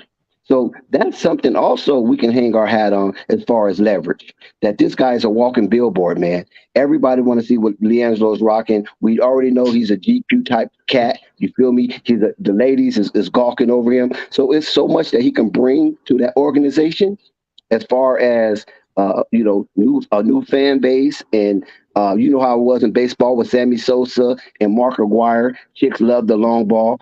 How do we know we won't get chicks love G3? You feel what I'm saying? Yeah, I know it could be somewhat a spectacle, but hey, man, once you get your foot in the door, it's time to act a fool. That's all I can say. It's time to be messy, mess up that basketball court, put your name all over that court, just like your brothers have done in recent times, and especially LaMelo, to be more specific. Put your name all over that basketball court, mess it up like it's a body filled with tattoos.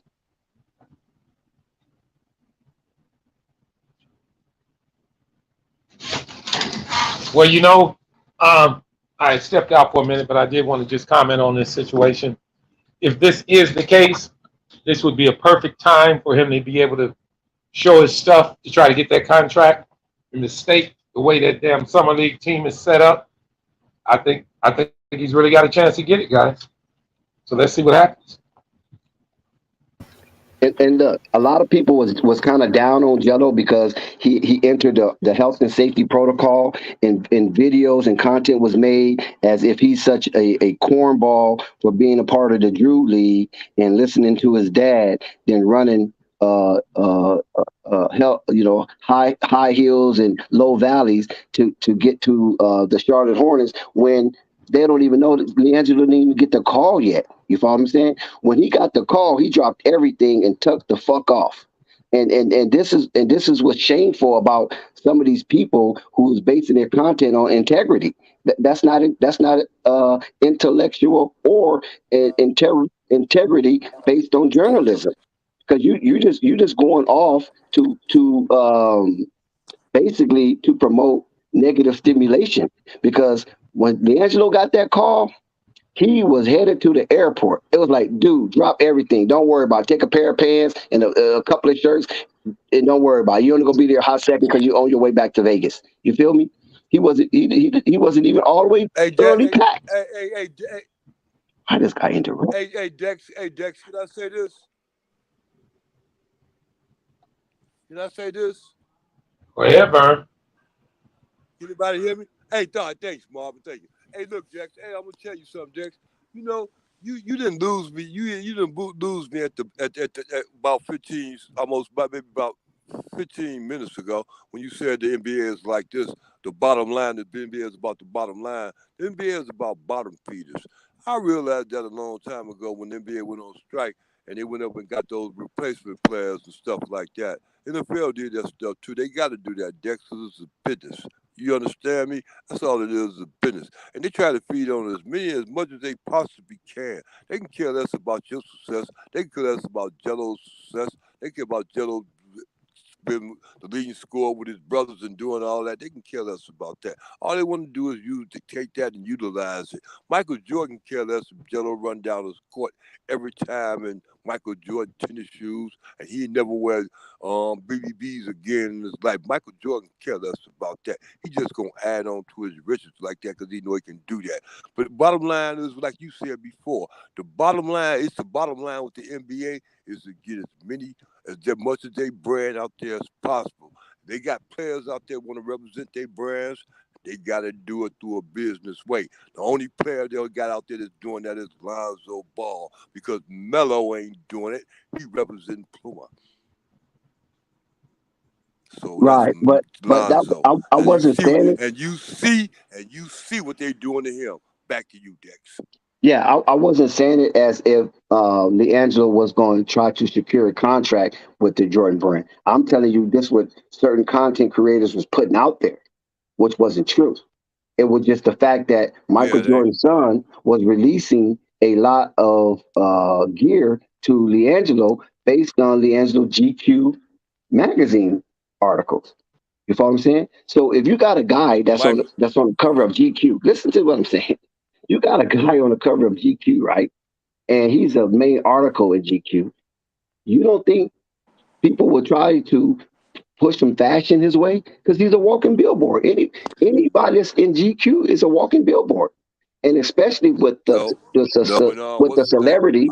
Dex, see, this is the reason why, Dex, you listen to me. Do you understand it? I remember when what's the name? Tebe did that same thing. He tried to do that same thing with Jello doing now with that Jordan brand thing. You know what I'm saying? Keep wearing them shoes and stuff like that and get some rep and stuff like that. You understand me? He did that real good. You see where that got him at? Vern, I think you misunderstand what I'm Thank you. saying. He wasn't Okay, contractual evidently I in got. agreement with no Jordan brand. I'm saying other people was trying to insinuate that, which was a false narrative. That's what I'm saying. It wasn't true Right. that he had to wear a Jordan brand. He couldn't wear BBB. That wasn't the case. What I'm trying to give you is the insight of why he was wearing it. Because, like I'm telling you right now, Michael Jordan's son runs and operates the Jordan brand. And he's seen Liangelo as a walking billboard. Why not funnel some exclusive to Liangelo to see if it pop off? You just got through with a GQ magazine. You understand what I'm telling you? So being on GQ, you might not be into that fashion world like that, but when you get the cover of GQ, man, that's like the ultimate. It's like a woman getting the cover of Vogue. That's for men. You got GQ for men, you got Vogue for women. You understand what I'm saying? So that's like the ultimate plateau of modeling is to get GQ cover or for a woman to get Vogue. And by him being that on GQ, he became a walking billboard instantly. And so why not give him some exclusives just to see where it go? But that's neither here nor there, though. That's neither here nor there. He got to get on the basketball court and show his ass. That's all Jello got to do. And the bone collector is right there with him, giving him input every step of the way. So whenever Jello might feel a little uncomfortable, because we already know that once we feel uncomfortable, we resort back to our habits, right? So if Jello has some bad habits during the course of his training, then he will resort to that just out of comfortability, not out of low IQ, but just out of comfortability. So I believe Bone Collector is there for his psyche to let him know, like how Custom Auto was with Mike Tyson. You follow me? See, he gave him an easy code to be able to talk cadence with Mike Tyson, right? He gave him a number system, and those number systems show where Mike's supposed to hit, where Mike's supposed to guard, what stance he's supposed to be in. Instead of trying to yell it out, those formulas to him, he just give him a number system based on the cadence. And Mike will do that, and he was knocking people out left and right. You follow what I'm saying? And we all know that Mike kind of fell from graces when Custom Auto died. Once Custom Auto died, Mike was just basically on talent, not so much IQ when it came to boxing. So I believe we're having a similar scenario with the Bone Collector in connection with Liangelo, where they probably have some type of cadence system that he can remind Liangelo, you follow what I'm saying, in certain situations. Because when I was in Summer League, I heard LeVar coaching from the sideline. You feel me? Are you guys listening to what I'm saying? LeVar was coaching from the sideline with his son, but it was based on one, two words. It wasn't no long drawn out soliloquy or command. It was like very succinct, and Leangelo responded to it because he's familiar with that rhythm. You follow what I'm saying? The rhythm that's coming from his dad. And he was responding to it. If Jello felt a little shaky or whatever, LeVar would just whoa, and Jello would nod his head like, okay, I got it, and then you would see a different Jello. So this year it could be Bone Collector, the one who calls out some of these cadence to help him maneuver himself in this torrential basketball landscape, because it's a doggy dog world and it's man eat man, pause, and everybody's basically out for themselves. Because we have seen the Charlotte Hornets game where nobody's passing to nobody. It's like get the rebound and go up the court. It's like where's the system? You know what I'm saying? Can we get any plays drawn out? What kind of calibration are we watching here? You feel me? And I'm kind of getting that same sense from the New Orleans Pelicans as they getting their heads blowed out 68-48. Portland putting the whooping on them. But yeah, so this Jalen Crutcher, who was a point guard, he wasn't able to settle them down enough to get them back into form. And that is a telltale sign of either IQ or a lack of respect for the leadership of the point guard. Hoop jogger was good. Clay, Salute, what's Hoop up? Jogging. Dex, what's up, baby? How we living, man? So we tell her we doing good. What about you? Oh man, same old 1-2, man. I'm gonna be in and out, but you know, I saw the Oh, stream. before you go, hold on, Hoop Job. Before you go, I just want to remind you that Rave is dealing with death in the family, and he might be here tomorrow. But if not, I just want to let you know that we have all sent out our condolences to Rave and his loss. Okay. Oh, okay. I'm sorry to hear that, man. So yeah, absolutely condolences to Rave, man, and his family, bro. Yeah. So what's good, Hoop jogger? You see the news on Gelo. What's your thoughts on tomorrow? History tells us we should expect fireworks if he steps on that stage. What you thinking? Yeah, well, history tells you should expect efficiency. You should expect him playing basketball the right way. Even though I mean, a lot of people are critical about his performance, in the Drew, but I mean that's exhibition basketball. So I've always said that like it's different. So I'm not expecting perfection through that. Like you're just getting your body warm. So, but what we did see last year is Gelo, playing very well off ball, mixing it up, in the paint, using his body well. And so, yeah, I'm expecting a better version of it, honestly, because I mean, one thing I would say as a hooper, man, it's different when you're playing exposition basketball and then when you're playing real basketball. So I'm expecting more of the same, but a better clip from an efficiency standpoint this season going forward. I'm also thinking that they may play him more because his profile has gone up since last year, and he's not a sideshow. You know what I'm saying? Like most people may have thought he was last year. So that's what I hope to see. Now I'm not in the huddle for the team, so damn what I think, but that's what I hope for Gelo, man. Yeah, Hoop Jargon, we also broke the news in case if you didn't know, or if you do know, you can still expound on it. Okay. Is that the Charlotte Hornets had two-way contracts locked up last season. Coming Okay. into this season, they had one based on the reports that Yobuka signed over in Greece for a year, and he will not be available for the Hornets this year. So one of the two-way contract has been given to McGowan, and the other one is wide open. So they have one two-way slot available Okay. for the snatching. Who else would be a candidate to take that slot over Gelo? Jalen Crutcher is probably the forerunner right now. Okay. Well, I mean, I don't know a lot about that gentleman, so I'm not even gonna see him be faking on these streams. That's right. Huh? What'd you say, Dex? No, I said that's right. I'm with you on that one. You know what I'm saying? I'll be a damn lie to say I know a lot about Jalen Crutcher because I don't. But it's kind of going to my sentiment that okay, that sounds like that's an opportunity for Gelo to kick that door in and make shit happen. I mean, that they got away with it a year ago. You know, him playing so well and not really put him in their long-term goals. Or let's just say it this way, not giving him proper time for the Greensboro Swarm, right? So this go around, you know, seeing that he's legit, people co-signing him, and there's a slot available. I mean, shit. I mean, this is what you want as a hooper who's a little marginalized. You want to come in and prove your weight in gold. So I'm looking for Gelo to do his damn thing. If Jalen Crutcher is the only thing standing between him and a two-way contract, you know, I like to believe that I like his chances. Right. And what would give him the leverage over Jalen Crutcher, according to you? Well, I don't know what's on their board of needs. So I would have to see that. I mean, obviously it's impossible to see that. But I want to know what their priorities are because it doesn't matter about performance, mano a mano sometimes. It's just what they think they need at a premium. Now, what I think they do need is to please LaMelo, and I think having his brother step up, that definitely would check that box. But Good take.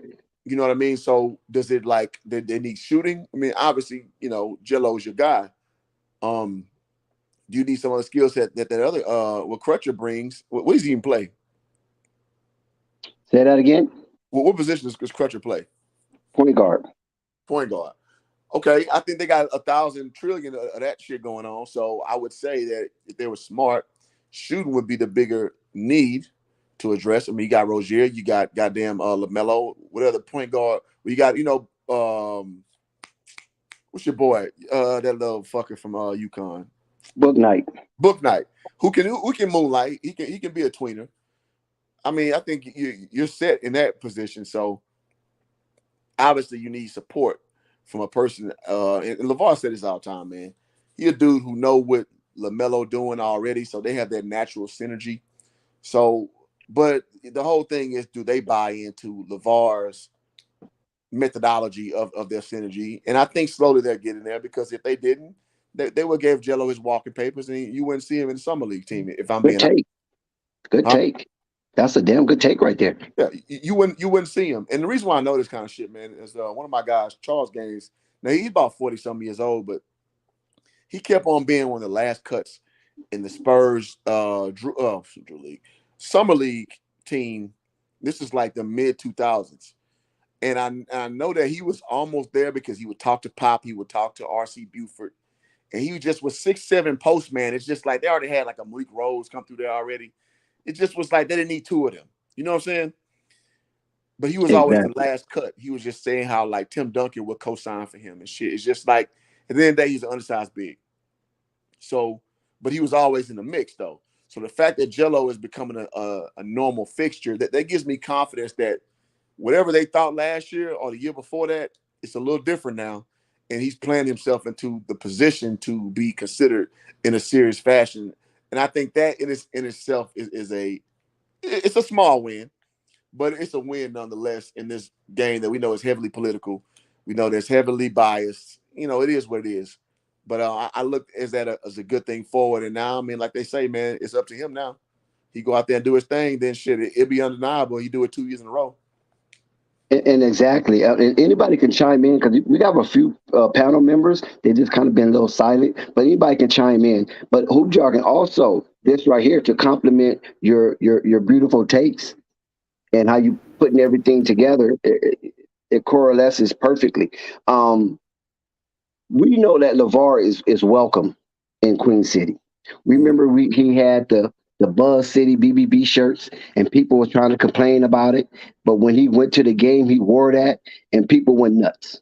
Mm-hmm. You follow him? You feel me? When he went to that Charlotte Hornet game where they played Lonzo, where they played the Bulls. You follow what I'm saying? And people went nuts.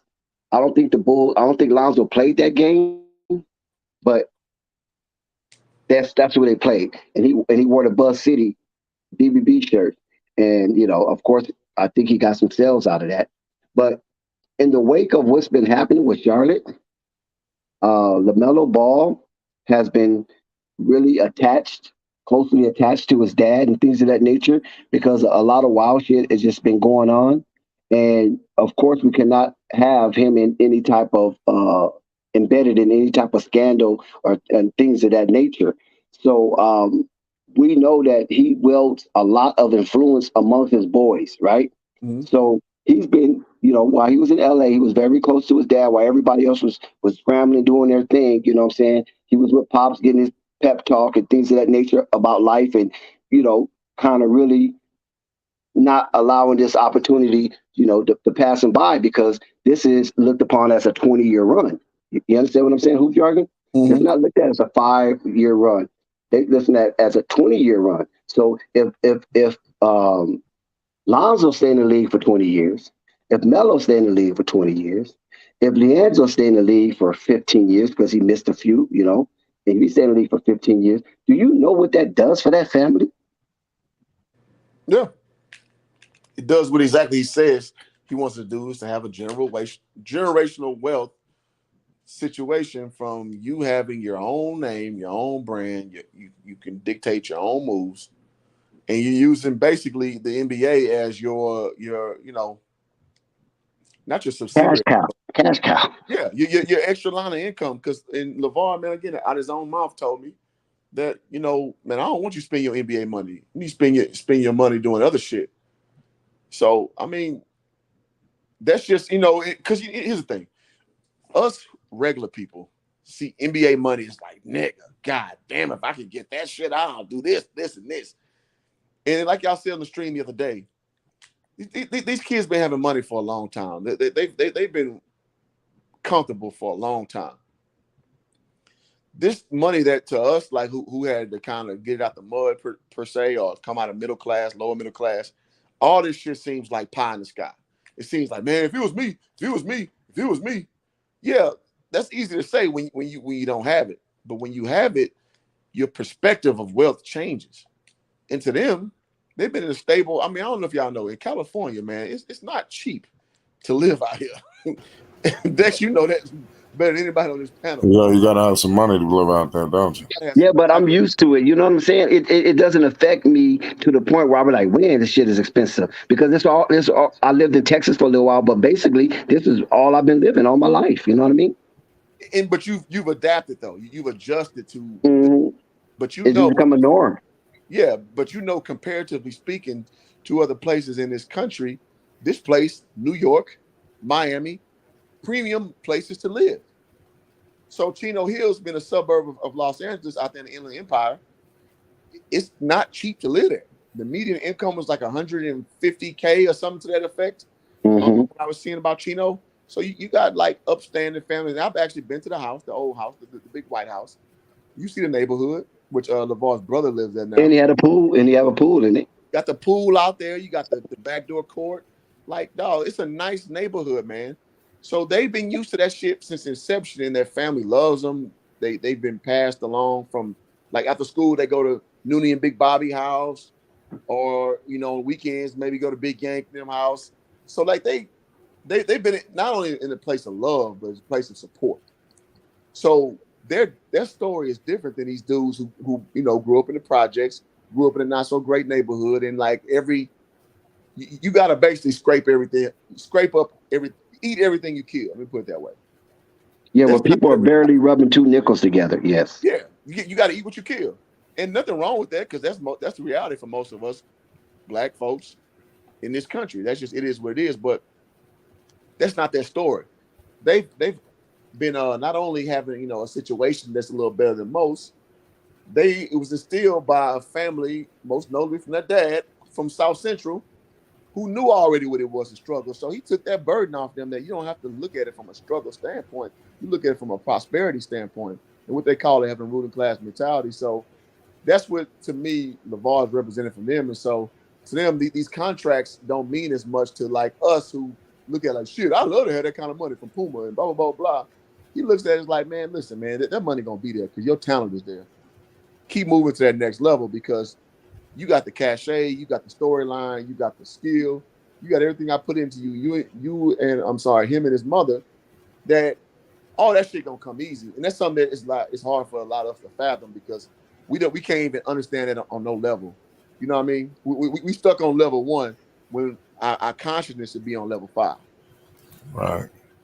And keep in mind, Hoop Jargon, tomorrow when Liangelo is in uniform representing the Charlotte Hornets, playing against the Stoic franchise, albeit Summer League team, the Los Angeles Lakers, that's going to be the premium game of the night.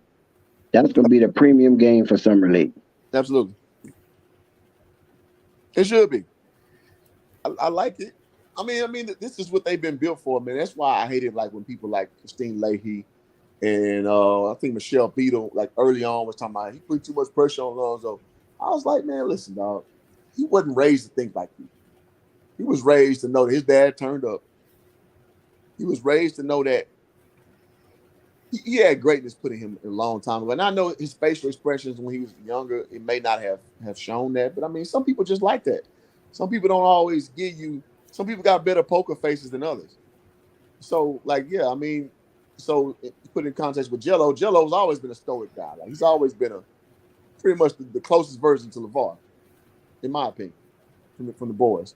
So I mean, he built for the moment. Like he's not nervous. He ain't scared. And that's the big stage playing against the Lakers with Pippen's boy and Shaq's boy. Like this is what he's been built for forever. Even at the G League, the G League / Summer League level.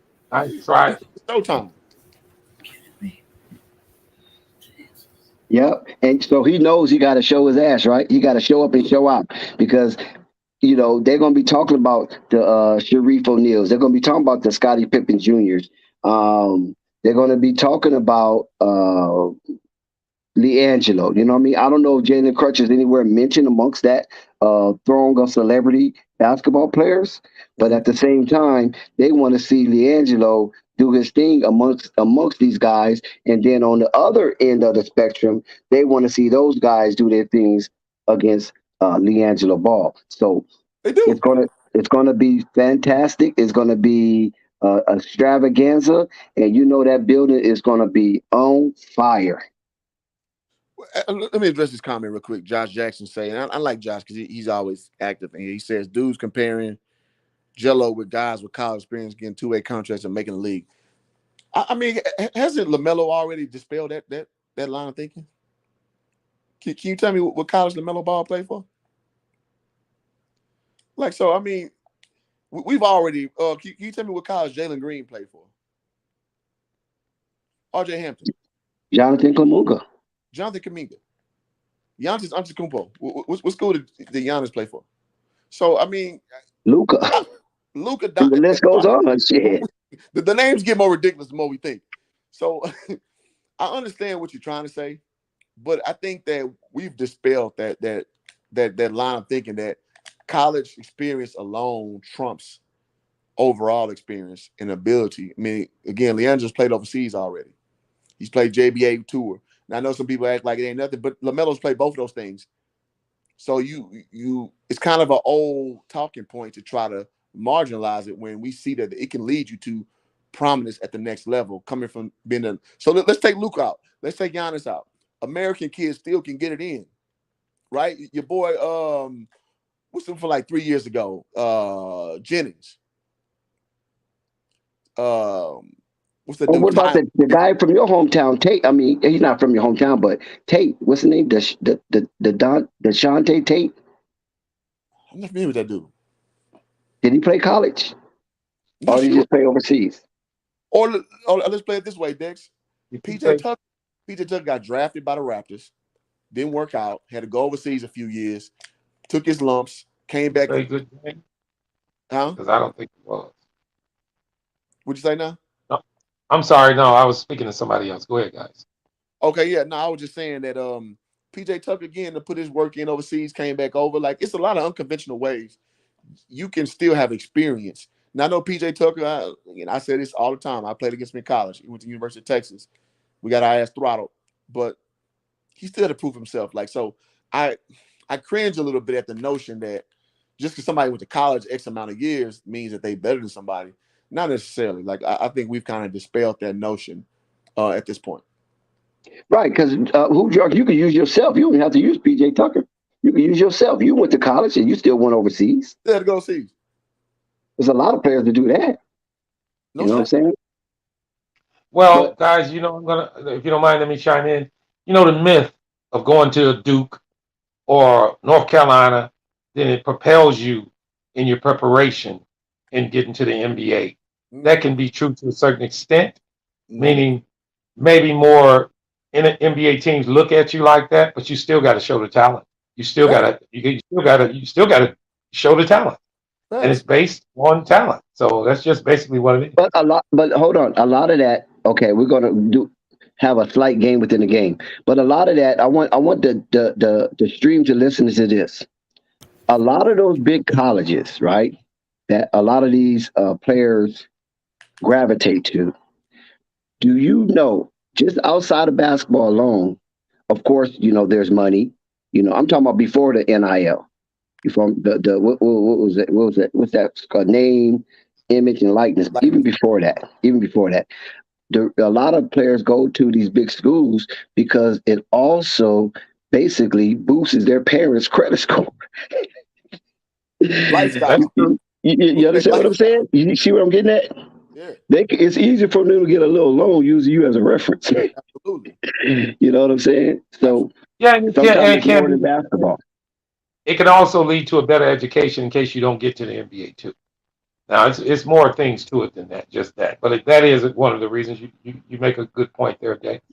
But like a Michigan State or North Carolina or Duke, they have a better program. They have better programs. So I mean it's it's a couple of things that can go into that. It is, Well, but I mean, even listen, North some of the Carolina, no, listen, I disagree with that. I disagree with that.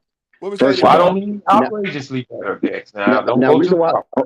right? The reason why I disagree with that is because if you're saying they have a better program as far as athleticism, I probably can give you some aspect of that. But if you're talking about academics, no.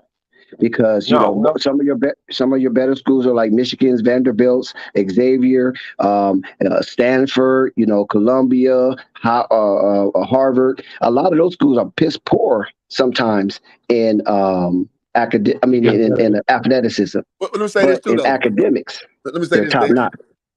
It matters what these dudes are majoring in too. So we like to throw this veil of education on colleges.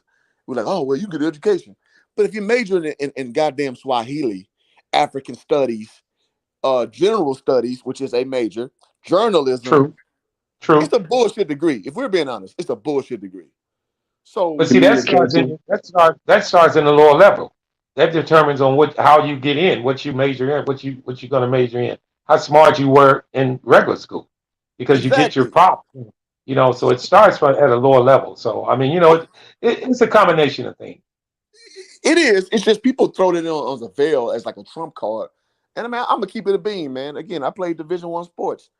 A lot of other athletes, they was dumb than a motherfucker, man. If I'm just being honest, dumb than a Yeah. motherfucker. Dexter Manley, classic example. I mean, come on now. Well, here's the deal. A How you prime get a example of degree and that you couldn't is even read and write? back in the day, they would pass you on if you was a good athlete. You know, Absolutely. And they still you do know, it. yeah. So, I mean, they keep it quiet. They keep it quiet now, of but course they they do do. it. Yeah. One of my good friends to this day, I'll leave his name out this chat, but we played together in high school, we played together in junior college, and we were supposed to go to Prairie View together, but his grades weren't up to snuff. And I'll be honest, one day I looked at his paper. We had this English class together, and I looked at what he wrote. We was 19, 20 years old at the time. I was like, nigga, how the fuck did you get past ninth grade writing like this? Like, no, fuck that. How'd you get past sixth grade writing like this? Sixth grade. Yeah. It was Well, a sixth grade level writing piece that he put together in junior college. I was but like, listen, who oh, jargon? That goes back to the colleges trying to make money off of the students. oh, Listen, absolutely. we all know that. I mean, it's just like what's going on with Melo Ball with Gelo right now. The Hornets are making money off of him, guys. You know, Absolutely. and they've been making money off of him, putting butts in the seats ever since his name has been on the G League roster. Absolutely. So why is this kept? It all boils down to money, and that's just the truth. It's the truth of the matter. It's just what it is, guys. It's always about money. Everything and anything in this world. Now I don't want to go Yep. too deep, but the war that we saw with Ukraine and Russia, this, that, and the Yeah. third, it's always money. Every time. Infallibly. It's money. Every time. Yep. Like the Let world me is gonna announce go his off of final money. score, gentlemen, before we carry on. Go ahead. The last game of the night was the Pelicans versus the Trailblazers, and the final score is 85-68 Portland Trailblazers. They won the final game of the night with a slew of games that was on the schedule for this Saturday in Vegas Summer League. The Pelicans 68, the Portland Trailblazers 85. If you could, Dex, give me those box numbers on Dotson, please, if you got them in hand. You said Dotson? Yeah, for New Orleans. Okay. You talking about Daniels? I'm sorry. Yeah, Daniels. I'm sorry. Oh, okay. Well, before we go there, Jose Alvarado didn't play. He didn't play tonight. But Troy Murphy the third, he did play. Najee Marshall did play, and Daniels played. And the rest of the guys, they're just filling, so I won't even name them. So So Troy you can give me Murphy all had of those 20. numbers. Yeah, Go Troy ahead. Murphy had 23 and 8, 1 assist, 4 steals, and Najee Marshall is a mini vet. He had 9 points, 5 rebounds, 6 assists, 1 steal. And Daniels had 1 point, 1 rebound, 2 assists, 1 steal. And he played 8 minutes. How many Shooting shots guard. from the field for Daniels? He took 5 shots. He didn't make one. He didn't make any, and he took 2 3-pointers, and he didn't make any. So he was over for the field. Over. He didn't even register a shooting percentage. Well, that sounds like nerves. First game, very well could be. I just wanted to know what he did because they were kind of high on him, and they did take him for the draft pick. Yeah. So those are the stats for him. If you want to know any Portland stats, do Yeah. anybody care about their stats? Portland. Okay. Let me Well, give I you the don't know Portland. who they picked up. Who did they draft? Do you remember who they drafted? That one I don't know. I do not know, but I think Luzada, I think he's been around. That name looks very familiar. Um, Nikhil, is that Nikhil Alexander? No, unless that's a different Alexander. I don't think Nikhil be Like playing no summer Phil league. Alexander. He plays Yeah, for he the played. Pelicans. No, he played with Utah. Yeah, that's a different Alexander because he played with Utah. But yeah, I don't really know anybody on this Bulls team. I mean, not Bulls. Portland. Portland team. Yeah, I don't know anybody on this Portland team, but I can tell you their stats. Watford, he was 17 points, 11 rebounds, 5 assists. K. Johnson, 12 points, 5 rebounds, 2 assists, 2 steals, 1 block. And B. Williams, 14 points, 2 rebounds, 3 assists, 1 block. And another one who registered is G. Brown the third, 7 points, 4 steals, 1 block. So it seemed like they had a little more fighting power than the Pelicans, but I'm really surprised at the Pelicans with Najee Marshall. That right there is surprising. I would think he would have a way better game than what he have shown. So I don't know what is going on with Najee Marshall. He better pump it up, or he's going to be out, or he's going to be on somebody's G League team, or he's going to be overseas because he's been around a little too long to be having this type of show, really dismal show in the summer league. While Troy Murphy the third playing like he's supposed to play, 23 and 8. See, that's a good number for him. Najee Marshall, 9 points, 5 rebounds. No, come on. No, that's not good for him. Okay, carry on. All right. Yeah, I just wanted to know those numbers because I like to keep up with the young guys who just came out, just to see how they do in these summer league games. Because like I said earlier yesterday, this is for all the marbles for these guys, man. You think about it, man. This is a chance of a lifetime for these guys. If they can actually show, including what we just talking about Gelo, this mean a lot for them. Oh, and I got off the panel for a minute, so I wanted to ask you.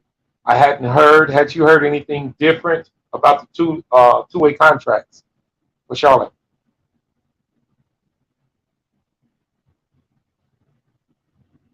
Next. Oh yeah, they broke that down, Marvin. FYF came in for a little bit, but he was only flirting with the chat. He didn't come on the panel. But Larry the Bird and Slate basically broke it down. They went and did the research and dug up the correct information because I didn't have it. You know what I mean? And I'm not going to sit up here in front on Flight Sports TV like I'm Mr. Know-It-All. You know what I'm saying? I'm way past that. I know I'm not Mr. Know-It-All. And if I'm the smartest person in the room, then I'm in the wrong room. So these diligent researchers went and found the correct information because we was kind of being misled a little bit, and I don't kind of like that. And what was it? So they had two-way contracts, right? And Scotty Lewis had one, but then he broke his leg, so that eliminated him, and so he's basically an injury-free agent. And then they gave that contract, or that contract was acquired by McGowan. McGowan picked it up. So we had Kabuka, who's overseas, the Lithuanian. He was overseas, who also was attached to the final two-way contract, but he signed a contract with Greece for 1 year, a 1-year contract, and that eliminated him or disqualified him because he wasn't coming back to the Hornets this year. So that two-way contract is wide open.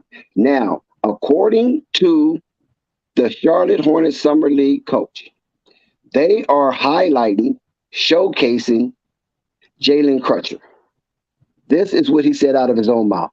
So when you heard Jalen Crutcher name mentioned in a way of surprises and young talent that you want to see more from, listen to this, after the reporter or the interviewer asked about Liangelo by name, he said Liangelo Ball. But when the coach answered the question, he kind of deflected and went straight to Jalen Crutcher. So that right there. Other players too, though, Dex. Now I did go rewatch that. No, listen though. If you go back, I'm just go based off Ball Facts video because I didn't see it. I watched Ball Facts video. So based off of Ball Facts video, if it wasn't edited, when that guy asked him, mentioned Liangelo Ball by name, he did not answer the question, Liangelo Ball by name. He went into more of Jalen Crutcher and what they feel about him and tried to market him and wanted to see more out of him. So he's being showcased. No, so when it came, hold on, let me provide some context. He said that you got guys like Liangelo Ball who stepped up and blah blah blah. And are there other guys? like him and other guys that we should pay attention to, or something to that effect. He opened the door for multiple people to be mentioned. Okay. And that's kind of what he did. Yeah. Okay. And So the so, question I have is, the statement was this: he did not say the second two-way contract was already taken. It No, no, he is doesn't up for speak on that. He didn't speak on that. no. Okay. No, All right. he didn't speak on that. But okay, go back to hoop jargon. So hoop jargon, and what you heard from that, or what you surmised from that, you saying that he didn't deliberately skip over Liangelo Ball, even though Liangelo Ball was mentioned by name, but no other player was mentioned by name except Liangelo. No, because the way he framed the question, it was for him to kind of mention multiple players, and it looked like he just forgot to touch on Liangelo, and his Mm, moving, and that's what. Well, mm. Yeah, well, go ahead. let's be true, guys. Everybody on that summer league team is fighting for. Well, I wouldn't say they just necessarily fight for the two-way contract, but all of them wish Yeah, they could it have it. is. Basically, you're right. They So, are. There are basically. so But what I one want to just, get to hoop I guess, jargon, because see, this is to the be AB the fair, hero. Hold on one second, Marvin. Let me and hoop jargon put on some sparring gloves. See, this is the AB the hero portion where he focuses on the body language and the directs and the indirects. You follow what I'm saying? The deflections. Because if he if he mentioned Liangelo Ball by name, that's the only player that I heard mentioned by name. You follow what I'm saying?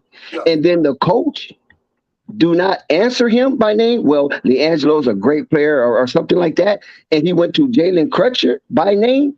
That kind of says something to me. So how you feel about that, Who? I just think that the way he framed that question, it left it open to a lot of conjecture.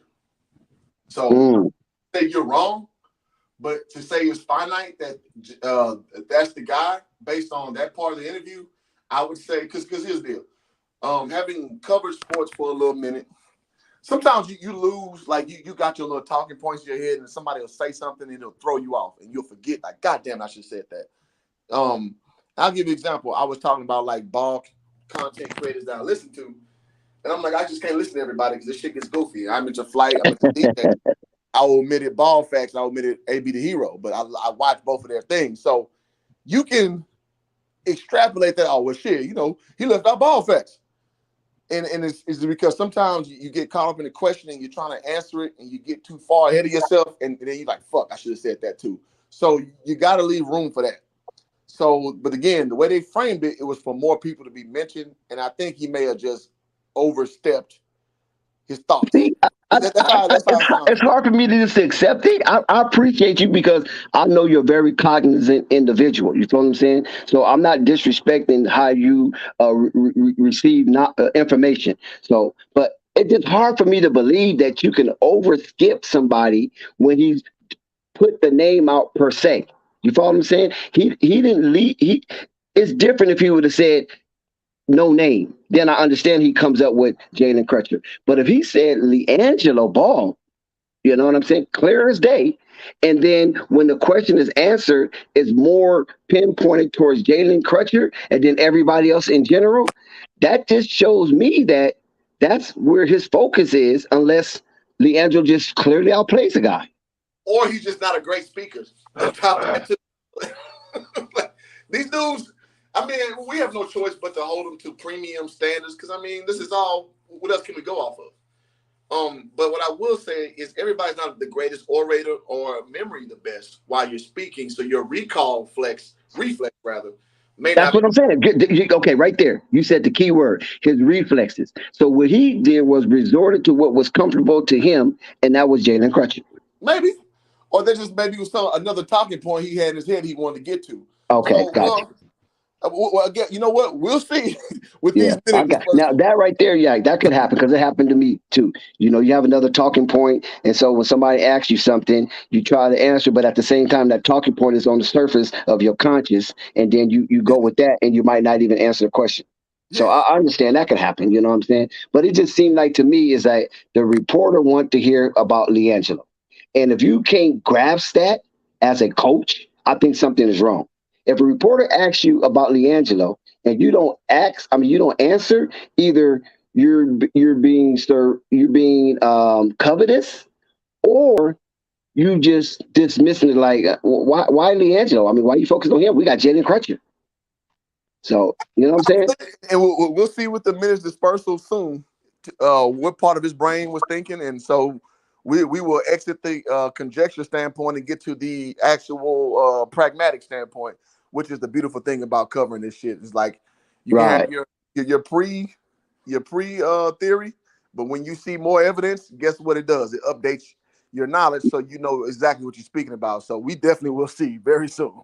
Exactly. No, I agree with you, hoop jargon. But I just, it just gives you that weak premonition about the Hornets of what they did last season to Liangelo. That it start to seem like it's rearing its ugly head again. That yeah, we have them, but our focus is this guy because there's no Scotty Lewis. We already know the JT Thors of the world. We know the Cameron McGriffs of the world, and the Nick Richards, the Kai Jones. You follow what I'm saying? We already know those guys of the world. But who is in question is Jalen Crutcher. But I believe he got called up last season. Him and Scotty Lewis both got called up, and they sent him back immediately and told the Hornets to keep the money. You know what I'm saying? So I don't know if he turned the corner this season, but when we saw the game yesterday, it was god awful. Hoop Jargon, I got to admit. I mean, we was kind of excited a little bit based on the Hornets, but once we start seeing them play, oh my God, we start talking about poker. What big coach and before I part ways, because I've got kind of enraptured. I'm about to head out with the lady, but I love good sports talk, and I'm just a sucker for it every time. Um, Now these kind of things get a little more intricate than feelings level, because I remember early when LaMelo wasn't getting that minutes.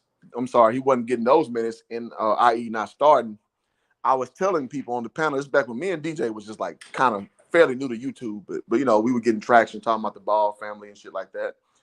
I was saying that, listen, man, these teams evaluate in 10-game intervals. That's how they evaluate. It's like Yes, 8 sir. seasons in one. I was like, so don't be surprised after like the 20, 30 game mark where you see something shake, and actually the 20 game mark is when LaMelo starts starting. Now, the people were saying that, oh, well, Borrego hating. I was like, okay, it may be a little bit of Borrego being a jackass. I'll leave room for that. But you got to know how they evaluate, and they evaluate in a very specific fashion. So when we think about these situations and see how they've been evaluated, we got to keep in mind that there's a rubric that they follow, and it's not necessarily in concert with our emotional attachment to these guys. And so I just want to inject that upon that too. So that kind of gives me, so that's why I'm willing to give that coach a little bit of a pass on that situation, because I know that they got a big board. I know that they got shit that they're doing. So I don't want to put too much into like perhaps a Freudian slip. I want to see what he actually doing. So tomorrow, what was the next game? That next game is tomorrow at like 6 p.m. Yeah. They got the So premium game. yeah, so we'll definitely know what's real and what's not very, very soon. So I want to reserve my real judgment till I see that.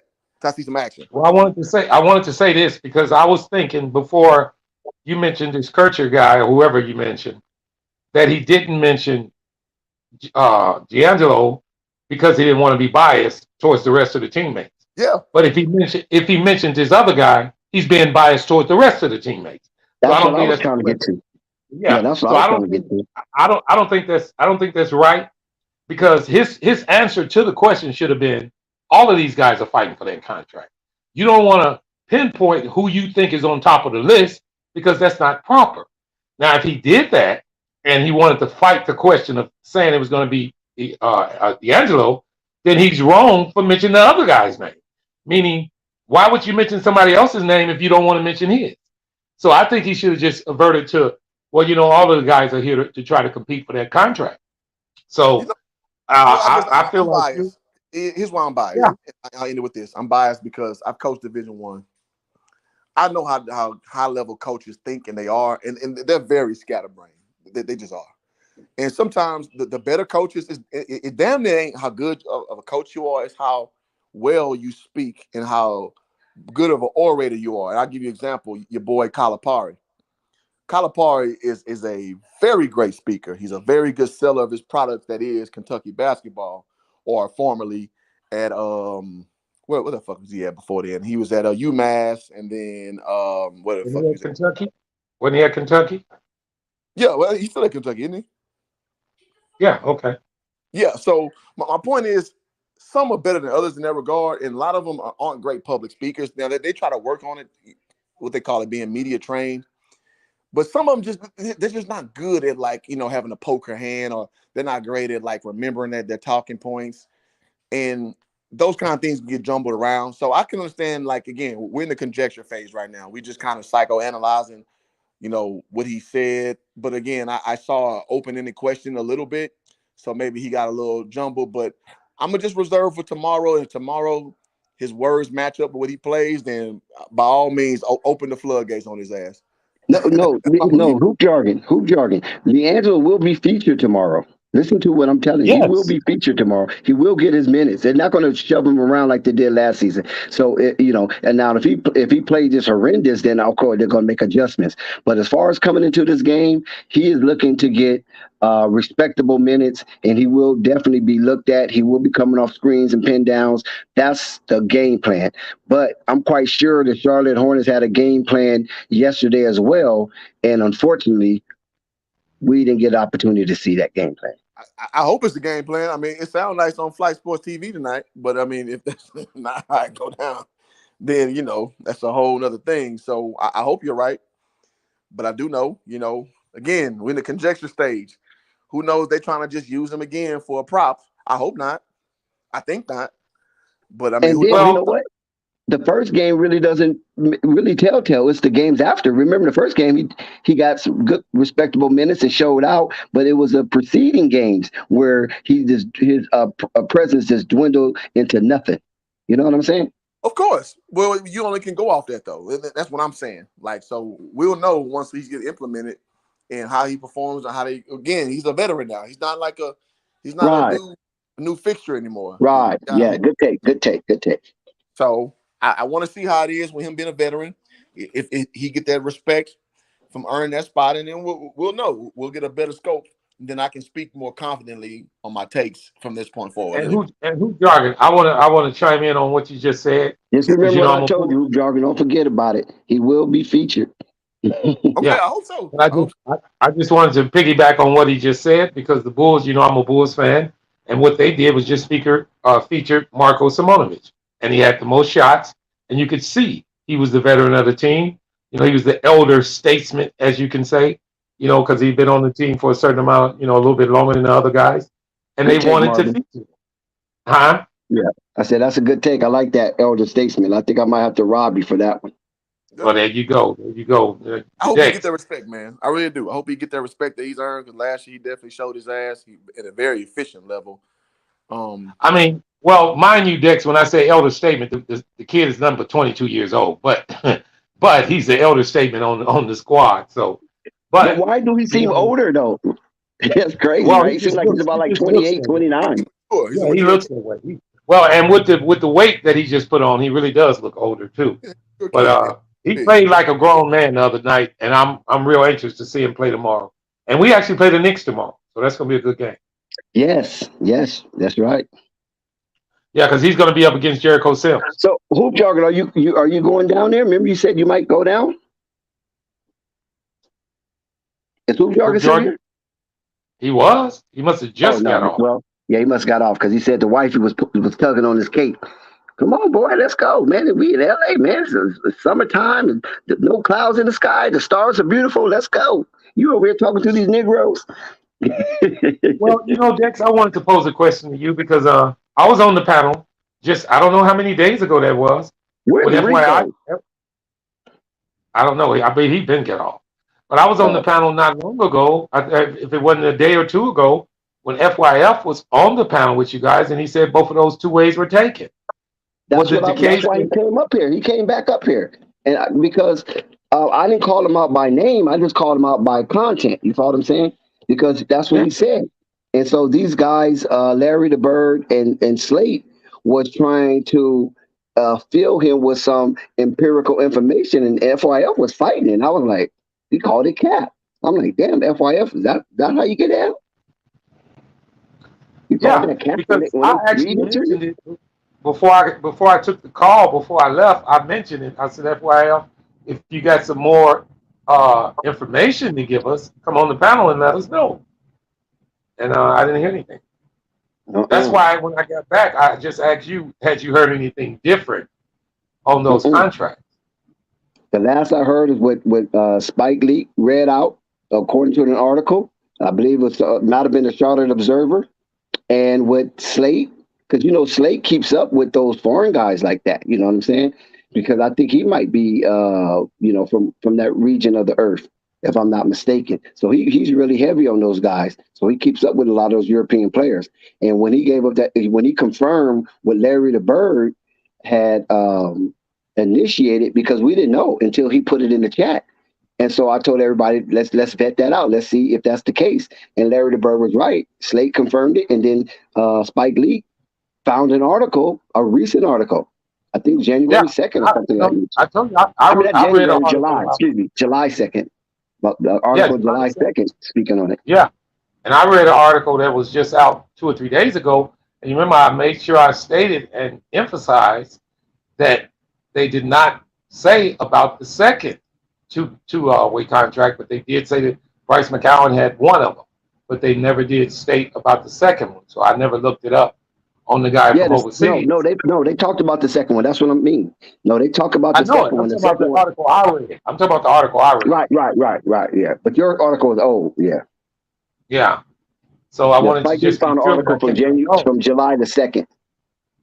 Yeah. Yeah, he found an article from July the 2nd, and he read it verbatim. So it wasn't like he was adding to or taking away from it. He read it exactly as it was printed, and it said that Kabila is agrees for a year, and basically is eligible for that two-way contract, and that is open. So there's one that's open, and like I say, that coach mentioned Jalen Crutcher by name.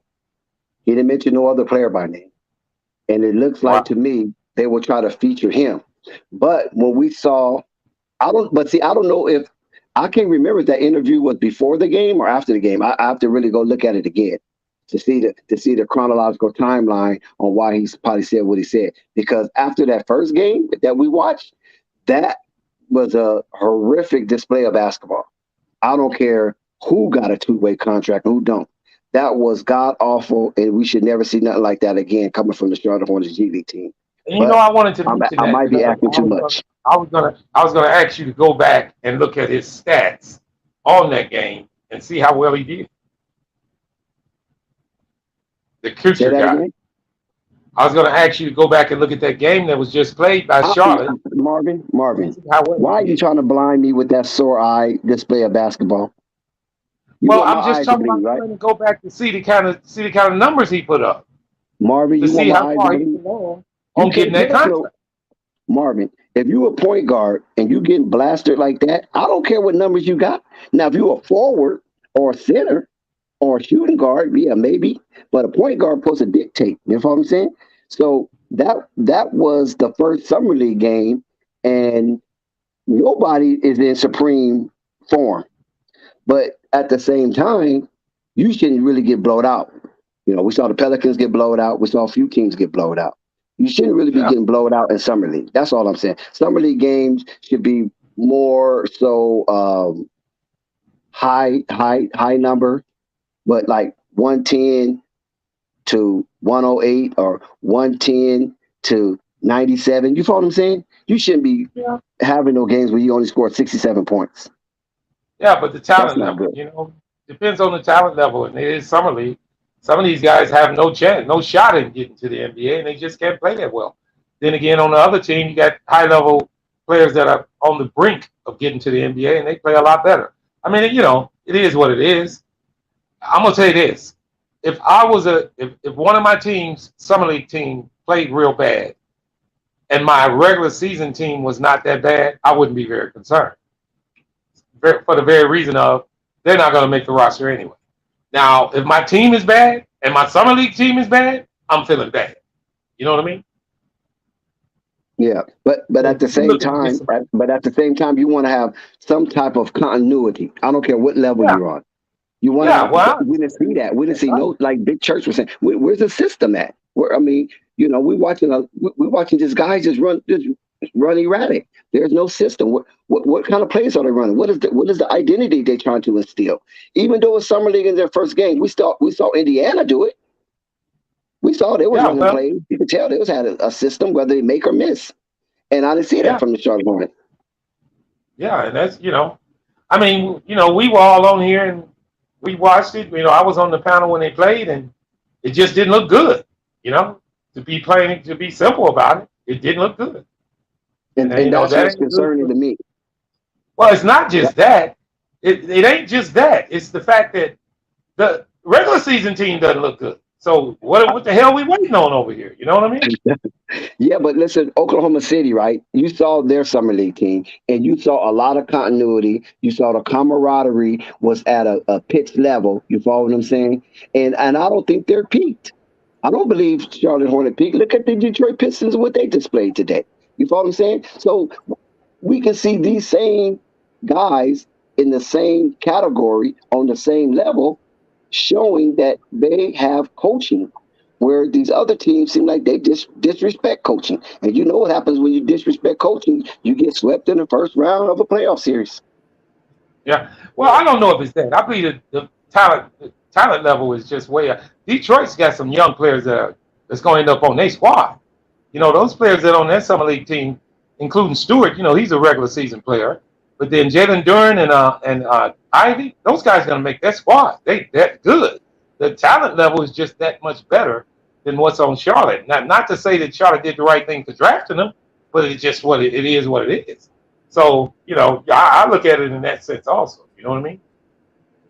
No, I'm not disagreeing with you as far as that, right? But when you coalesce your summer league team, one thing that you want to instill in them is camaraderie. Trust the next man to your right.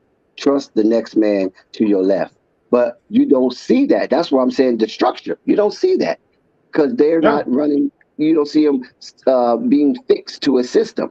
If you're being fixed to a system, then you will be able to do that, right? Trust the man on your right, trust the man on your left, double down. If a man go out, you follow what I'm saying? Next man up. But they taking the ball out the hoop, going coast to coast, pulling up 3 point. I mean, come on, man. That has But nothing to do with the Dex, talent. It has everything to do with IQ and respect. Oh, but Purple Dex, Baby, how that you doing? I'm sorry. Let all Purple right. Baby get in here. I forgot all about But you. I'm sorry. I want all them teams you're talking about. They have defined roles for each player.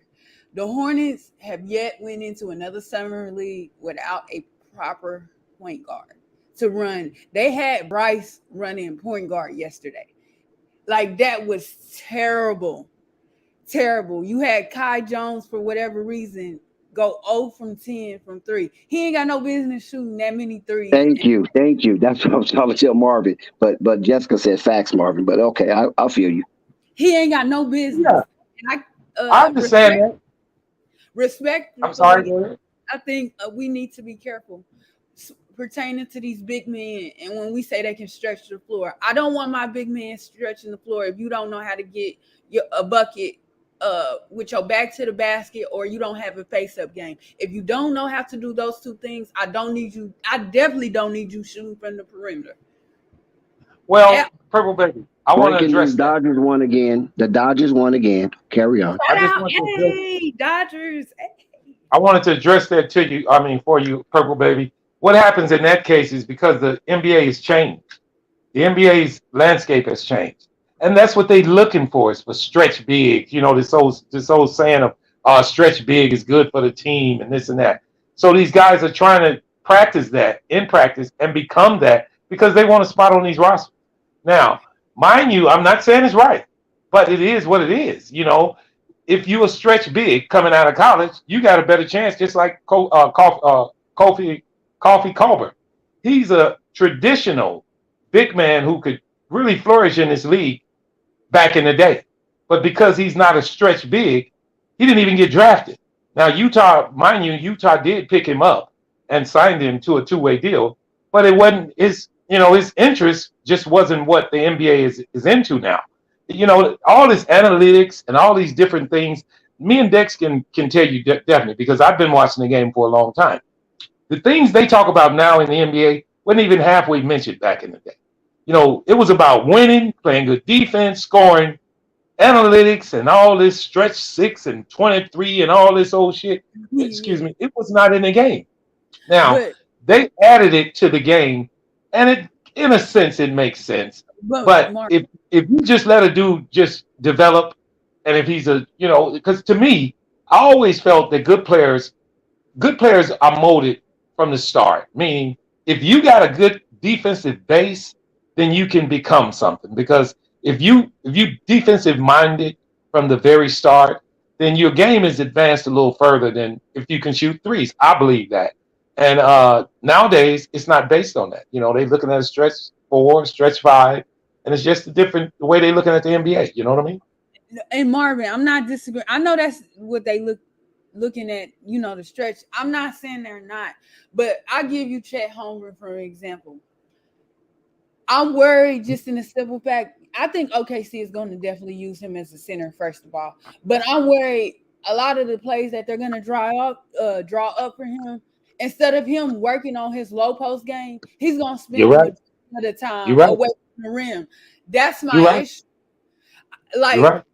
and then on the other end, when you're looking at a Rudy Gobert, he's so big in a way and That's right. very slow He gonna that put you at home. you don't He hold him gonna on kill your it. perimeter or away from the Yeah. basket, because he's not going to be able to guard the wings or those athletic fours that a lot of people aren't willing to admit that are undersized. That's the Well, issue. Like, I like a Siakam, but he's undersized. He's a 6'7" playing the power. They are really wing players playing at the power court. Somebody like Gobert can't keep up with them. Carl Anthony yeah, Towns can't keep up with them, but they're so fascinated with the stretch big, but they're not yeah, yeah. realizing what they're asking for. Yeah, well, and I want to check back on that. And here's a prime example of teams that are not basically in that mode and are going away from that. And I mentioned that by saying the Bulls. This big man we got in the summer league, they made sure he put on weight because they want him as a power center. They didn't want him to be a thin stretch because we got Vooch. Yeah. Now, and I really believe that, and I'm telling you the truth the way I feel.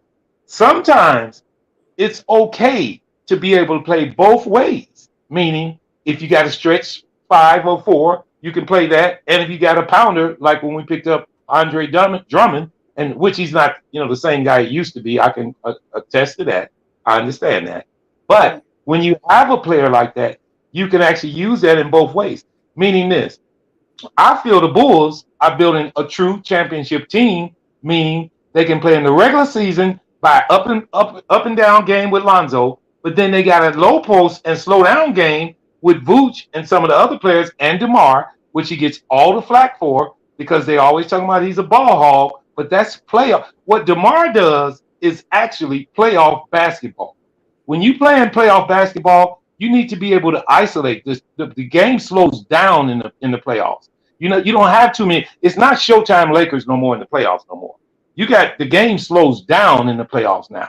So if you got a guy kind of like DeMar, and I'm not saying he's going to be the do all, but if you got a guy like DeMar, you almost have a better chance in winning playoff games if you got complementing players around him that's going to help. And in the Bulls case, what just happened was we didn't have any rebounding. We were getting beat in other aspects of the game, which really, exposed DeMar. And then with Zach being hurt, with Lonzo being out, they wasn't fully developed. So I think it goes both ways in that. But as far as these young players coming out of college, look, if you're not a stretch 5 or 4 coming out of college, you liable to not even get drafted. Which Prime is sad. example. Yeah, which is sad. It really is. Because the old traditional centers. All right, here's another example of it. Back in the day, and I'm pretty sure Dex can attest to this. Back in the days, it was a center that played in the game named Akeem Olajuwon. Well, Mm-hmm. his thing was this: he didn't slap the damn ball in the stands. He would block a shot and control it. Well, they're not even teaching that. I don't know if they're necessarily teaching that, but the most exciting thing now is to block the ball in the stand. Well, if you think about it, if you can tip the ball to yourself, that's a better block because you can get out on a break after he get it. Elijah did it all the time. He was great at that. So, it's a lot of ways to look at the game changing, and Yeah. I mean, I'm not saying it's good or bad. I And mean, I then like the game. you know. Go But you ahead. know, the game I is wanted changing. to Go ahead. no to Murgot. I my fault. I misquoted Siakam's height. That's my fault.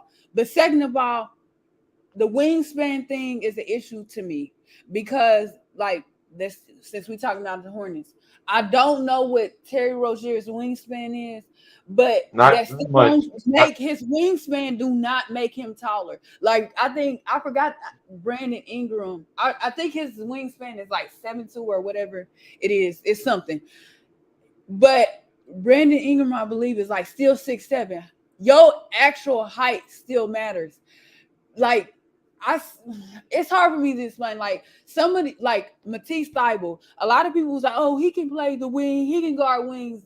Matisse Thybulle, I think, is like 6'5" or whatever, but they keep talking about his wingspan. At the end of the day, this man is still 6'5". He cannot necessarily guard wings like people think. I think wingspans is overrated to an extent. It matters, but it's overrated because you got these guys being put in certain positions that they shouldn't be in the first place off of height alone. Well, let me say this. I won't push back on it because of this. When they say wingspan, Purple Baby, what they're not addressing it through the height. They're addressing it when you can make deflections on the court, when you're an interchangeable part, and they call that players on the team playing on a string, meaning if you switching when if you get beat, your next man can play him because he's as long as you, not as tall as you, but as long as you. Deflections on the court, you know, getting tip passes, being able to rebound, not necessarily in height, because you're right, they're going away from the gigantic guys. You know, they want mobile, long, lanky guys like Siakam, meaning they are interchangeable parts. They can play against the 4, they can play against the 5, and they can cover the 3 also. And it makes sense to a certain extent, but to teach these kids that, then it changes their mindset on how to play the game. Meaning this, the same thing in Coffee. What's Coburn? I'm sorry. What he's done is he has to adjust his game simply because the NBA has went away from the low post center, meaning he's got to learn how to shoot a 3-pointer, and that's not his game. So that actually hurts him in a sense. It hurted him in the draft, and it's going to hurt him later on if he does not develop a 3-point shot. Now, I can say that in a sense like that's good, and I can say it's like it's bad because you are teaching these kids nowadays that you want to be a long, lanky kid that can defect passes and that can do this and get in the passing lanes and whatnot. But you're not teaching them to. I mean, you can't teach height. Very simple. And why what's his name, Gobert gets a lot of flack is because he can't move his feet from being so big. Now, if you're mobile, large, to see the exception to the rule is Joel Embiid. He's that traditional center that can move his feet and he can shoot threes. You're not going to get very many of them. That's a rare thing in the NBA. It's just what it is. It's not very many of them left that's coming out and that's going to be that. So, you know, with the NBA changing, I mean, you know, because I've involved. I mean, I've been involved in both sides. I witnessed when Elijah Wan played, and now I'm witnessing what's going on in the NBA now. I'm not saying I disagree with it, but I'm kind of up in arms. I'm not up in arms. I'm just kind of befuddled. Why? How they gonna, you know, just make sure that these young players can be that be all player that they actually want them to be? If you understand what I'm saying. Yeah, I get you, but I understand the wingspan thing about the deflections and everything. But on average, when you're watching an NBA game, how many deflections in the midst of 48 minutes do you see? And that's so ironic when you saying that. They actually got a stat for that I know, now. That's why they look at that. They have a stat for that now. They but actually have a stat, and they grade players coming out of college on those stats. So yeah, I don't know how much we can put into it that how important it is, but if you think about it, it is important because yeah, I know. deflections mean a lot. They do mean a lot because they can end up in turnovers. So Yeah, it I can mean know. a lot. I mean, you know, you can look at what the Bulls did because I study my Bulls very closely, and you can look at the draft picks they made, And you can say, man, why would they get another guard? Well, to me, and I already knew what they were thinking. Jalen Terry is more than a guard to them. He's a wing with a long wingspan. So he's interchangeable, meaning we can use him in so many different ways. I mean, even in his first summer league game, people were saying that they didn't really like what he did. I loved it because we're not looking for him to give us 25 points. We're looking for him to give us 5 rebounds, 5 assists, 2 steals, and play good defense. To me, that right there is more valuable than one player giving me 25 points because he's more effective in more parts of the in more areas on the floor. Now, when he can do that, then you can go and you can use other players to to specifically do other things on the court. And the Bulls are, to me, I'm gonna keep bringing up the Bulls because that's my team. I don't want to address anybody else's team. The Bulls are addressing each and every one of those positions, I think, correctly by drafting the players that fit that actual position the best way. So it's a lot of ways of looking at it. But then in Charlotte's case, they want that, but you still have to be effective in your game, even if you can deflect passes or whatnot.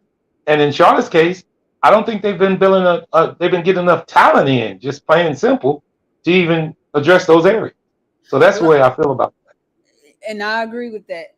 But another issue I have with Charlotte, I'm a firm believer, especially when it comes to basketball, any sport really, maybe not baseball exactly, because the way baseball system is set up is one of the best in terms of development and stuff like that.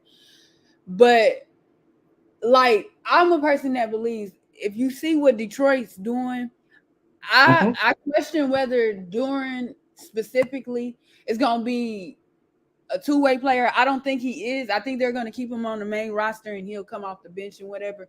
But in general, like, young players, like, you do have veterans that play with young players in general, but they're going to play their young guys together. I don't know what it is about Charlotte, specifically since LaMelo got there, and why they refuse to just do that. Like, just play the guys. Like, what are y'all doing?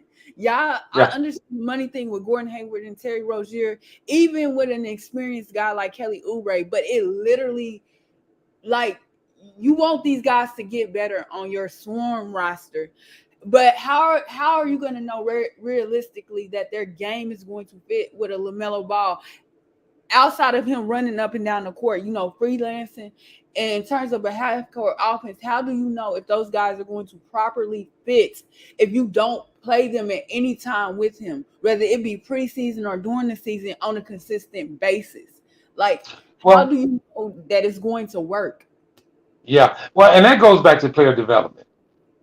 I mean, you can actually say, and we can all look at the Charlotte Hornets and agree that, I mean, first of all, not only just player development, is who you bringing in to fit with the team.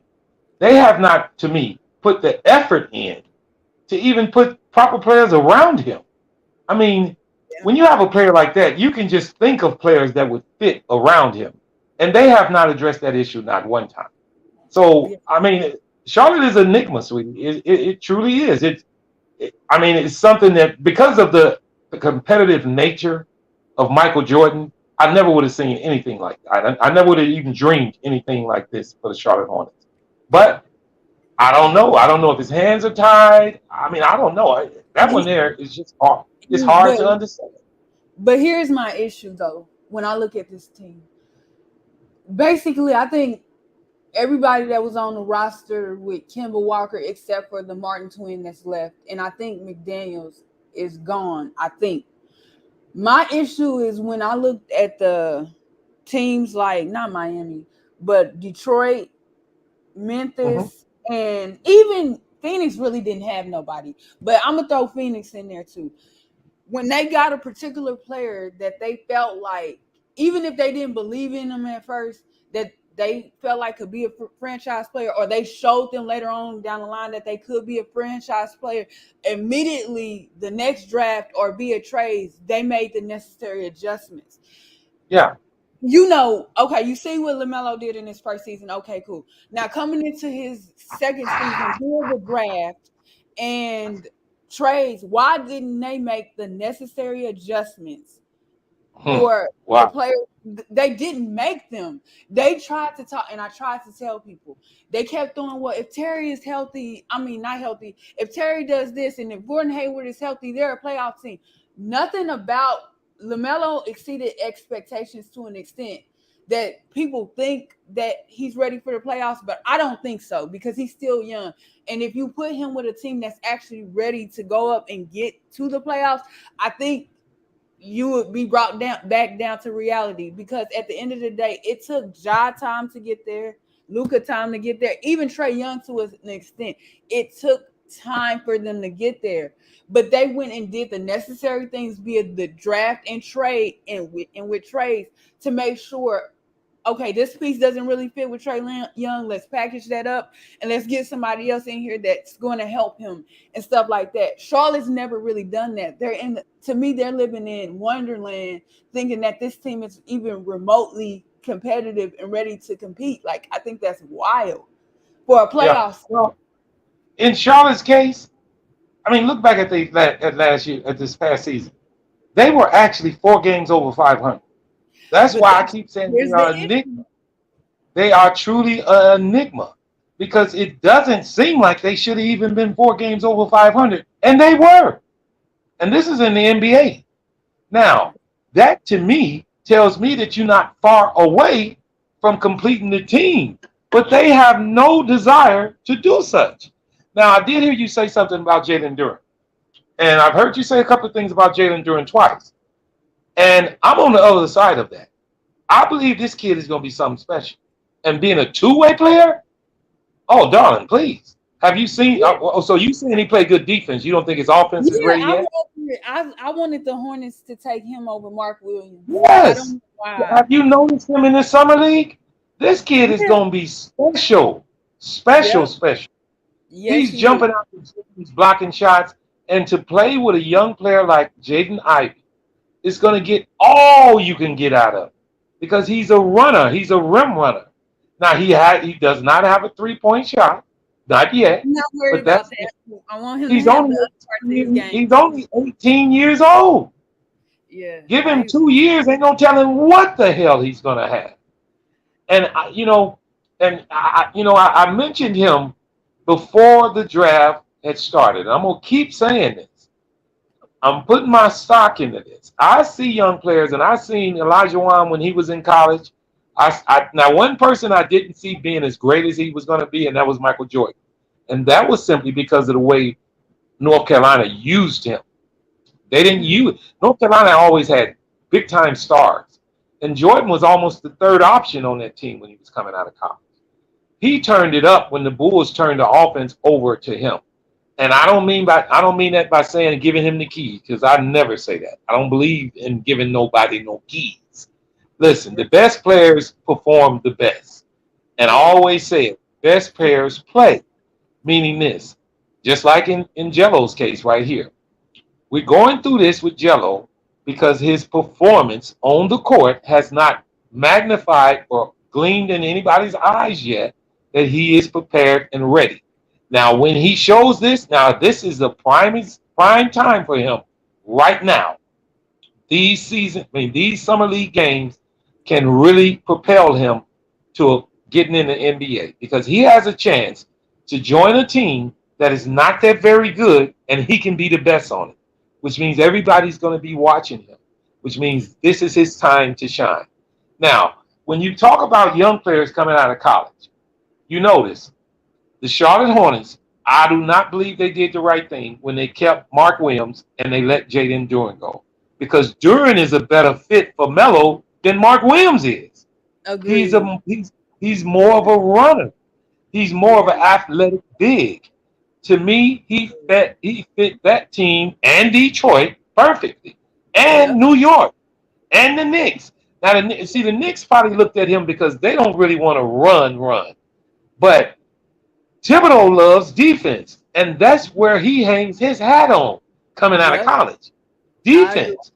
And if you can start with a big who knows defense, you can teach him offense.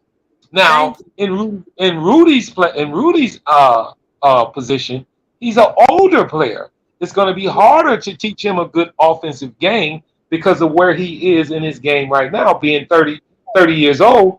I'm not saying you can't teach him the offense, but it's gonna be a little tougher. And then young kids listen a little bit more. As you get older, we get stubborn. So it's like why they don't let older guys go to the military because ain't no way in the hell no old dude gonna let no sergeant be in his fucking face without smacking him in his fucking mouth. It's just not happening. As you get older, your tolerance level goes way down. Well, I would say down because you're not taking too much shit no more. You're not dealing with that no more. That's why in the workplace now it's hard to be an older gentleman or a female and then have a real young supervisor because you feel disrespected. You're like, look, you can't talk to me like this. A 21-year-old, if you 35, and a 21-year-old, even though he is your supervisor, and you're like, man, how you gonna you can't talk to me like this. And before long, that older person will just say, forget it, man. Either I'm gonna beat you up or I'm gonna quit. One of the two. But that's why they try to get these young guys because I wouldn't say brainwash them, but you can teach them more, and that's why young people are more admitted to the military. Plus, because of they being athletic and being able to move as much. But in the NBA, they trying to go so young and teach these young players to adapt to the movement of the NBA that it's making a lot of other players miss out on chances of getting to the NBA. But far as Charlotte is concerned, who knows? I mean, I don't know what they're doing. I have no idea what Charlotte is doing right now. And I ain't never know what they was doing in years past. And I would like to add to, I seen somebody make a comment and said, but Luka was good instantly. I never said he wasn't good instantly, but they still took the proper steps and are still in the process of taking the proper steps to put particular players around him that fit his game and his play style with his ball dominance. But another player that I would kind of compare LaMelo to, honestly, is Devin Booker, because I remember it was such a big deal. I forgot what year Booker was in when he scored that 70 points. And people were just so upset. Booker came from college off of a loaded team. I didn't even know about Booker, that Booker was on that Kentucky team, first of all. I didn't know he was on there. But it took Booker time to grow into the player that he is now. But during that time, they still took the proper steps and put particular players around him. Charlotte just like, oh, well, we got Gordon Hayward here and we got Terry Rozier, so we ready to win. Really? When you're looking at Siakam, I don't think people understand how athletic this man is.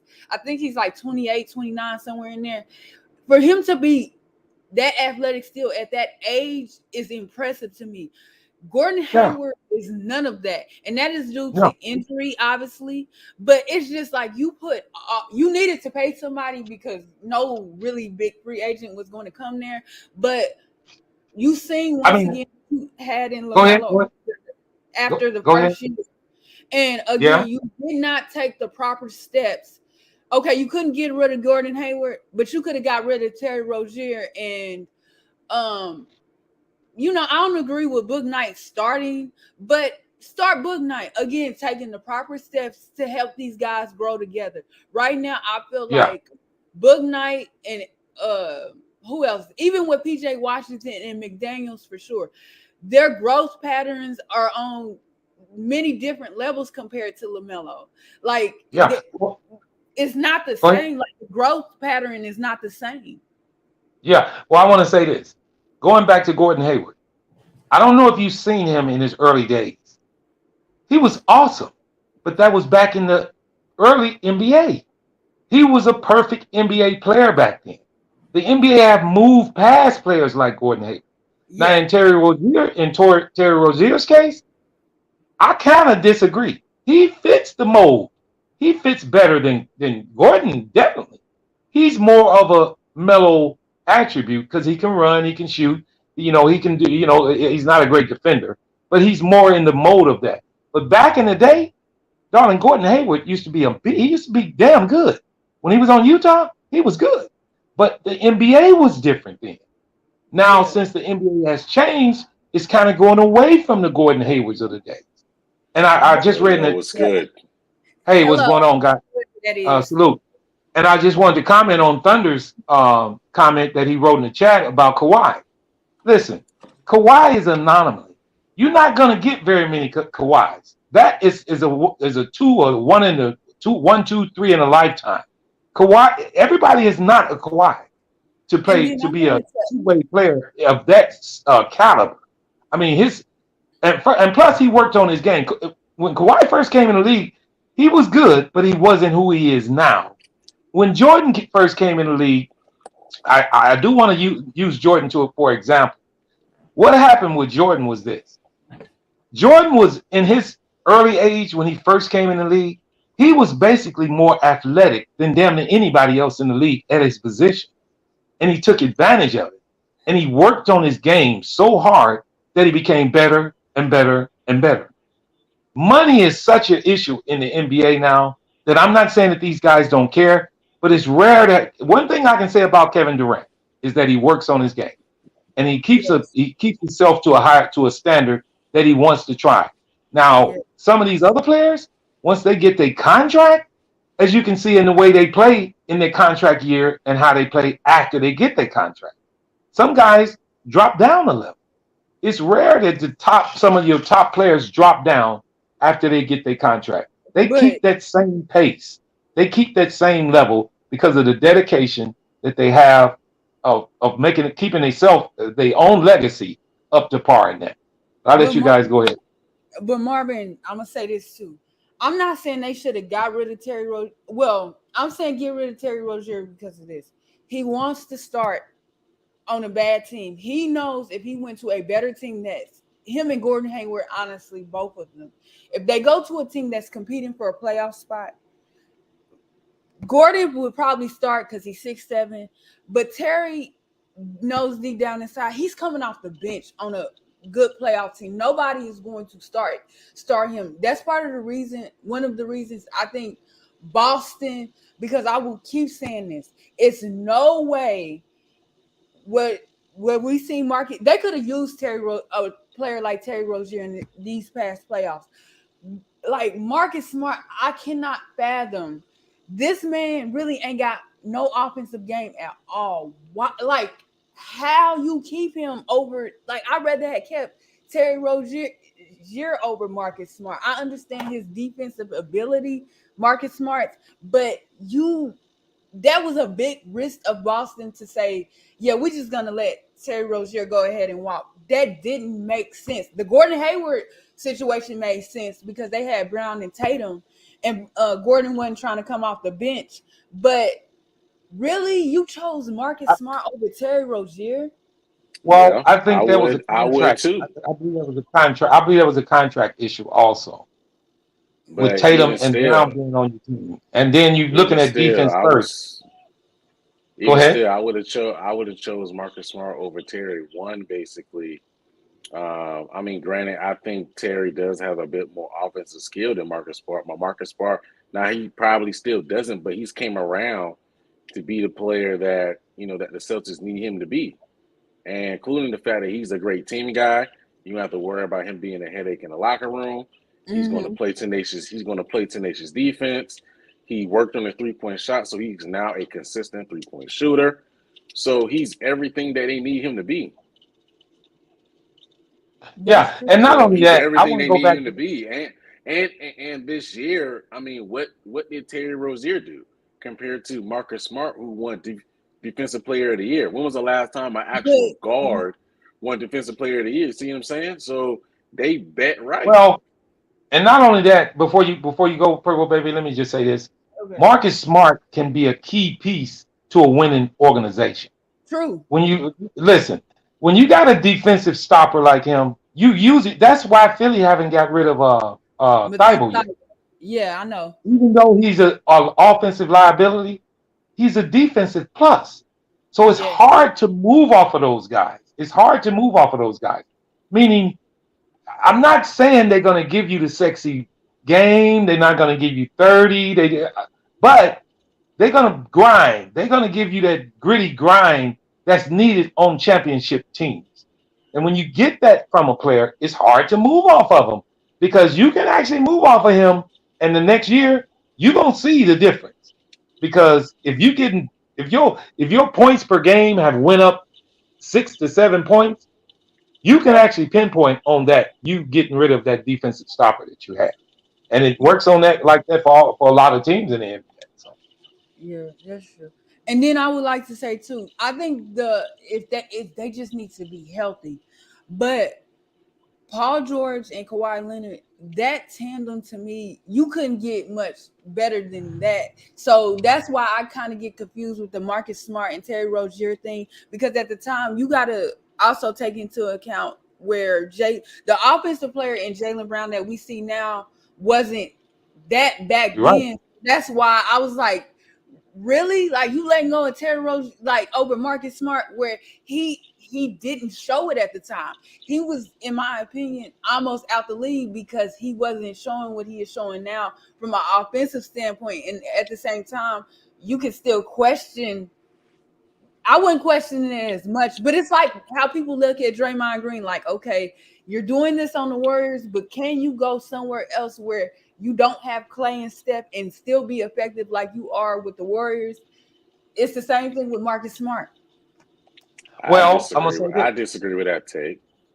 Well, the Because I reason, think and I was gonna let me address it first, because you listen. Draymond Green can go. The name does not have to be Clay and Steph. The name can be Levine and DeRozan. He's gonna give us that defense we need, though. Meaning this: if you got scores on your team, they don't have to be the name Clay and Steph. They can be anybody in NBA. They can be another two scores. They could be Jason Tatum and Jaylen Brown. That's basically the same thing. You better in your team when you get a Green, when you get a Green on your team, because he's going to bring his aspect to your team. Now, in Marcus Smart's issue, I really believe that Terry Rozier thing, that had a lot. I believe it had a lot to do with the contract issue also, but then they saw him as being a vital piece to going forward, and they really look at upside nowadays. Meaning this: who's the oldest? Rozier is older than Marcus Smart, isn't he? Not by many much, because I think Terry Rozier is 27 he's or 28. 28. Well, 28. I can ask you guys, and I can ask everybody in the chat. Would you rather have Rozier or Marcus Smart? I would rather have Marcus Smart. For Rozier. What would you For say, Boston, for Boston, Purple Rozier. Band? I would Huh? take Marcus Smart any day, man. That's the thing, man.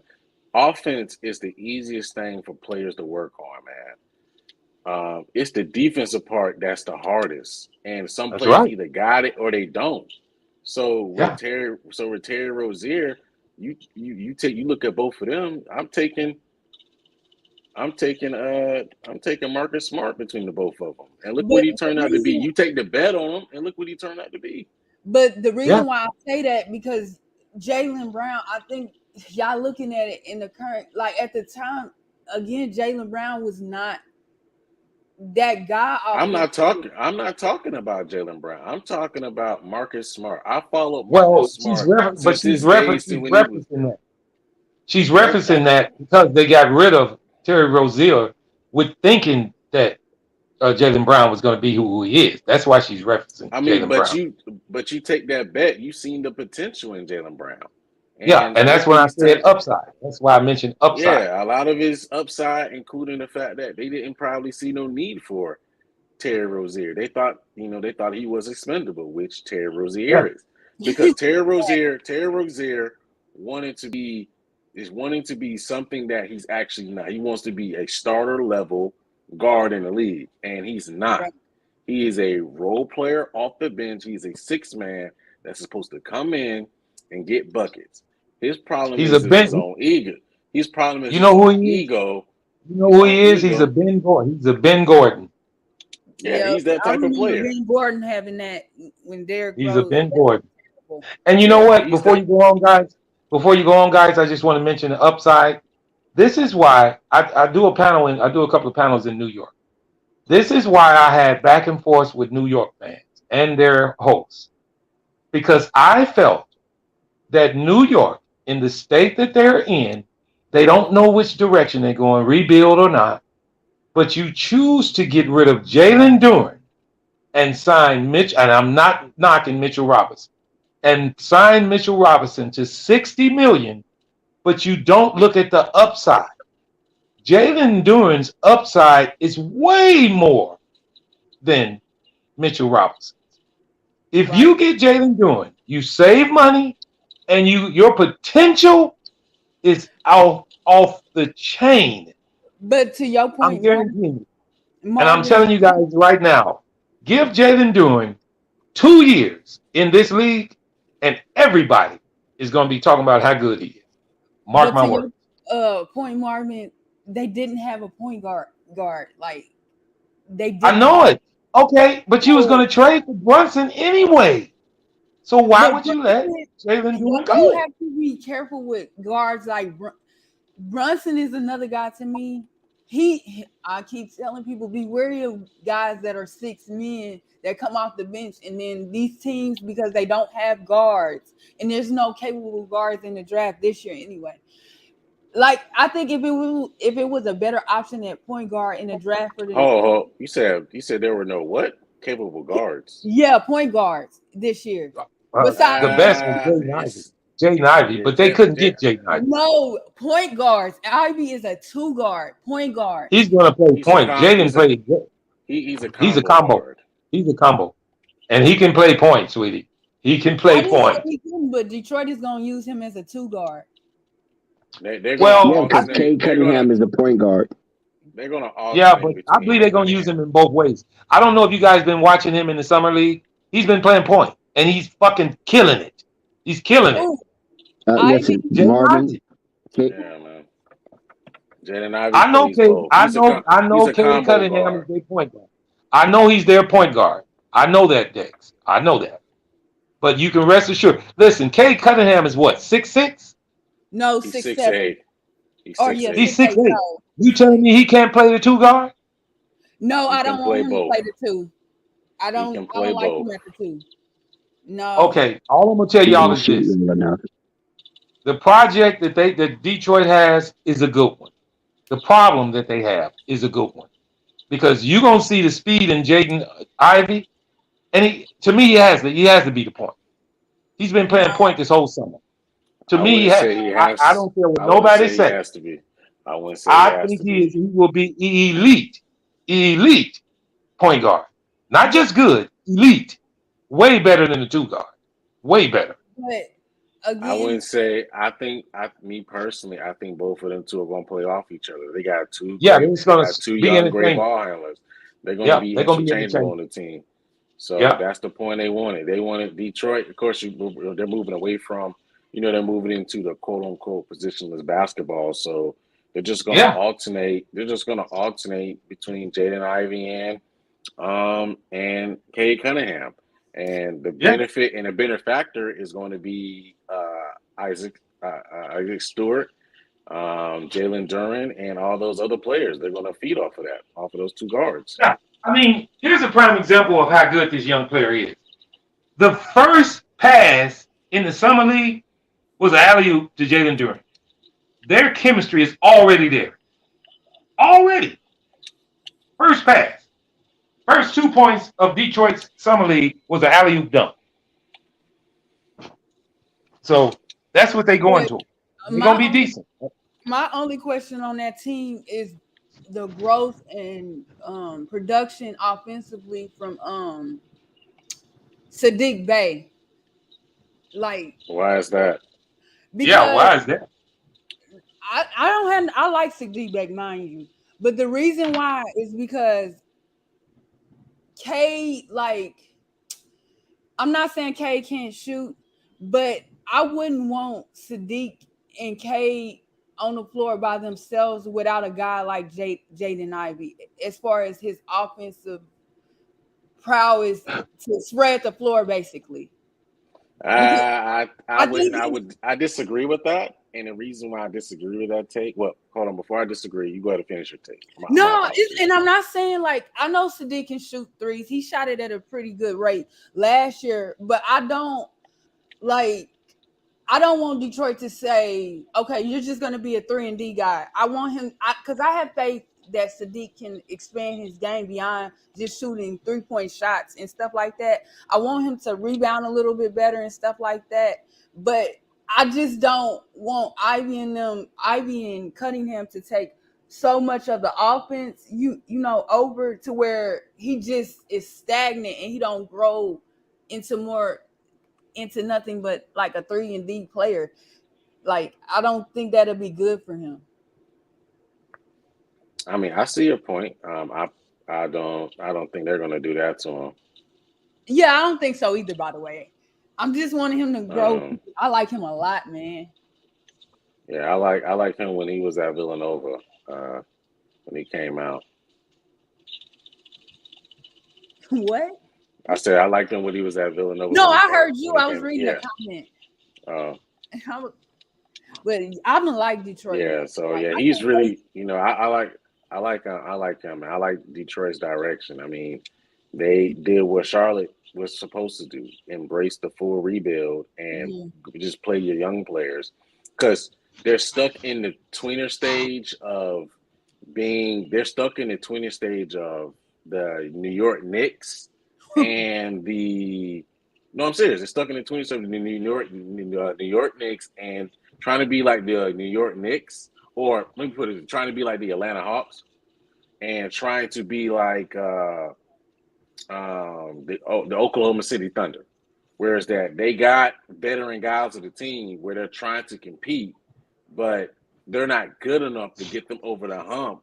But they have so many young guys on the team that that you can you could basically say they're pretty much all basically in a rebuild or in a development mode because of that.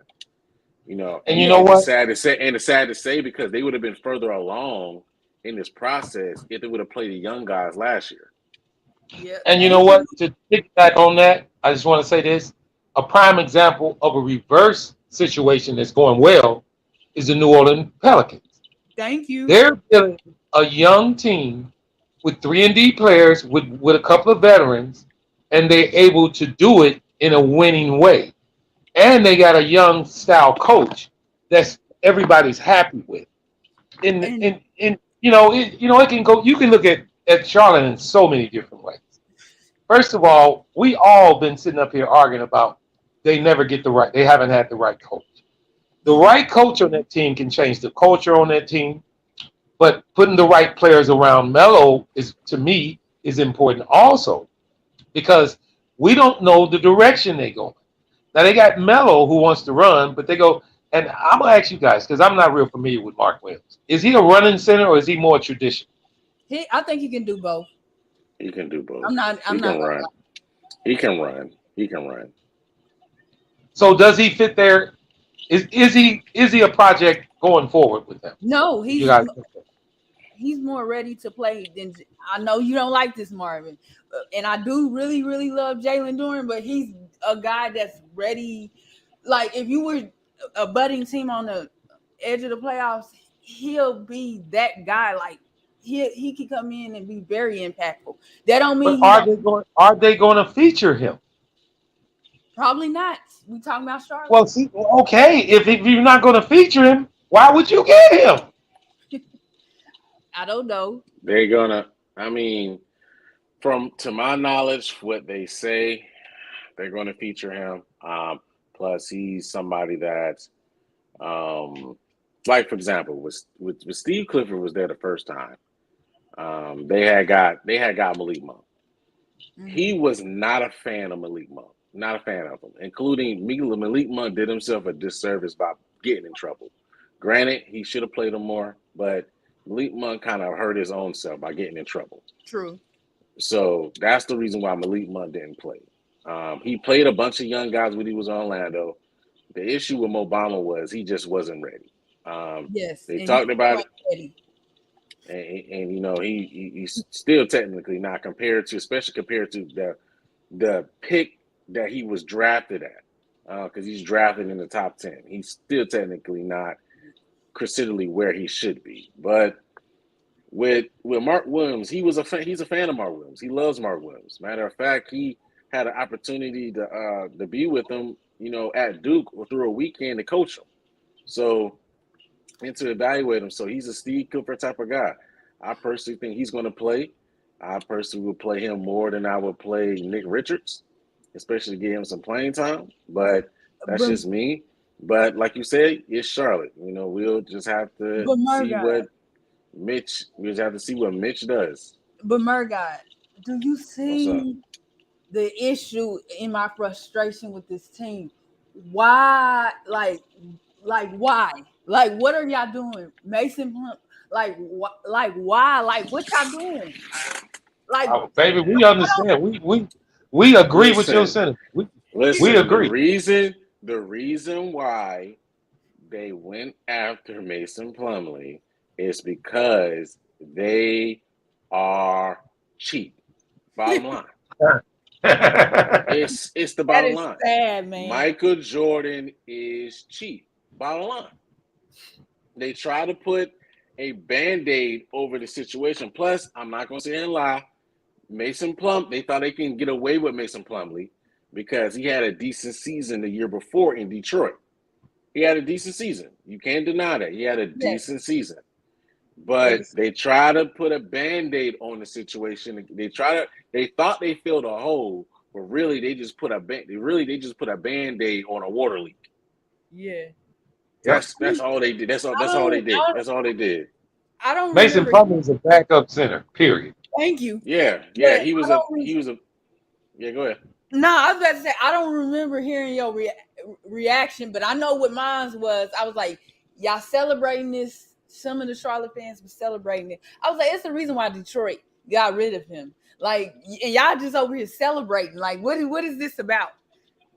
Like, I was just like, it ain't no way. Well, I mean, it starts at the top, and we agree with your sentiments, most definitely. Direction is not a clear view to none of us. And in Murgaard's take on they being like the Knicks, same thing with the Knicks. The Knicks hadn't really showed a direction. They finally starting to try to show it. But in Charlotte's case, it's still up in the air. I mean, here's a question I got for you guys. Tell me somebody good y'all see fitting on Charlotte right now. On another team? Any player in the NBA would you like that you feel that would fit on Charlotte right now? Well, you can go first, Guy, because I gotta explain mine. Well, to me, I mean, before you guys go, well, I mean, listen, we know any player could fit, but it's nothing that's so exact. You have to almost think about it because you don't know how well they're going to fit and make the team better. I don't believe it's one player. You need more than one player I to know make that, that but I team want him to elite. go first because I'm gonna tell you. Go ahead, Murgo. as far as players that need to fit, this is my take on that. For one, basically, we just need to start at just the shooting guard position alone. Like they need somebody bigger there, somebody that can play off LaMelo ball. Mainly, basically, they need like a great player, a player caliber. They need is like a Tim Hardaway Jr. 3 and D wing that's 6'5" to 6'7". They can play alongside LaMelo. Low maintenance is going to play great defense and can shoot the three to allow Melo to create. You can still if Miles situation, you can still keep Miles at the three. You can get a stretch. You can get a stretch four, like a who could play the four. Let's see. Like a player like a Jeremy Grant at the four. So you can put that at the four and then go out there and get themselves a center like a DeAndre Ayton. That will be a good young team that can compete. They can run. They're athletic. They got long wingspans. They'll be able to play defense. Only they have to do is be able to move the ball. You already got a 3 and D wing in that can shoot the three and Tim Hardaway Jr. Miles Bridges shown to shoot the three as well as LaMelo can shoot the three. So LaMelo shoots 38%. Tim Hardaway Jr. shoots close to 40. Miles Bridges, I have consistent where he can shoot the three, and Jeremy Grant can shoot the three. So that'll be a good team you can throw out there on the basketball court to be able to compete with DeAndre Ayton. Now, mind you, you said 3 players. So I'm just letting you know. That's why I said 1. But go ahead, Purple Baby. Let me know what you Okay, think. I hope y'all don't get lost. But firstly, I would like to take it back to the draft that Book Knight came out in was the 2021 draft. Personally, this is why I said they should have waited to pay Bridges, because this is what I wanted them to do. And I'm gonna mention 2 players from this draft class. What I would have done personally, I like Miles Bridges' game inside the 2-point line. I don't like to say it, however you say it. I don't care about him shooting threes, but my preference is for him really not to. So what I would have did to, solve that was I rather them have drafted like a Chris Duarte's or I think I said his name wrong, or a Moses Moody, or if you wanted to get longer but still make up for Miles Bridges lack of shooting, I would have got Trey Murphy or Quentin Grimes. I wanted them to do that. I didn't really have a problem with Book Knight, but I would much rather them had done that. And then if they were a little bit higher in this year's draft, or if they could have put a package together. Again, I don't believe in PJ that much. So, and I understand they got Thor and Kai Jones in the G League and stuff like that. If they had a much higher pick than what they had in this current draft, I wouldn't even have a problem with them going to get a guy that's ready to come in right now and play in Keegan Murray. I really wanted them to trade up and get a Keegan Murray, because even with Miles Bridges, he can help Miles Bridges out on the perimeter as far as his shooting. He's decent at rebounding. He's a good And defender too. Melo on perimeter also. But something to make like a guy that can flex in between positions, like what Murgot said. Like, and then as far as a more experienced player, oh, I don't know. I can't think of nobody that they could have got via a trade. Like, I See, think and that's the reason I asked you guys. Because the team, in my eyes, it's a total enigma. I mean, it's almost best to break that team completely up and start all over again. Just I, start over I, that's with my Melo. that's my sentiments right there. I just feel like they need to Just go bust it ahead up and and go start with ahead Melo and build. and start. Yep, in and year that's what they 3 need. though. I mean, yeah, in year 3. I I mean, mean, Darling, I mean, the I mean, pieces they they got did. I around mean, listen, don't they did fit. that. They did that. They did that with Luca because they're retooling the roster. They're retooling the roster now since they got Jalen Brunson. So I mean, they're doing it. I mean, they do that with a lot of young players. You have to remember that LaMelo Ball is only 20 years old, and Yep. they're going to throw him the max. And if he makes an All NBA team, they can throw him a super max. So they're going to entice him to stay. you're The right. thing is, though, is that they have to be able to figure out what pieces actually really fit around him and go around him. You That's know, right. because the issue is finding the issue is that they have a lot of young talent on the team, Right. and they have to feature them to get them playing time and to play them so they can be able to put it in packages and move them to get the right pieces that they need for this team. That's what they should have done. That's what James Borrego should have did. But you got to understand, in the constraints of James Borrego, he basically was stuck in a situation where they had to make the playoffs, or he was going to get fired, Yep. which he ended up getting fired for it. So Even though he made the playoff. Even though he made the playoff. You mean play in? play in, he Yeah. had to Well, make the listen. Hold playoffs. up, guys. I don't call play in. That was the playoffs to me. To me, those are playoffs, guys. So you guys can call it play in. It ain't always. It ain't. Listen, play in just started what 2 years ago. Yes. The 8 seed would have made the playoffs back then. So because it's called play in, to me, I don't call it that. If you I was the mean, eight seed, But they weren't Back the in eighth the seed day, you though. was the eighth seed and you made the playoffs. Period. But that's the thing. That's the thing. They weren't the eighth seed. They Well, were yeah, the they were. they were They no they were. weren't. They They were. were They the won 43 games. they Let me weren't check the it. eighth seed. They weren't the eighth Yeah, seed. they They were were the like 10th 10. seed. They were 10 Oh, okay. So yeah, okay. All right. because Okay. they lost tiebreakers with the Nets and they lost tiebreakers with no the Nets had a better record, but they lost It was the tiebreakers Hawks. with they lost a tiebreaker with the Hawks and I forgot the other team. the Cleveland Cavaliers. Cleveland. They lost the Yeah, but tiebreaker with us. They lost the tiebreakers with those teams, so that put them at 10. So they technically would never even made the playoffs. well, I'm gonna say this. I'm just happy I'm not a Charlotte fan, and I'm not from Charlotte. I Don't mean that when I say this don't be because rubbing I it would in. be so pissed off. I would be so pissed off. They probably wouldn't even want me on none of they in their chats.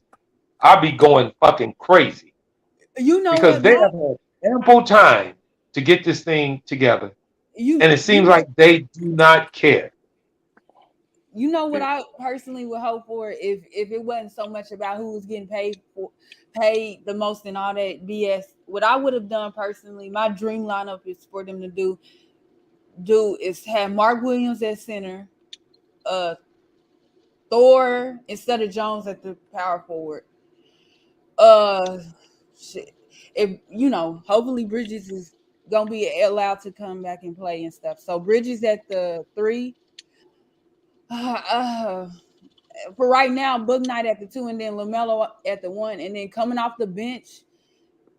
For right now, Terry, I don't want Terry and Kelly coming off the bench together. Just imagine the amount of shots that they about to chuck up. But since they drafted Bryce, and I know people feel like Bryce is not ready, and I agree, but I would try to get Bryce ready with some rotational minutes with Bridges and Book Knight on the floor. If you can find a way to make that work, like that's what I would want. But the Well, all Clippers, that's right. Well, not let my me throw this. Let me throw this to you. Something me and Murdoch was just talking about. You not in the sentiment of just completely breaking this team, just getting rid of every fucking body except Melo. Starting by getting rid of the players and then getting draft capital. Bringing thing. in young players. You can bring in one more veteran because you're gonna get something back for Rozier. You're gonna get Yeah, something back from Bridges. I don't know how much you're gonna get from Plumlee. You're gonna get something back from Gordon Hayward. Get a lot of draft capital. Go ahead and now you should have did that by starting by getting Jalen Duren true. but you got Mark Williams, so you can there's your center, young center, and start building young pieces. Listen, if you're gonna stay at a 10 seed, you ain't going nowhere. You You're not know what, going. You're not doing Mike? anything. You're not doing. It's like being 8-8 back when the NFL was 16 games. It's like being 8-8 every fucking year, and you're not Yeah, even getting a fucking draft pick, and you're going back in the next year, and you're gonna be 8-8 again. It's one of them settlements. I mean, one of them statements that I say. My team was started at the beginning of the season. They were kind of hovering around the bottom. Then at the All Star break, they were hovering around the bottom, and then at the end of the year, they were hovering around the bottom. That shit ain't fun. That is you no way to run an organization. You're either gonna be bad or you're gonna be good. mm-hmm. One or the other. In the middle, do not get you nowhere It's in no purgatory, sports. man. And once again, Purgatory, man. That's the worst once place to again, be. I Yes, want because you can't get out of it. If you playing 500 all your life, that's yes. where you're gonna be. You 500. And once Yep. again, I want to reiterate to anybody that's listening, I do not feel at the end of the day that Terry Rozier and Gordon Hayward are bad players. I'm just putting it in the context of if they go to a playoff team that's ready to compete, like the Lakers, for example, or if the Clippers didn't have so much salary on their roster, even with the Clippers, I'm being realistic. Like they make an Well, impact, but just not on yes. this Well, team. let me tell you this. Rozier would be a bucket for the Bulls coming off the bench. Yes. I agree, but I don't want him and DeRozan on the floor at the same time because you need No, somebody to no. go I'm that saying we ball. need shooting off the bench. he would be perfect coming off the bench. And don't And make him his a ball handler. defensive deficiencies could be covered up from players like Caruso and Ayo. You And can cover him Lonzo. up. And Lonzo, you can Lonzo. cover him up. You can Dalen cover him Terry can up. play Dalen Terry plays Yeah, and defense. here's the deal. Here's the deal with Charlotte. To me, these players do not fit what they're trying to do, Thank you. which means I can almost Shout out to guarantee Justin Turtle from Canada. Much love from the north, my brother. you can almost mark my words. Charlotte was 43 and 39 this previous season. They're gonna be 43 and 39 next year, No, I know. I think that goes down. or they probably be worse. Yeah, I think they'd be worse. Yeah. Okay, if they worse, how did they get better? That means you ain't did nothing. You waste a whole nother year. But I mean, really, you ain't even tried. Hold on, what upsets me, and I'm not even a Charlotte fan, is they haven't even tried to do anything. So Well, they what? did I mean, draft as a somebody. fan, huh? What'd you say, Dex? I mean, they haven't even put forth the effort, even with their summer league team. They just like, fuck it, this is where we're gonna be. This is where we're gonna be. Yeah. Yeah, I mean, show me a direction at least, man. You know? Here's a prime example of a different team. Cleveland. They on the uptake. Cleveland's on the uptake. And it looks Atlanta. like Colin Sexton is Atlanta's trying to get better. Atlanta's trying to get better. Look at all the teams ahead of them. I can't say that about Brooklyn because of the turmoil they're going through. Toronto, they trying to get better. Boston, trying to get better. Miami, trying to get better. Milwaukee, Philly, Bulls, Toronto, they all trying to get better. Charlotte they trying to get worse. That's not funny, but it's sad. If you look at what they've been doing, come on now. You just told me they're not even going to win 43 games next year. So what did they do? They got worse. Yeah. Yep. So me and Murgar's sentiment of breaking it up is to me the best way. Here's the deal. Here's something that's probably going to blow all y'all mind. If they brought in Kevin Durant right now, they still wouldn't fucking be too much better. How about that? It depends who they got rid of. I ain't gonna lie. Darling. Listen, okay, if they got rid of Miles Bridges, Terry Rozier, and Gordon Hayward, and they brought in Durant, how many games they win next I year? wouldn't give up Miles Bridges. I would still keep them at. Okay, if they gave up Gordon Hayward Hold and on. Terry Rozier. I forgot about the bench. You might be right. Damn. I mean, think about it.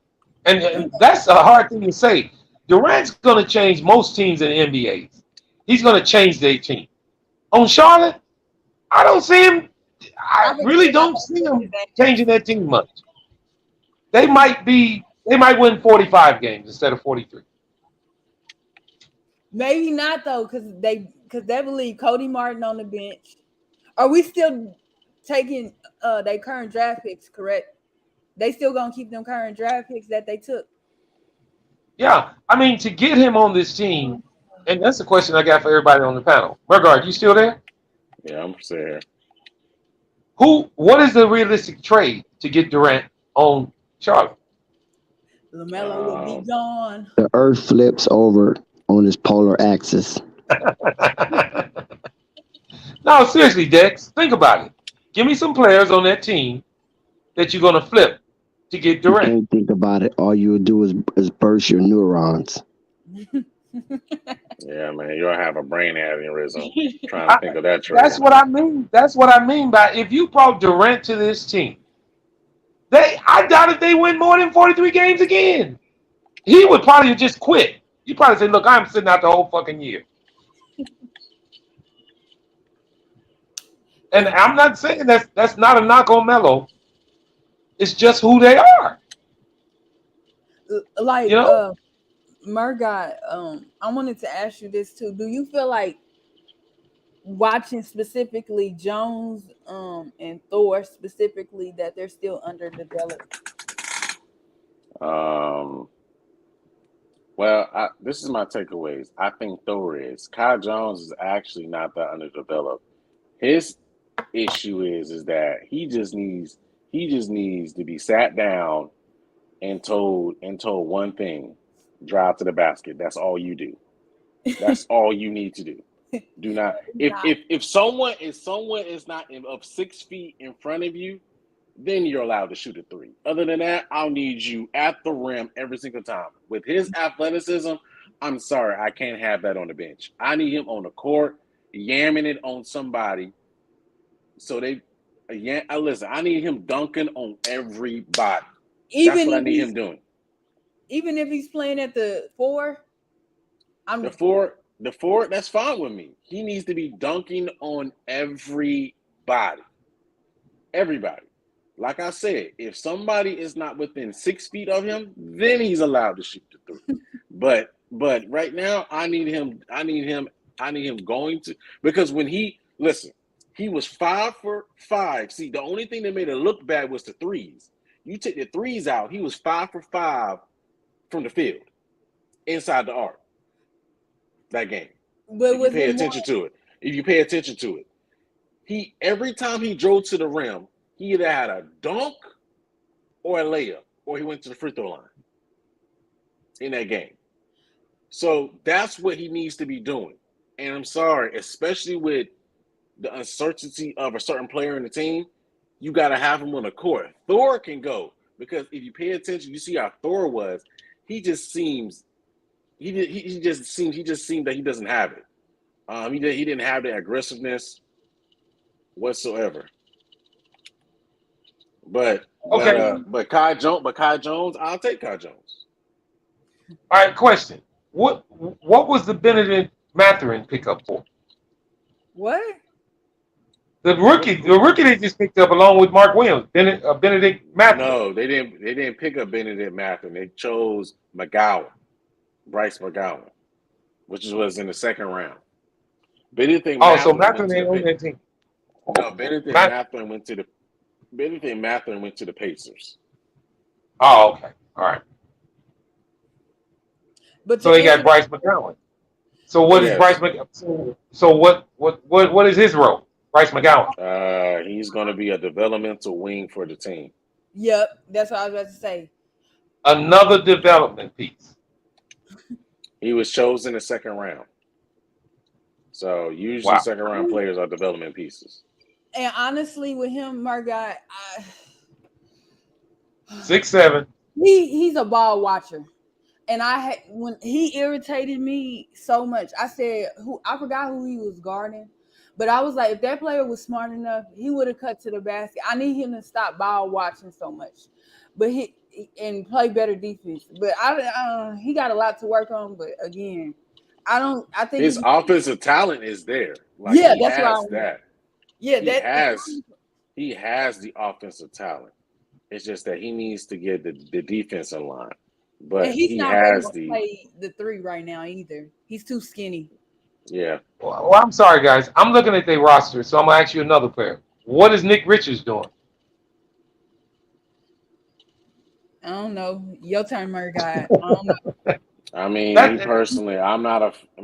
I'm not a fan of Nick Richards. I mean, he did have a decent game, but I'm just not a fan of him. I would rather have Mark Williams. So I would just move off from Nick Richards, which they're probably more than when likely did they going to get do. him? When did they They get got him? they I think got him in they Lamelo didn't. got they got him in the same draft as LaMelo in the second Yeah, round, along with Vernon Carey. They yeah. traded Vernon Carey in the deal to get Montrezl Harrell, which obviously, I don't know. It's just weird when Michael Jordan has his eyes set on a certain player. There's nothing you can do to sway him otherwise. He's going to get that player on his team, whether it's right now or whether it's 30 years from now. Nick Like with Richards Gordon is Hayward, 7 feet tall. I ain't never seen him play. I he think has he's played. decent. I think he's a rotational big that can come off the bench. He's 7 feet. And I ain't this never is seen him. limited minutes. So you guys telling me that Plumlee outplayed all of these guys? No, he didn't. No, he He didn't. didn't. He didn't outplay. Well, to be honest with you, compared to last season, he was the best center on the team. And he shouldn't have been. Wow. Because Nick Richards, he just ain't got it, man. I think he do. It's just I don't trust him. I'll just be honest, Purple Baby. I just don't. I'm not a fan of him, man. He's to me. I just feel like he's very soft, and he doesn't finish well around the rim. Obviously, they do too. Cause shit, I'm finna look at his numbers, but I have never seen. And we played against Charlotte. I don't remember him doing nothing against the Bulls. because he was in the I didn't even gym. know it was. I thought he He was a was guard until I just seen 7 feet. he was on the bench. He was on the bench. He was on Mark, the I think bench. you over. I don't. I just think it's Charlotte, man. I think if anybody else had him and he was Nah, the I best just think, possible, man. Do you see how he plays? He's just soft to he me. needs to be developed. Though I don't. I agree with you about him being soft, but it's a lot of players that's soft nowadays. There's not too many players that Man, are. I can't have a soft center.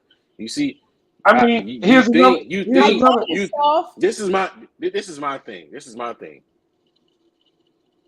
I would like I would like for him to play like a role like JaVale McGee, but JaVale McGee is just he just plays a lot. He just plays a lot tougher, man. I mean, I don't see that toughness in Nick Richards.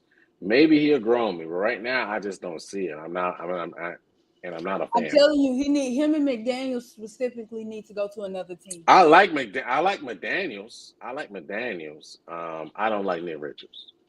I like I think it's McDaniels though. time, even with PJ, because I'm trying to see with PJ specifically. I was just gonna ask y'all about him. What is he doing? Move on. What what I what don't Purple mind Baby? PJ. You almost in the sentiment about like what me and Merc are talking about. Just give it every damn body. I don't mind. I don't mind PJ. PJ's cool to me. I don't mind PJ. I mean, but He does he adds fit that? that. Does He he adds fit? that 3-point shooting. It's just that my thing is this season, especially with what's going on with the team. Can he expand his game? That's Nope. the. Yeah, but does he That's fit the the. timeline? He Nope. does fit the time. He does for the You timeline. really He's think on. he fit the timeline? He's only how old is PJ? He's only I don't. 21 years old, 22. No, I think he He older fits than the that. time. Yeah, he's definitely very young. He's younger than Miles Bridges. Definitely young. PJ is hang on, He's He's 23. 22. 22. So he fits the timeline. But come on, is he There's giving you enough. anything? I don't think so. I'm not even gonna lie. I mean, I ain't never seen him make a difference. He ain't hit no game-winning shots. I ain't never seen him hit over 20 points. He scored Never. 40 before. His Oh career high yeah. is 40. But it's not consistent though. Like we talk about Well, Lamelo's consistency and Rozier he's. consistent. I His is mean, even his worse. his consistency is due to a coach that pretty much basically didn't play him. Plus, I admit he was lackadaisical last season. He came on strong at the end of the season. He wasn't there in the first half of the season, and I meant he wasn't because of the fact that he was going through a lot dealing with his private capacity situation. But when that basically got handled, and he was able to Now, play a lot more freer, he played a lot better. And now hold on, guys. especially when players went down, especially with Gordon Hayward down, he started starting. He played pretty decent. It's just a Now hold matter of on, guys. basically can he develop. Mason Plumlee is 32 years old. Yep. Why you find that surprising? Because how the hell can you figure he's your piece? He's 32. Come on, y'all. Come on, man. He's 32 and he beat out all the rest of the damn centers. That shows where they center shit is.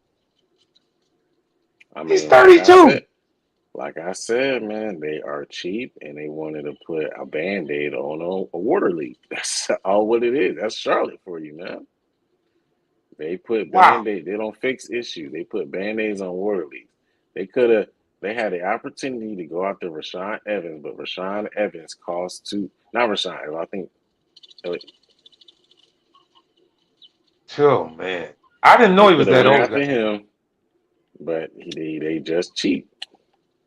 But 32 years old, you know he's a backup. Oh man,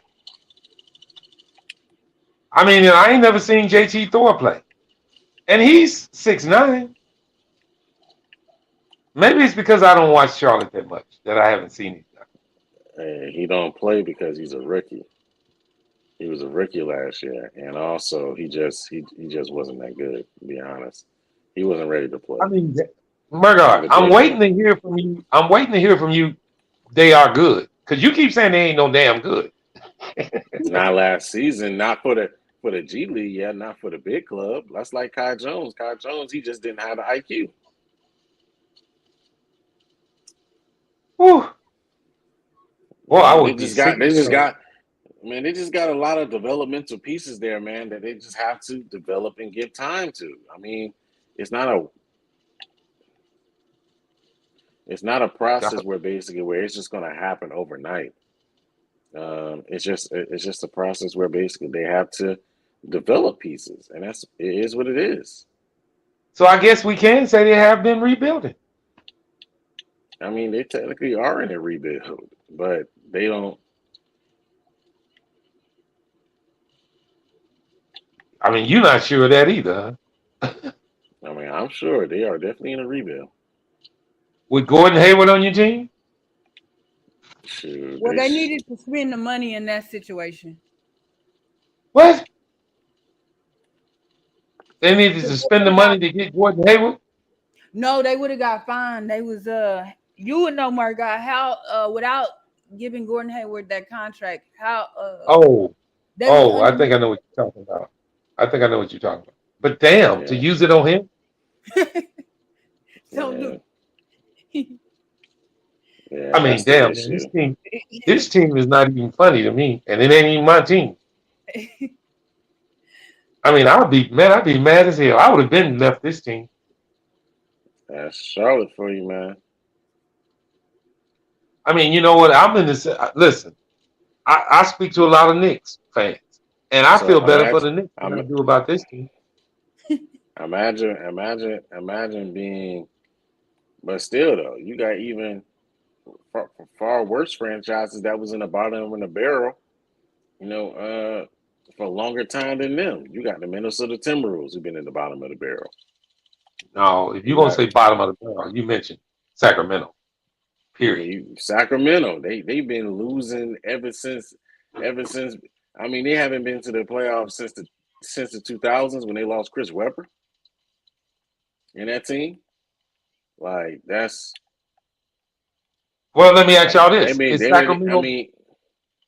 No, let me ask you this. Hang on. Is Sacramento better than Charlotte right now? No. With the current roster Sacramento got, you don't think so? No, because I don't think De'Aaron Fox better. I don't think De'Aaron Fox better than LaMelo. But all right, we're gonna pull back up tomorrow. All right, Gelo again. We appreciate y'all for stopping by. Check out tomorrow. It's Flight Sports. Flight Sports TV, man. That's my dude. I rolls with him. You heard what the man said. It's Flight Sports TV.